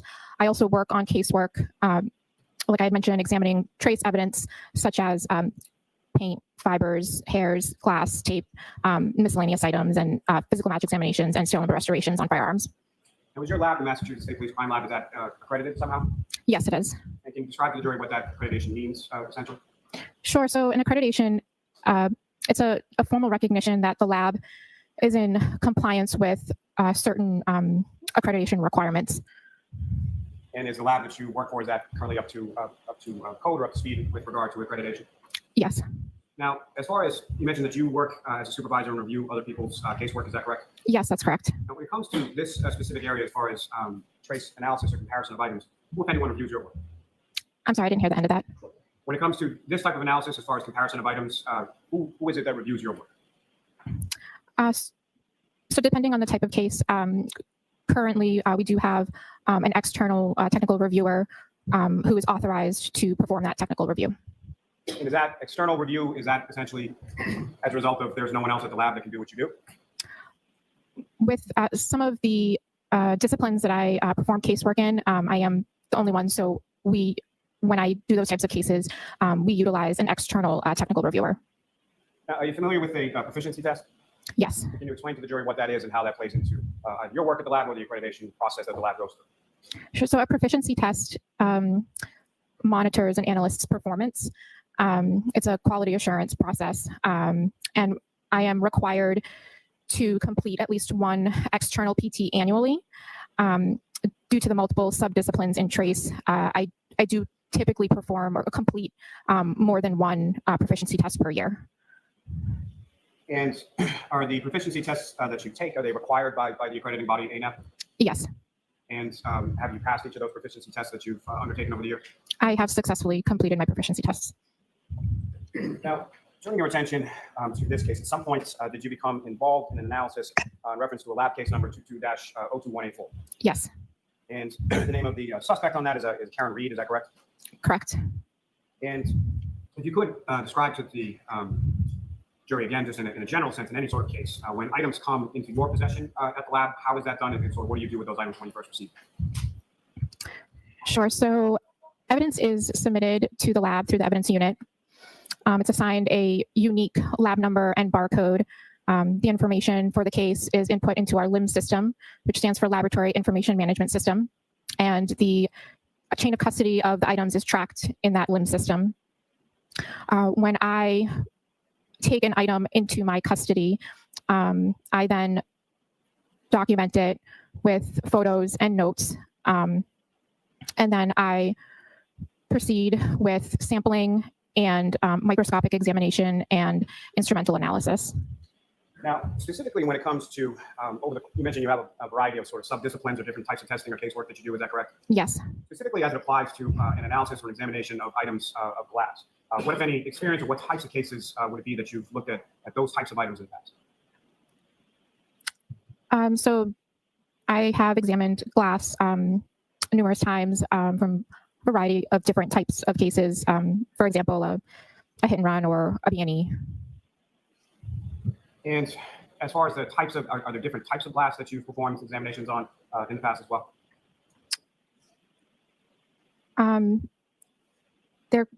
Yes, I mean, there could be a variety of type of glass that I could come across for examination. And with respect to examination of glass, what are some of the steps, or what is the process, or what, if any, instrumentality are you using to conduct your examination?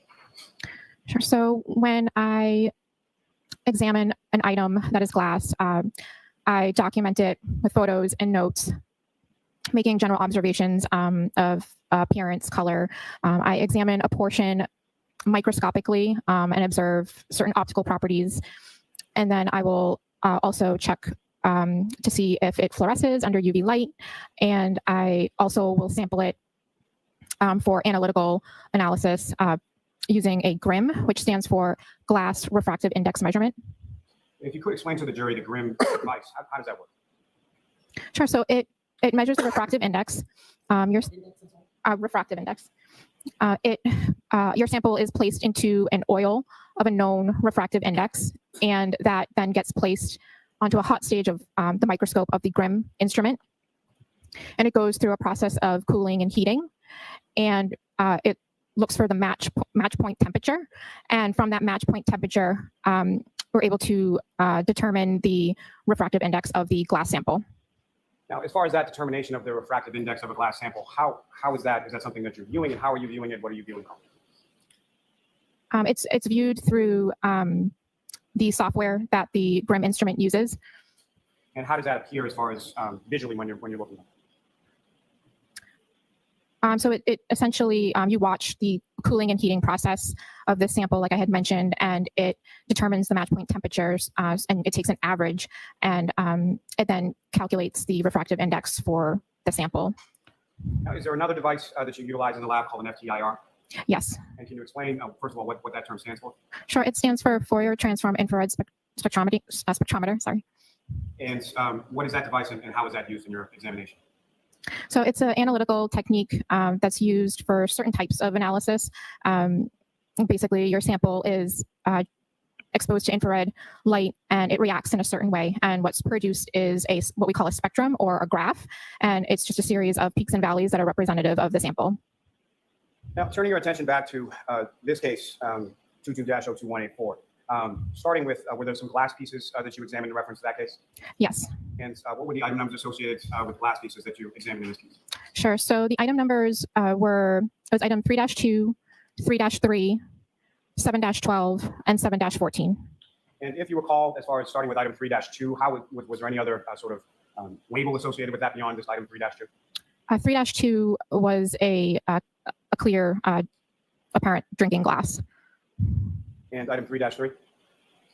Item 3-3, I believe, was the clear apparent glass pieces recovered from the bumper of the vehicle. And then item 7-12? That was some clear apparent glass that was recovered. It was recovered from the ground. The ground at 34 Fairview Road, is that correct? Yes. And lastly, item 7-14? 7-14 was also a clear apparent piece of glass that was recovered from the road. Now, with reference to item 3-2, the drinking glass, what, if any, observations did you make or did you note during the course of your examination of that?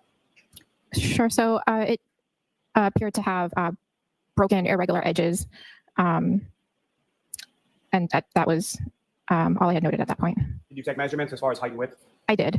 Do you recall what those were? I would need to refer to my notes for that. Yes, you can use your notes. So the diameter of the bottom of the drinking glass was 2¾ inches. Approximately 2¾ inches, and it measured approximately 2.5 inches in height. In addition to the measurements that you took, what, if anything else, did you note as far as the interior and the exterior of that glass cup? That there was some dirt debris material noted on the exterior and interior of that item. Now, as far as item 3-3, the apparent glass on the rear bumper of the vehicle, what, if any, observations or measurements did you take in reference to that, or how many pieces were there? Sure. So it consisted of 5 clear pieces of apparent glass, with broken irregular edges. The largest piece measured approximately 7/8 of an inch by 5/16 of an inch, and the smallest piece measured approximately 3/16 of an inch by 1/8 of an inch. Now, within those 5 pieces in items 3-3, were they then given each of those pieces respectively an additional label or marker? Yes. And was that an alphabetical one, essentially A through E? Yes, I labeled them A through E. Now, with regard to piece E from item 3-3, what, if anything, in addition did you do with regard to that piece? So what I labeled as piece E, I also used the GRIM instrument for analytical instrumentation. Now, with regard to item 7-12, or the 14 pieces of glass and clear plastic, what, if anything, did you observe in your initial observations or initial examination of those pieces individually? So in item 7-12, it consisted of 5 pieces of clear apparent plastic and 9 pieces of clear apparent glass, all with broken irregular edges. Now, specific to the 9 pieces of broken glass, what, if any, examination did you do of them initially? So the 9 pieces of apparent glass were examined microscopically. Now, lastly, with regard to item 7-14, the pieces of glass recovered from 34 Fairview Road, what, if anything, did you note during your initial examination of them and observations did you make in regard to that? Sure. So item 7-14 consisted of 1 clear piece of apparent glass with broken irregular edges. Now, as far as the microscopic appearance, so when you're putting something under the microscope and you're looking at, what kind of things are you looking for? What kind of characteristics are you looking for when you're examining something microscopically? So I look at several things. So initially, I look at the color, whether there are like flat, smooth surfaces to the glass, whether it's flat or curvature.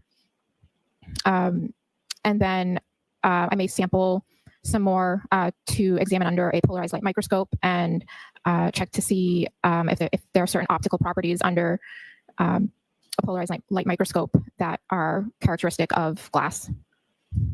And in addition to looking at each of these items individually, then what, if any, comparison did you do between those various items 3-2, 3-3, 7-12, and 7-14? So between those items, I first examined them to see if there was a physical match between item 3-2 and item 7-12 and 7-14. And then I also did a comparison of 3-2 to item 3-3. And then I also compared item 3-3 to 7-14 for possible physical match. And in addition, I also sampled some pieces for use for examination on the GRIM instrument. Let me ask you, just as far as classification goes, are you familiar with terms as far as a class characteristic versus an individual characteristic? Yes. Can you explain what those terms mean and how they relate to each other within your specific forensic field? Sure. So a class characteristic is when a material can be associated with a group of items that share characteristics. For example, fibers or tape. An individual characteristic is when a material can be associated with a single source, for example, a physical match. Now, with reference to your analysis between items 3-2 and 7-12, what, if any, conclusions were you able to draw from your examination or comparison of those items? Sure. So there are several items that I'll just have to refer to my conclusion, if that's okay, my report. Yes, you can go ahead and look at your notes. So item 3-2 was found to have a physical match with 6 of the pieces of clear apparent glass from 7-12 but there was no physical match with the three other pieces from 7-12. Based on that physical match that you determined, what, if any, conclusions can you come to with regard to those items that were physical? Sure. So item 3-2 and the 6 pieces from 7-12 were at one time together as one unit. So then item 3-2 and all 9 pieces from item 7-12 were examined microscopically. However, there was no physical match found with the piece of clear glass from 7-14. Item 3-2 and all 9 pieces of clear apparent glass from 7-12 were examined microscopically, but no physical match was found with 2 of the pieces from the clear apparent glass from item 3-3. Now, with reference to item 3-3 and item 7-14, what, if any, comparison examination were you able to do in reference to that? Sure. So item 3 so two of the clear glass pieces from 3-3 were examined microscopically. No physical match was found with the piece of clear glass from item 7-14. One of the pieces that I had labeled as piece E from item 3-3 was found to be consistent in physical and instrumental properties with examined portions of the piece of clear glass from item 7-14. So accordingly, the examined portion of the piece of clear glass that I labeled as E from item 3-3 could have originated from the examined portion of the piece of clear glass from item 7-14 or from another source with the same characteristics. Now, Ms. Hanley, you determined there as far as instrumental properties. Can you explain to the jury what that term means and how it relates to your examination in this case? So the instrumental properties, that's referring to the BRIM analysis that I did. So in comparing the refractive index from 3-3 versus 7-14. So the clear apparent glass from item 3-2 that was recovered from the scene was a physical match for 6 pieces from 7-12, which were additional glass pieces found from the scene, correct? I'm sorry, say that again? So the drinking glass from item 3-2 was a physical match for 6 of the pieces from item 7-12, which was last recovered from the scene, correct? Correct. And then the 2 of the pieces from item 3-3, or one of the pieces, excuse me, piece E from 3-3, which was from the bumper of the defendant's vehicle, was consistent with a piece of clear glass from 7-14, which was found on the ground, correct? Correct. Now, Ms. Hanley, in addition to that trace analysis that you performed with regard to the glass pieces, what, if any, other excuse me, additional examination did you do with regard to items of debris? Sure. So I also examined item 3-1 and 7-18.18. Now, starting with item 7-18.18, what, if any, other description did you have as far as what that item was or where it came from? So 7-18.18 is scrapings, trace material recovered from the victim's clothing. And that would be both an orange T-shirt and a gray long sleeve shirt, is that correct? Correct. And those particular items, as far as the debris, that was provided to your unit within the lab by whom? I believe it was Maureen that did the scraping of the clothing and had those scrapings transferred to our unit for further examination. And that would be Maureen Hartnett, is that correct? Yes. And then as far as what, if any, items, the other item was 3-1, is that correct? Correct. That was the actual sort of taillight housing from the vehicle, is that correct? Yes, that's correct. And according to your notes, who, if anyone, provided that piece of evidence to your unit or to your lab for that comparison purpose? I would have to double check who, I believe it was Maureen, but I'm not, I would have to double check in my, Go ahead. You can go ahead. oh, okay. I'm sorry. It was Trooper Christopher Moore that had that item delivered to the lab. Now, with reference to item 3-1, the passenger side taillight from the vehicle, what, if any, observations or things did you note in regard to your sort of initial examination of the taillight? So I did notice that there were portions of the taillight, portions that were clear and red that had broken irregular edges. It appeared to be that there was damage to it. Now, with reference to your examination just of the taillight now, what, if any, instruments did you utilize in the course of your examination of the taillight? Sure. So during my examination, a polarized light microscope, a comparison microscope, as well as a FTIR with a microscope attachment, and a microspectrophotometer, also known as a microspec. Now, the GRIM and the FTIR, I believe you've already discussed in your testimony. As far as the microspec is concerned, can you explain to the jury sort of what that instrument is and how how it's used and how you used it in this examination specifically. Sure. So a microspec is used to examine items that have color. So essentially, your sample is exposed to visible light, reacts in a certain way. Some of the light gets absorbed, some of it gets transmitted, and we get a spectrum, and it's representative of the dye or pigment in the sample. Now, with reference to item 7-18.18, that being the debris from the victim's clothing, what, if any, observations or measurements did you take in reference to that particular item? Sure. So I noted that there was some clear plastic material, as well as some red plastic material. And I would have to refer to my report for exact measurements of those items. You can go ahead and do that. So the piece of clear plastic measured approximately 1/8 of an inch by 1/16 of an inch.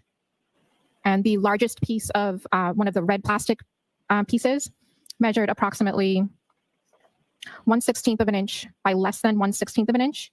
And the smallest piece from that measured approximately less than 1/16 of an inch by less than 1/16 of an inch. As far as measurements go, as far as your examination, as far as the lab is concerned, is 1/16 of an inch sort of the bottom row as far as measurements go? Yes. So if something is less than that, it's just sort of noted as less than 1/16 of an inch. Is that correct? Yes.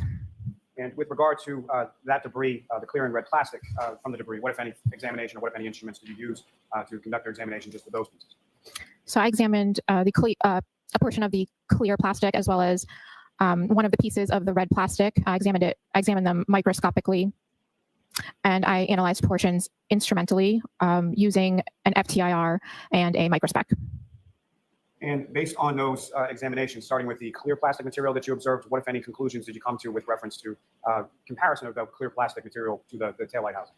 So the clear plastic from item 7-18.18 was found to be consistent in color and instrumental properties with the examined portion of the clear plastic from the taillight.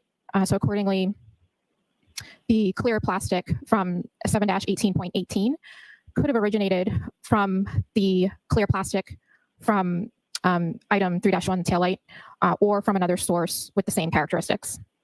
Now, similarly, with from your examination of the red pieces of plastic in the taillight versus the red pieces of plastic contained within the debris, what, if any, conclusion were you come from your examination of comparison of those items?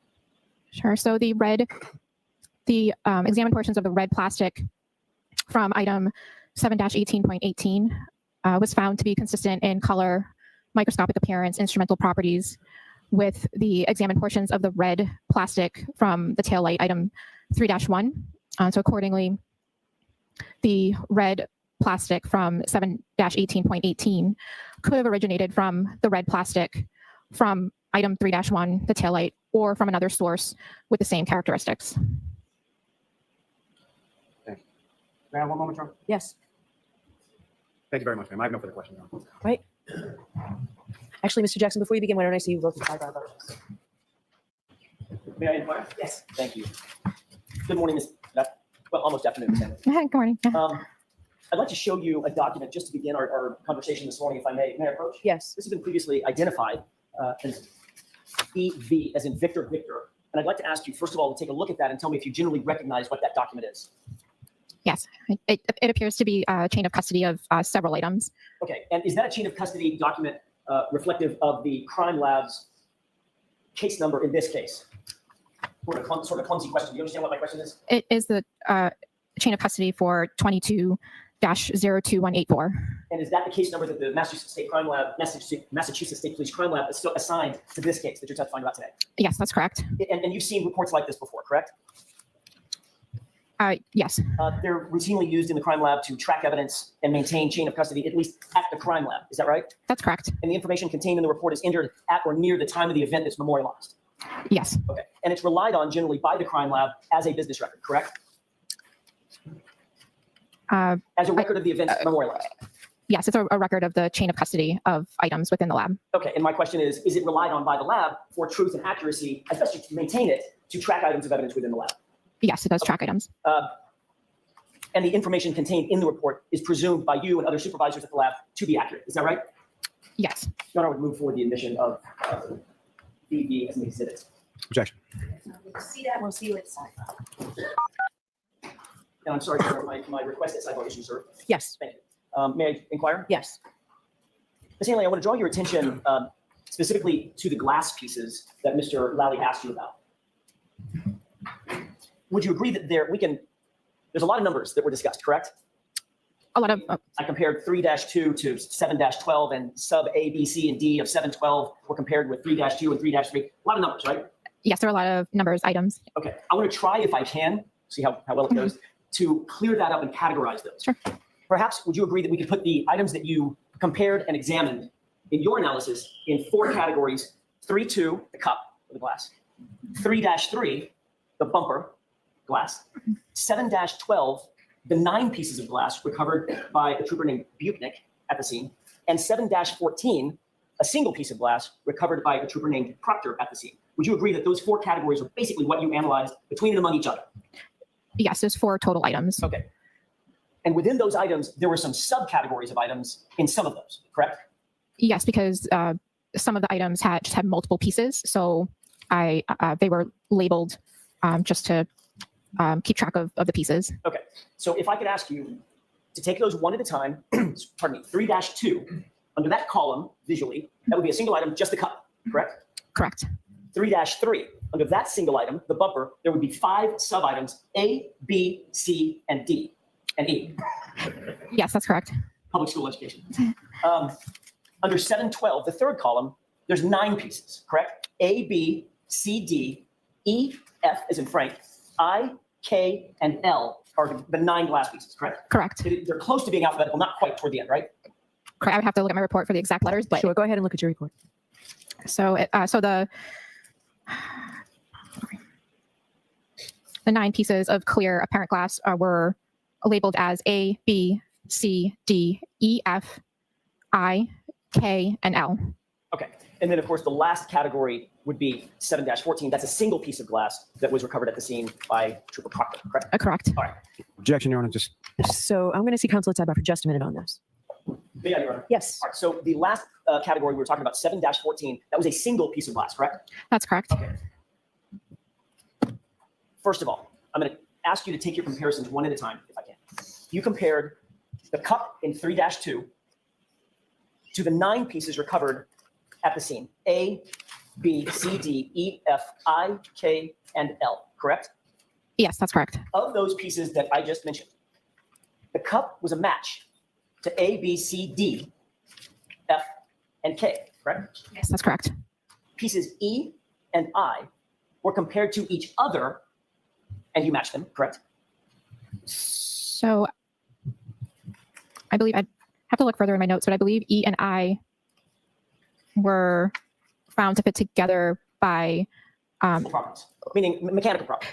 yes, but I would have to check my notes, but I believe it was the previous analyst that looked at 7-12 that found the physical match between E and I. But that wasn't you? Is it okay if I look at my notes? Sure. I don't want to get bogged down, but yes, please. Okay, so item 7-12 was previously examined by another analyst in the trace unit.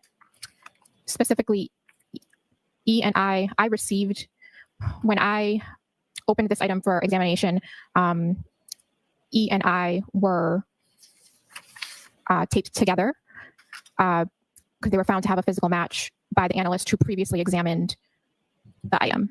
Great.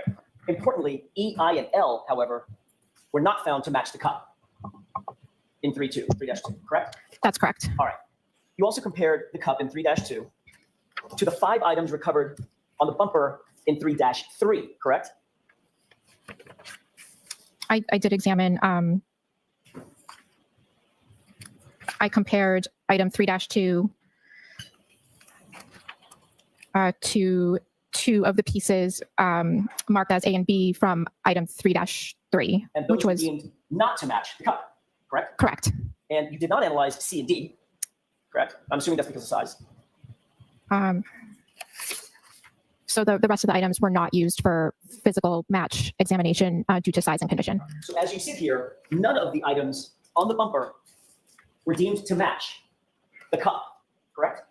Correct. All right. So you did end up analyzing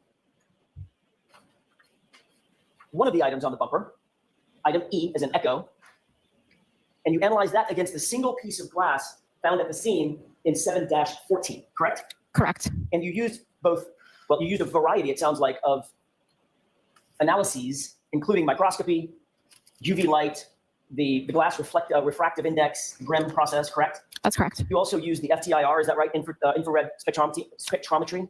That's incorrect. Okay, you did not use FTIR in this analysis. I did not. Okay, but in the analysis that you did use, you found that there was a match between item E on the bumper and the single piece of glass in 714, correct? They were found to be consistent. They were found to be consistent in physical and instrumental properties. Okay, so importantly, you also compared the single piece of glass in our sort of visual column 4, 714, that single piece of glass, to the cup. You found that it didn't match, correct? Correct. All right. So lastly, you tested the single piece of glass found in the fourth column, 714, against the 9 pieces of glass found in 712, A, B, C, D, E, F, I, K, and L, correct? I did compare item 714 to item 3-2 and the 9 pieces in item 7-12. So another way to put that would be you analyze column 4 against column 3 now, correct? I examined them for a possible physical match. And they did not match, correct? There was no physical match to item 714. Okay. You want to be a coach briefly? Okay. I'd like you to take a look at that document. Just glance it over for a second and let me know when you've had an opportunity to study that. Okay. You take a look at that single page document. Yes. Does that appear to accurately reflect in sort of a visual manner what you just testified to about your analysis of each of these pieces, irrespective of the text on the item, just the analysis of the items specified in that document? I'm not quite sure what. I've never seen this before. I'm not quite sure what. I think you have to move along, Mr. Jackson, for all the reasons we talked about at sidebar. I understand. My question is a relatively simple one. Is this and if you don't understand something on the document, just say so. Is this a visual representation, an accurate visual representation of what you just testified to in terms of what matched and what didn't match? Where the green matches, the circle with the red through it doesn't match. I would need to go through my conclusion and compare to confirm. Fair enough. It is accurate to say, we'll use a cheat sheet for a second. It is accurate to say that the cup was not found to match any items that were found on the bumper. That's correct, correct? That is correct. Okay. Also, it's fair to say that the piece recovered under 714, the single piece of glass recovered under 714, does not match either the cup, nor does that piece match any of the 9 pieces in 712, correct? And you can look at your notes if that's easier for you. We just want the right answer, Mr. Jackson, right? Of course. So take your time with your notes if that's easier for you. So I'm sorry, can you just repeat the last question that you asked for?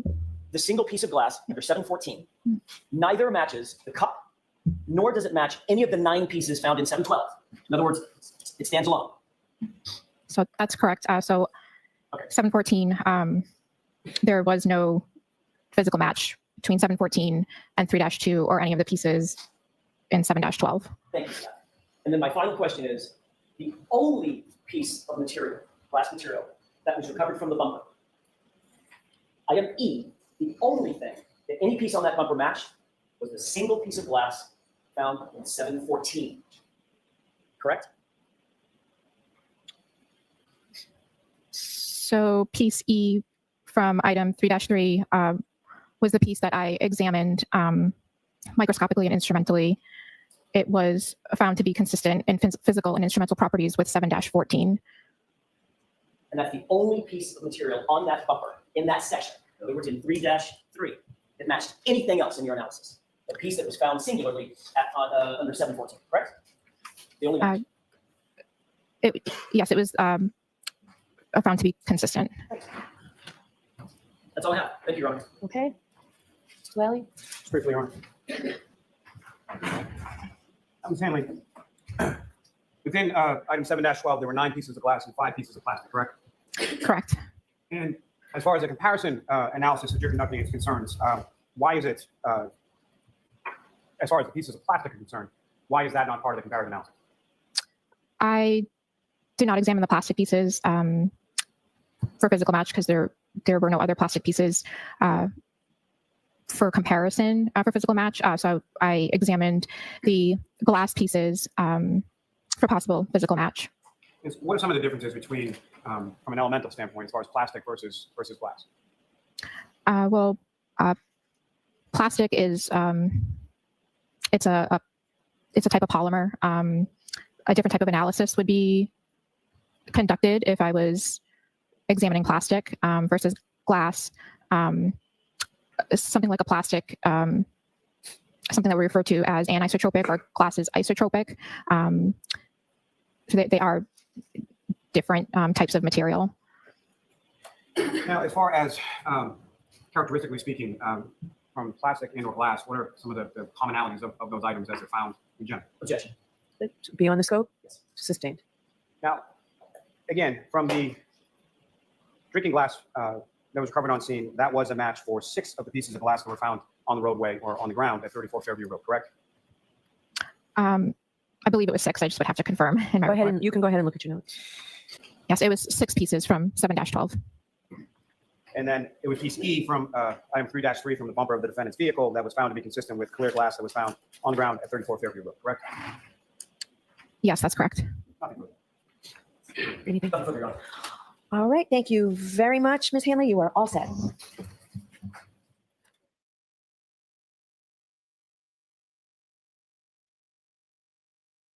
So that's it for today.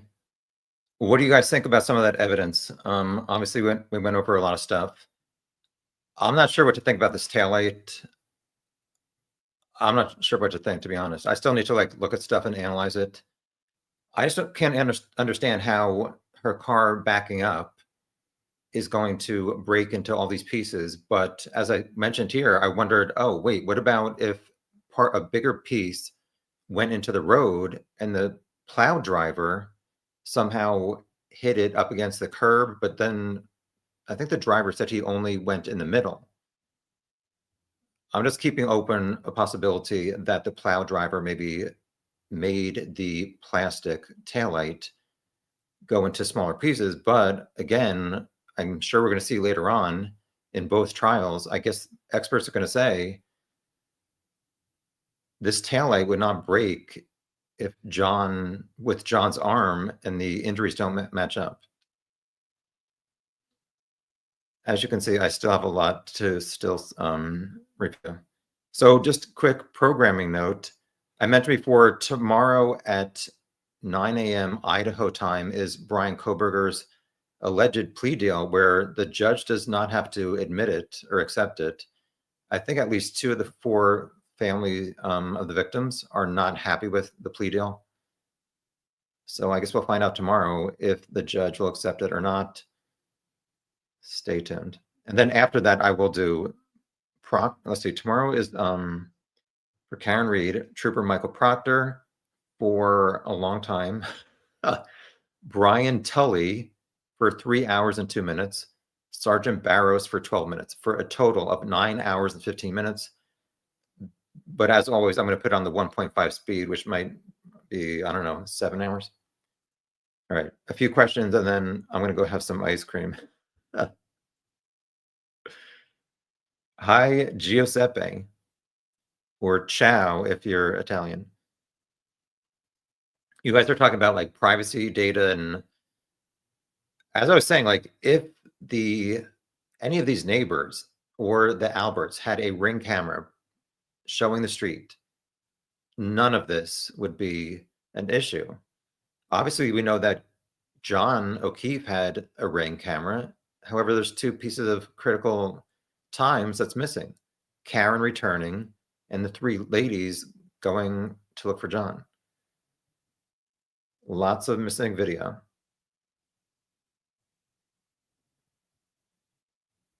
Hi, Marie. My old banger of a car wouldn't be able to tell on me. Yeah, that's the only good thing about having old phones and old cars.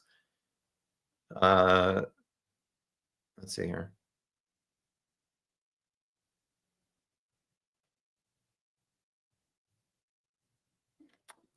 Wackadoodle, thank you again for being a moderator. I guess that's why people are buying dash cams and rear cameras so they can provide evidence when accidents happen. I know that Teslas apparently have quite a few cameras that are even working when they're not on, because people like key Teslas who don't like Elon Musk. And I guess people are capturing that on cameras. Wackadoodle. He would have scooped it before his tires went over it, though, wouldn't it? Plow driver. Oh, yeah. So I was thinking more of like the plow break-in. I wasn't thinking of driving over it. That's a good idea. We have seen a picture of Frankenstein, the plow, that he nicknamed that. Let me write that in my notes.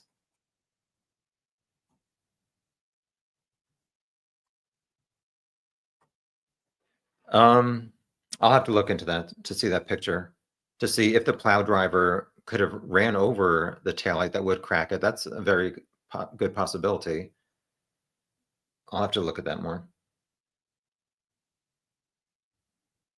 But I don't know.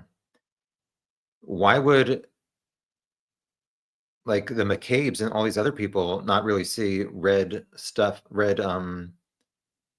taillight in the street if Karen had done it? I don't know. A few more comments, then we're done for today. Thank you as always for sharing your thoughts and stuff.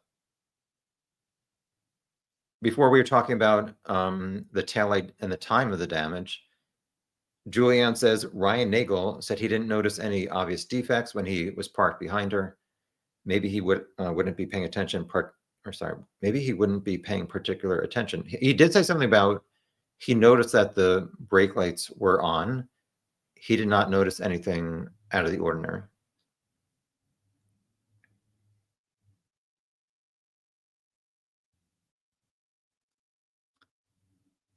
Wait until you see Proctor tomorrow. Yeah, apparently there's some inappropriate words. So, hi, Joe kids. Hi, Joe sensitive ears. My back is okay today, but sitting in this chair for what are we at? 4 hours and 10 minutes. It's not that bad right now, but thank you for asking. All right, so we're done. I'll see you guys tomorrow. If you want to watch the Coburger, that's the first time I'll be broadcasting that. I did look on YouTube. They used to have them broadcast on YouTube, but apparently, I guess the local court has been broadcasting over the past few months or so. Hopefully, I won't have any technical difficulties.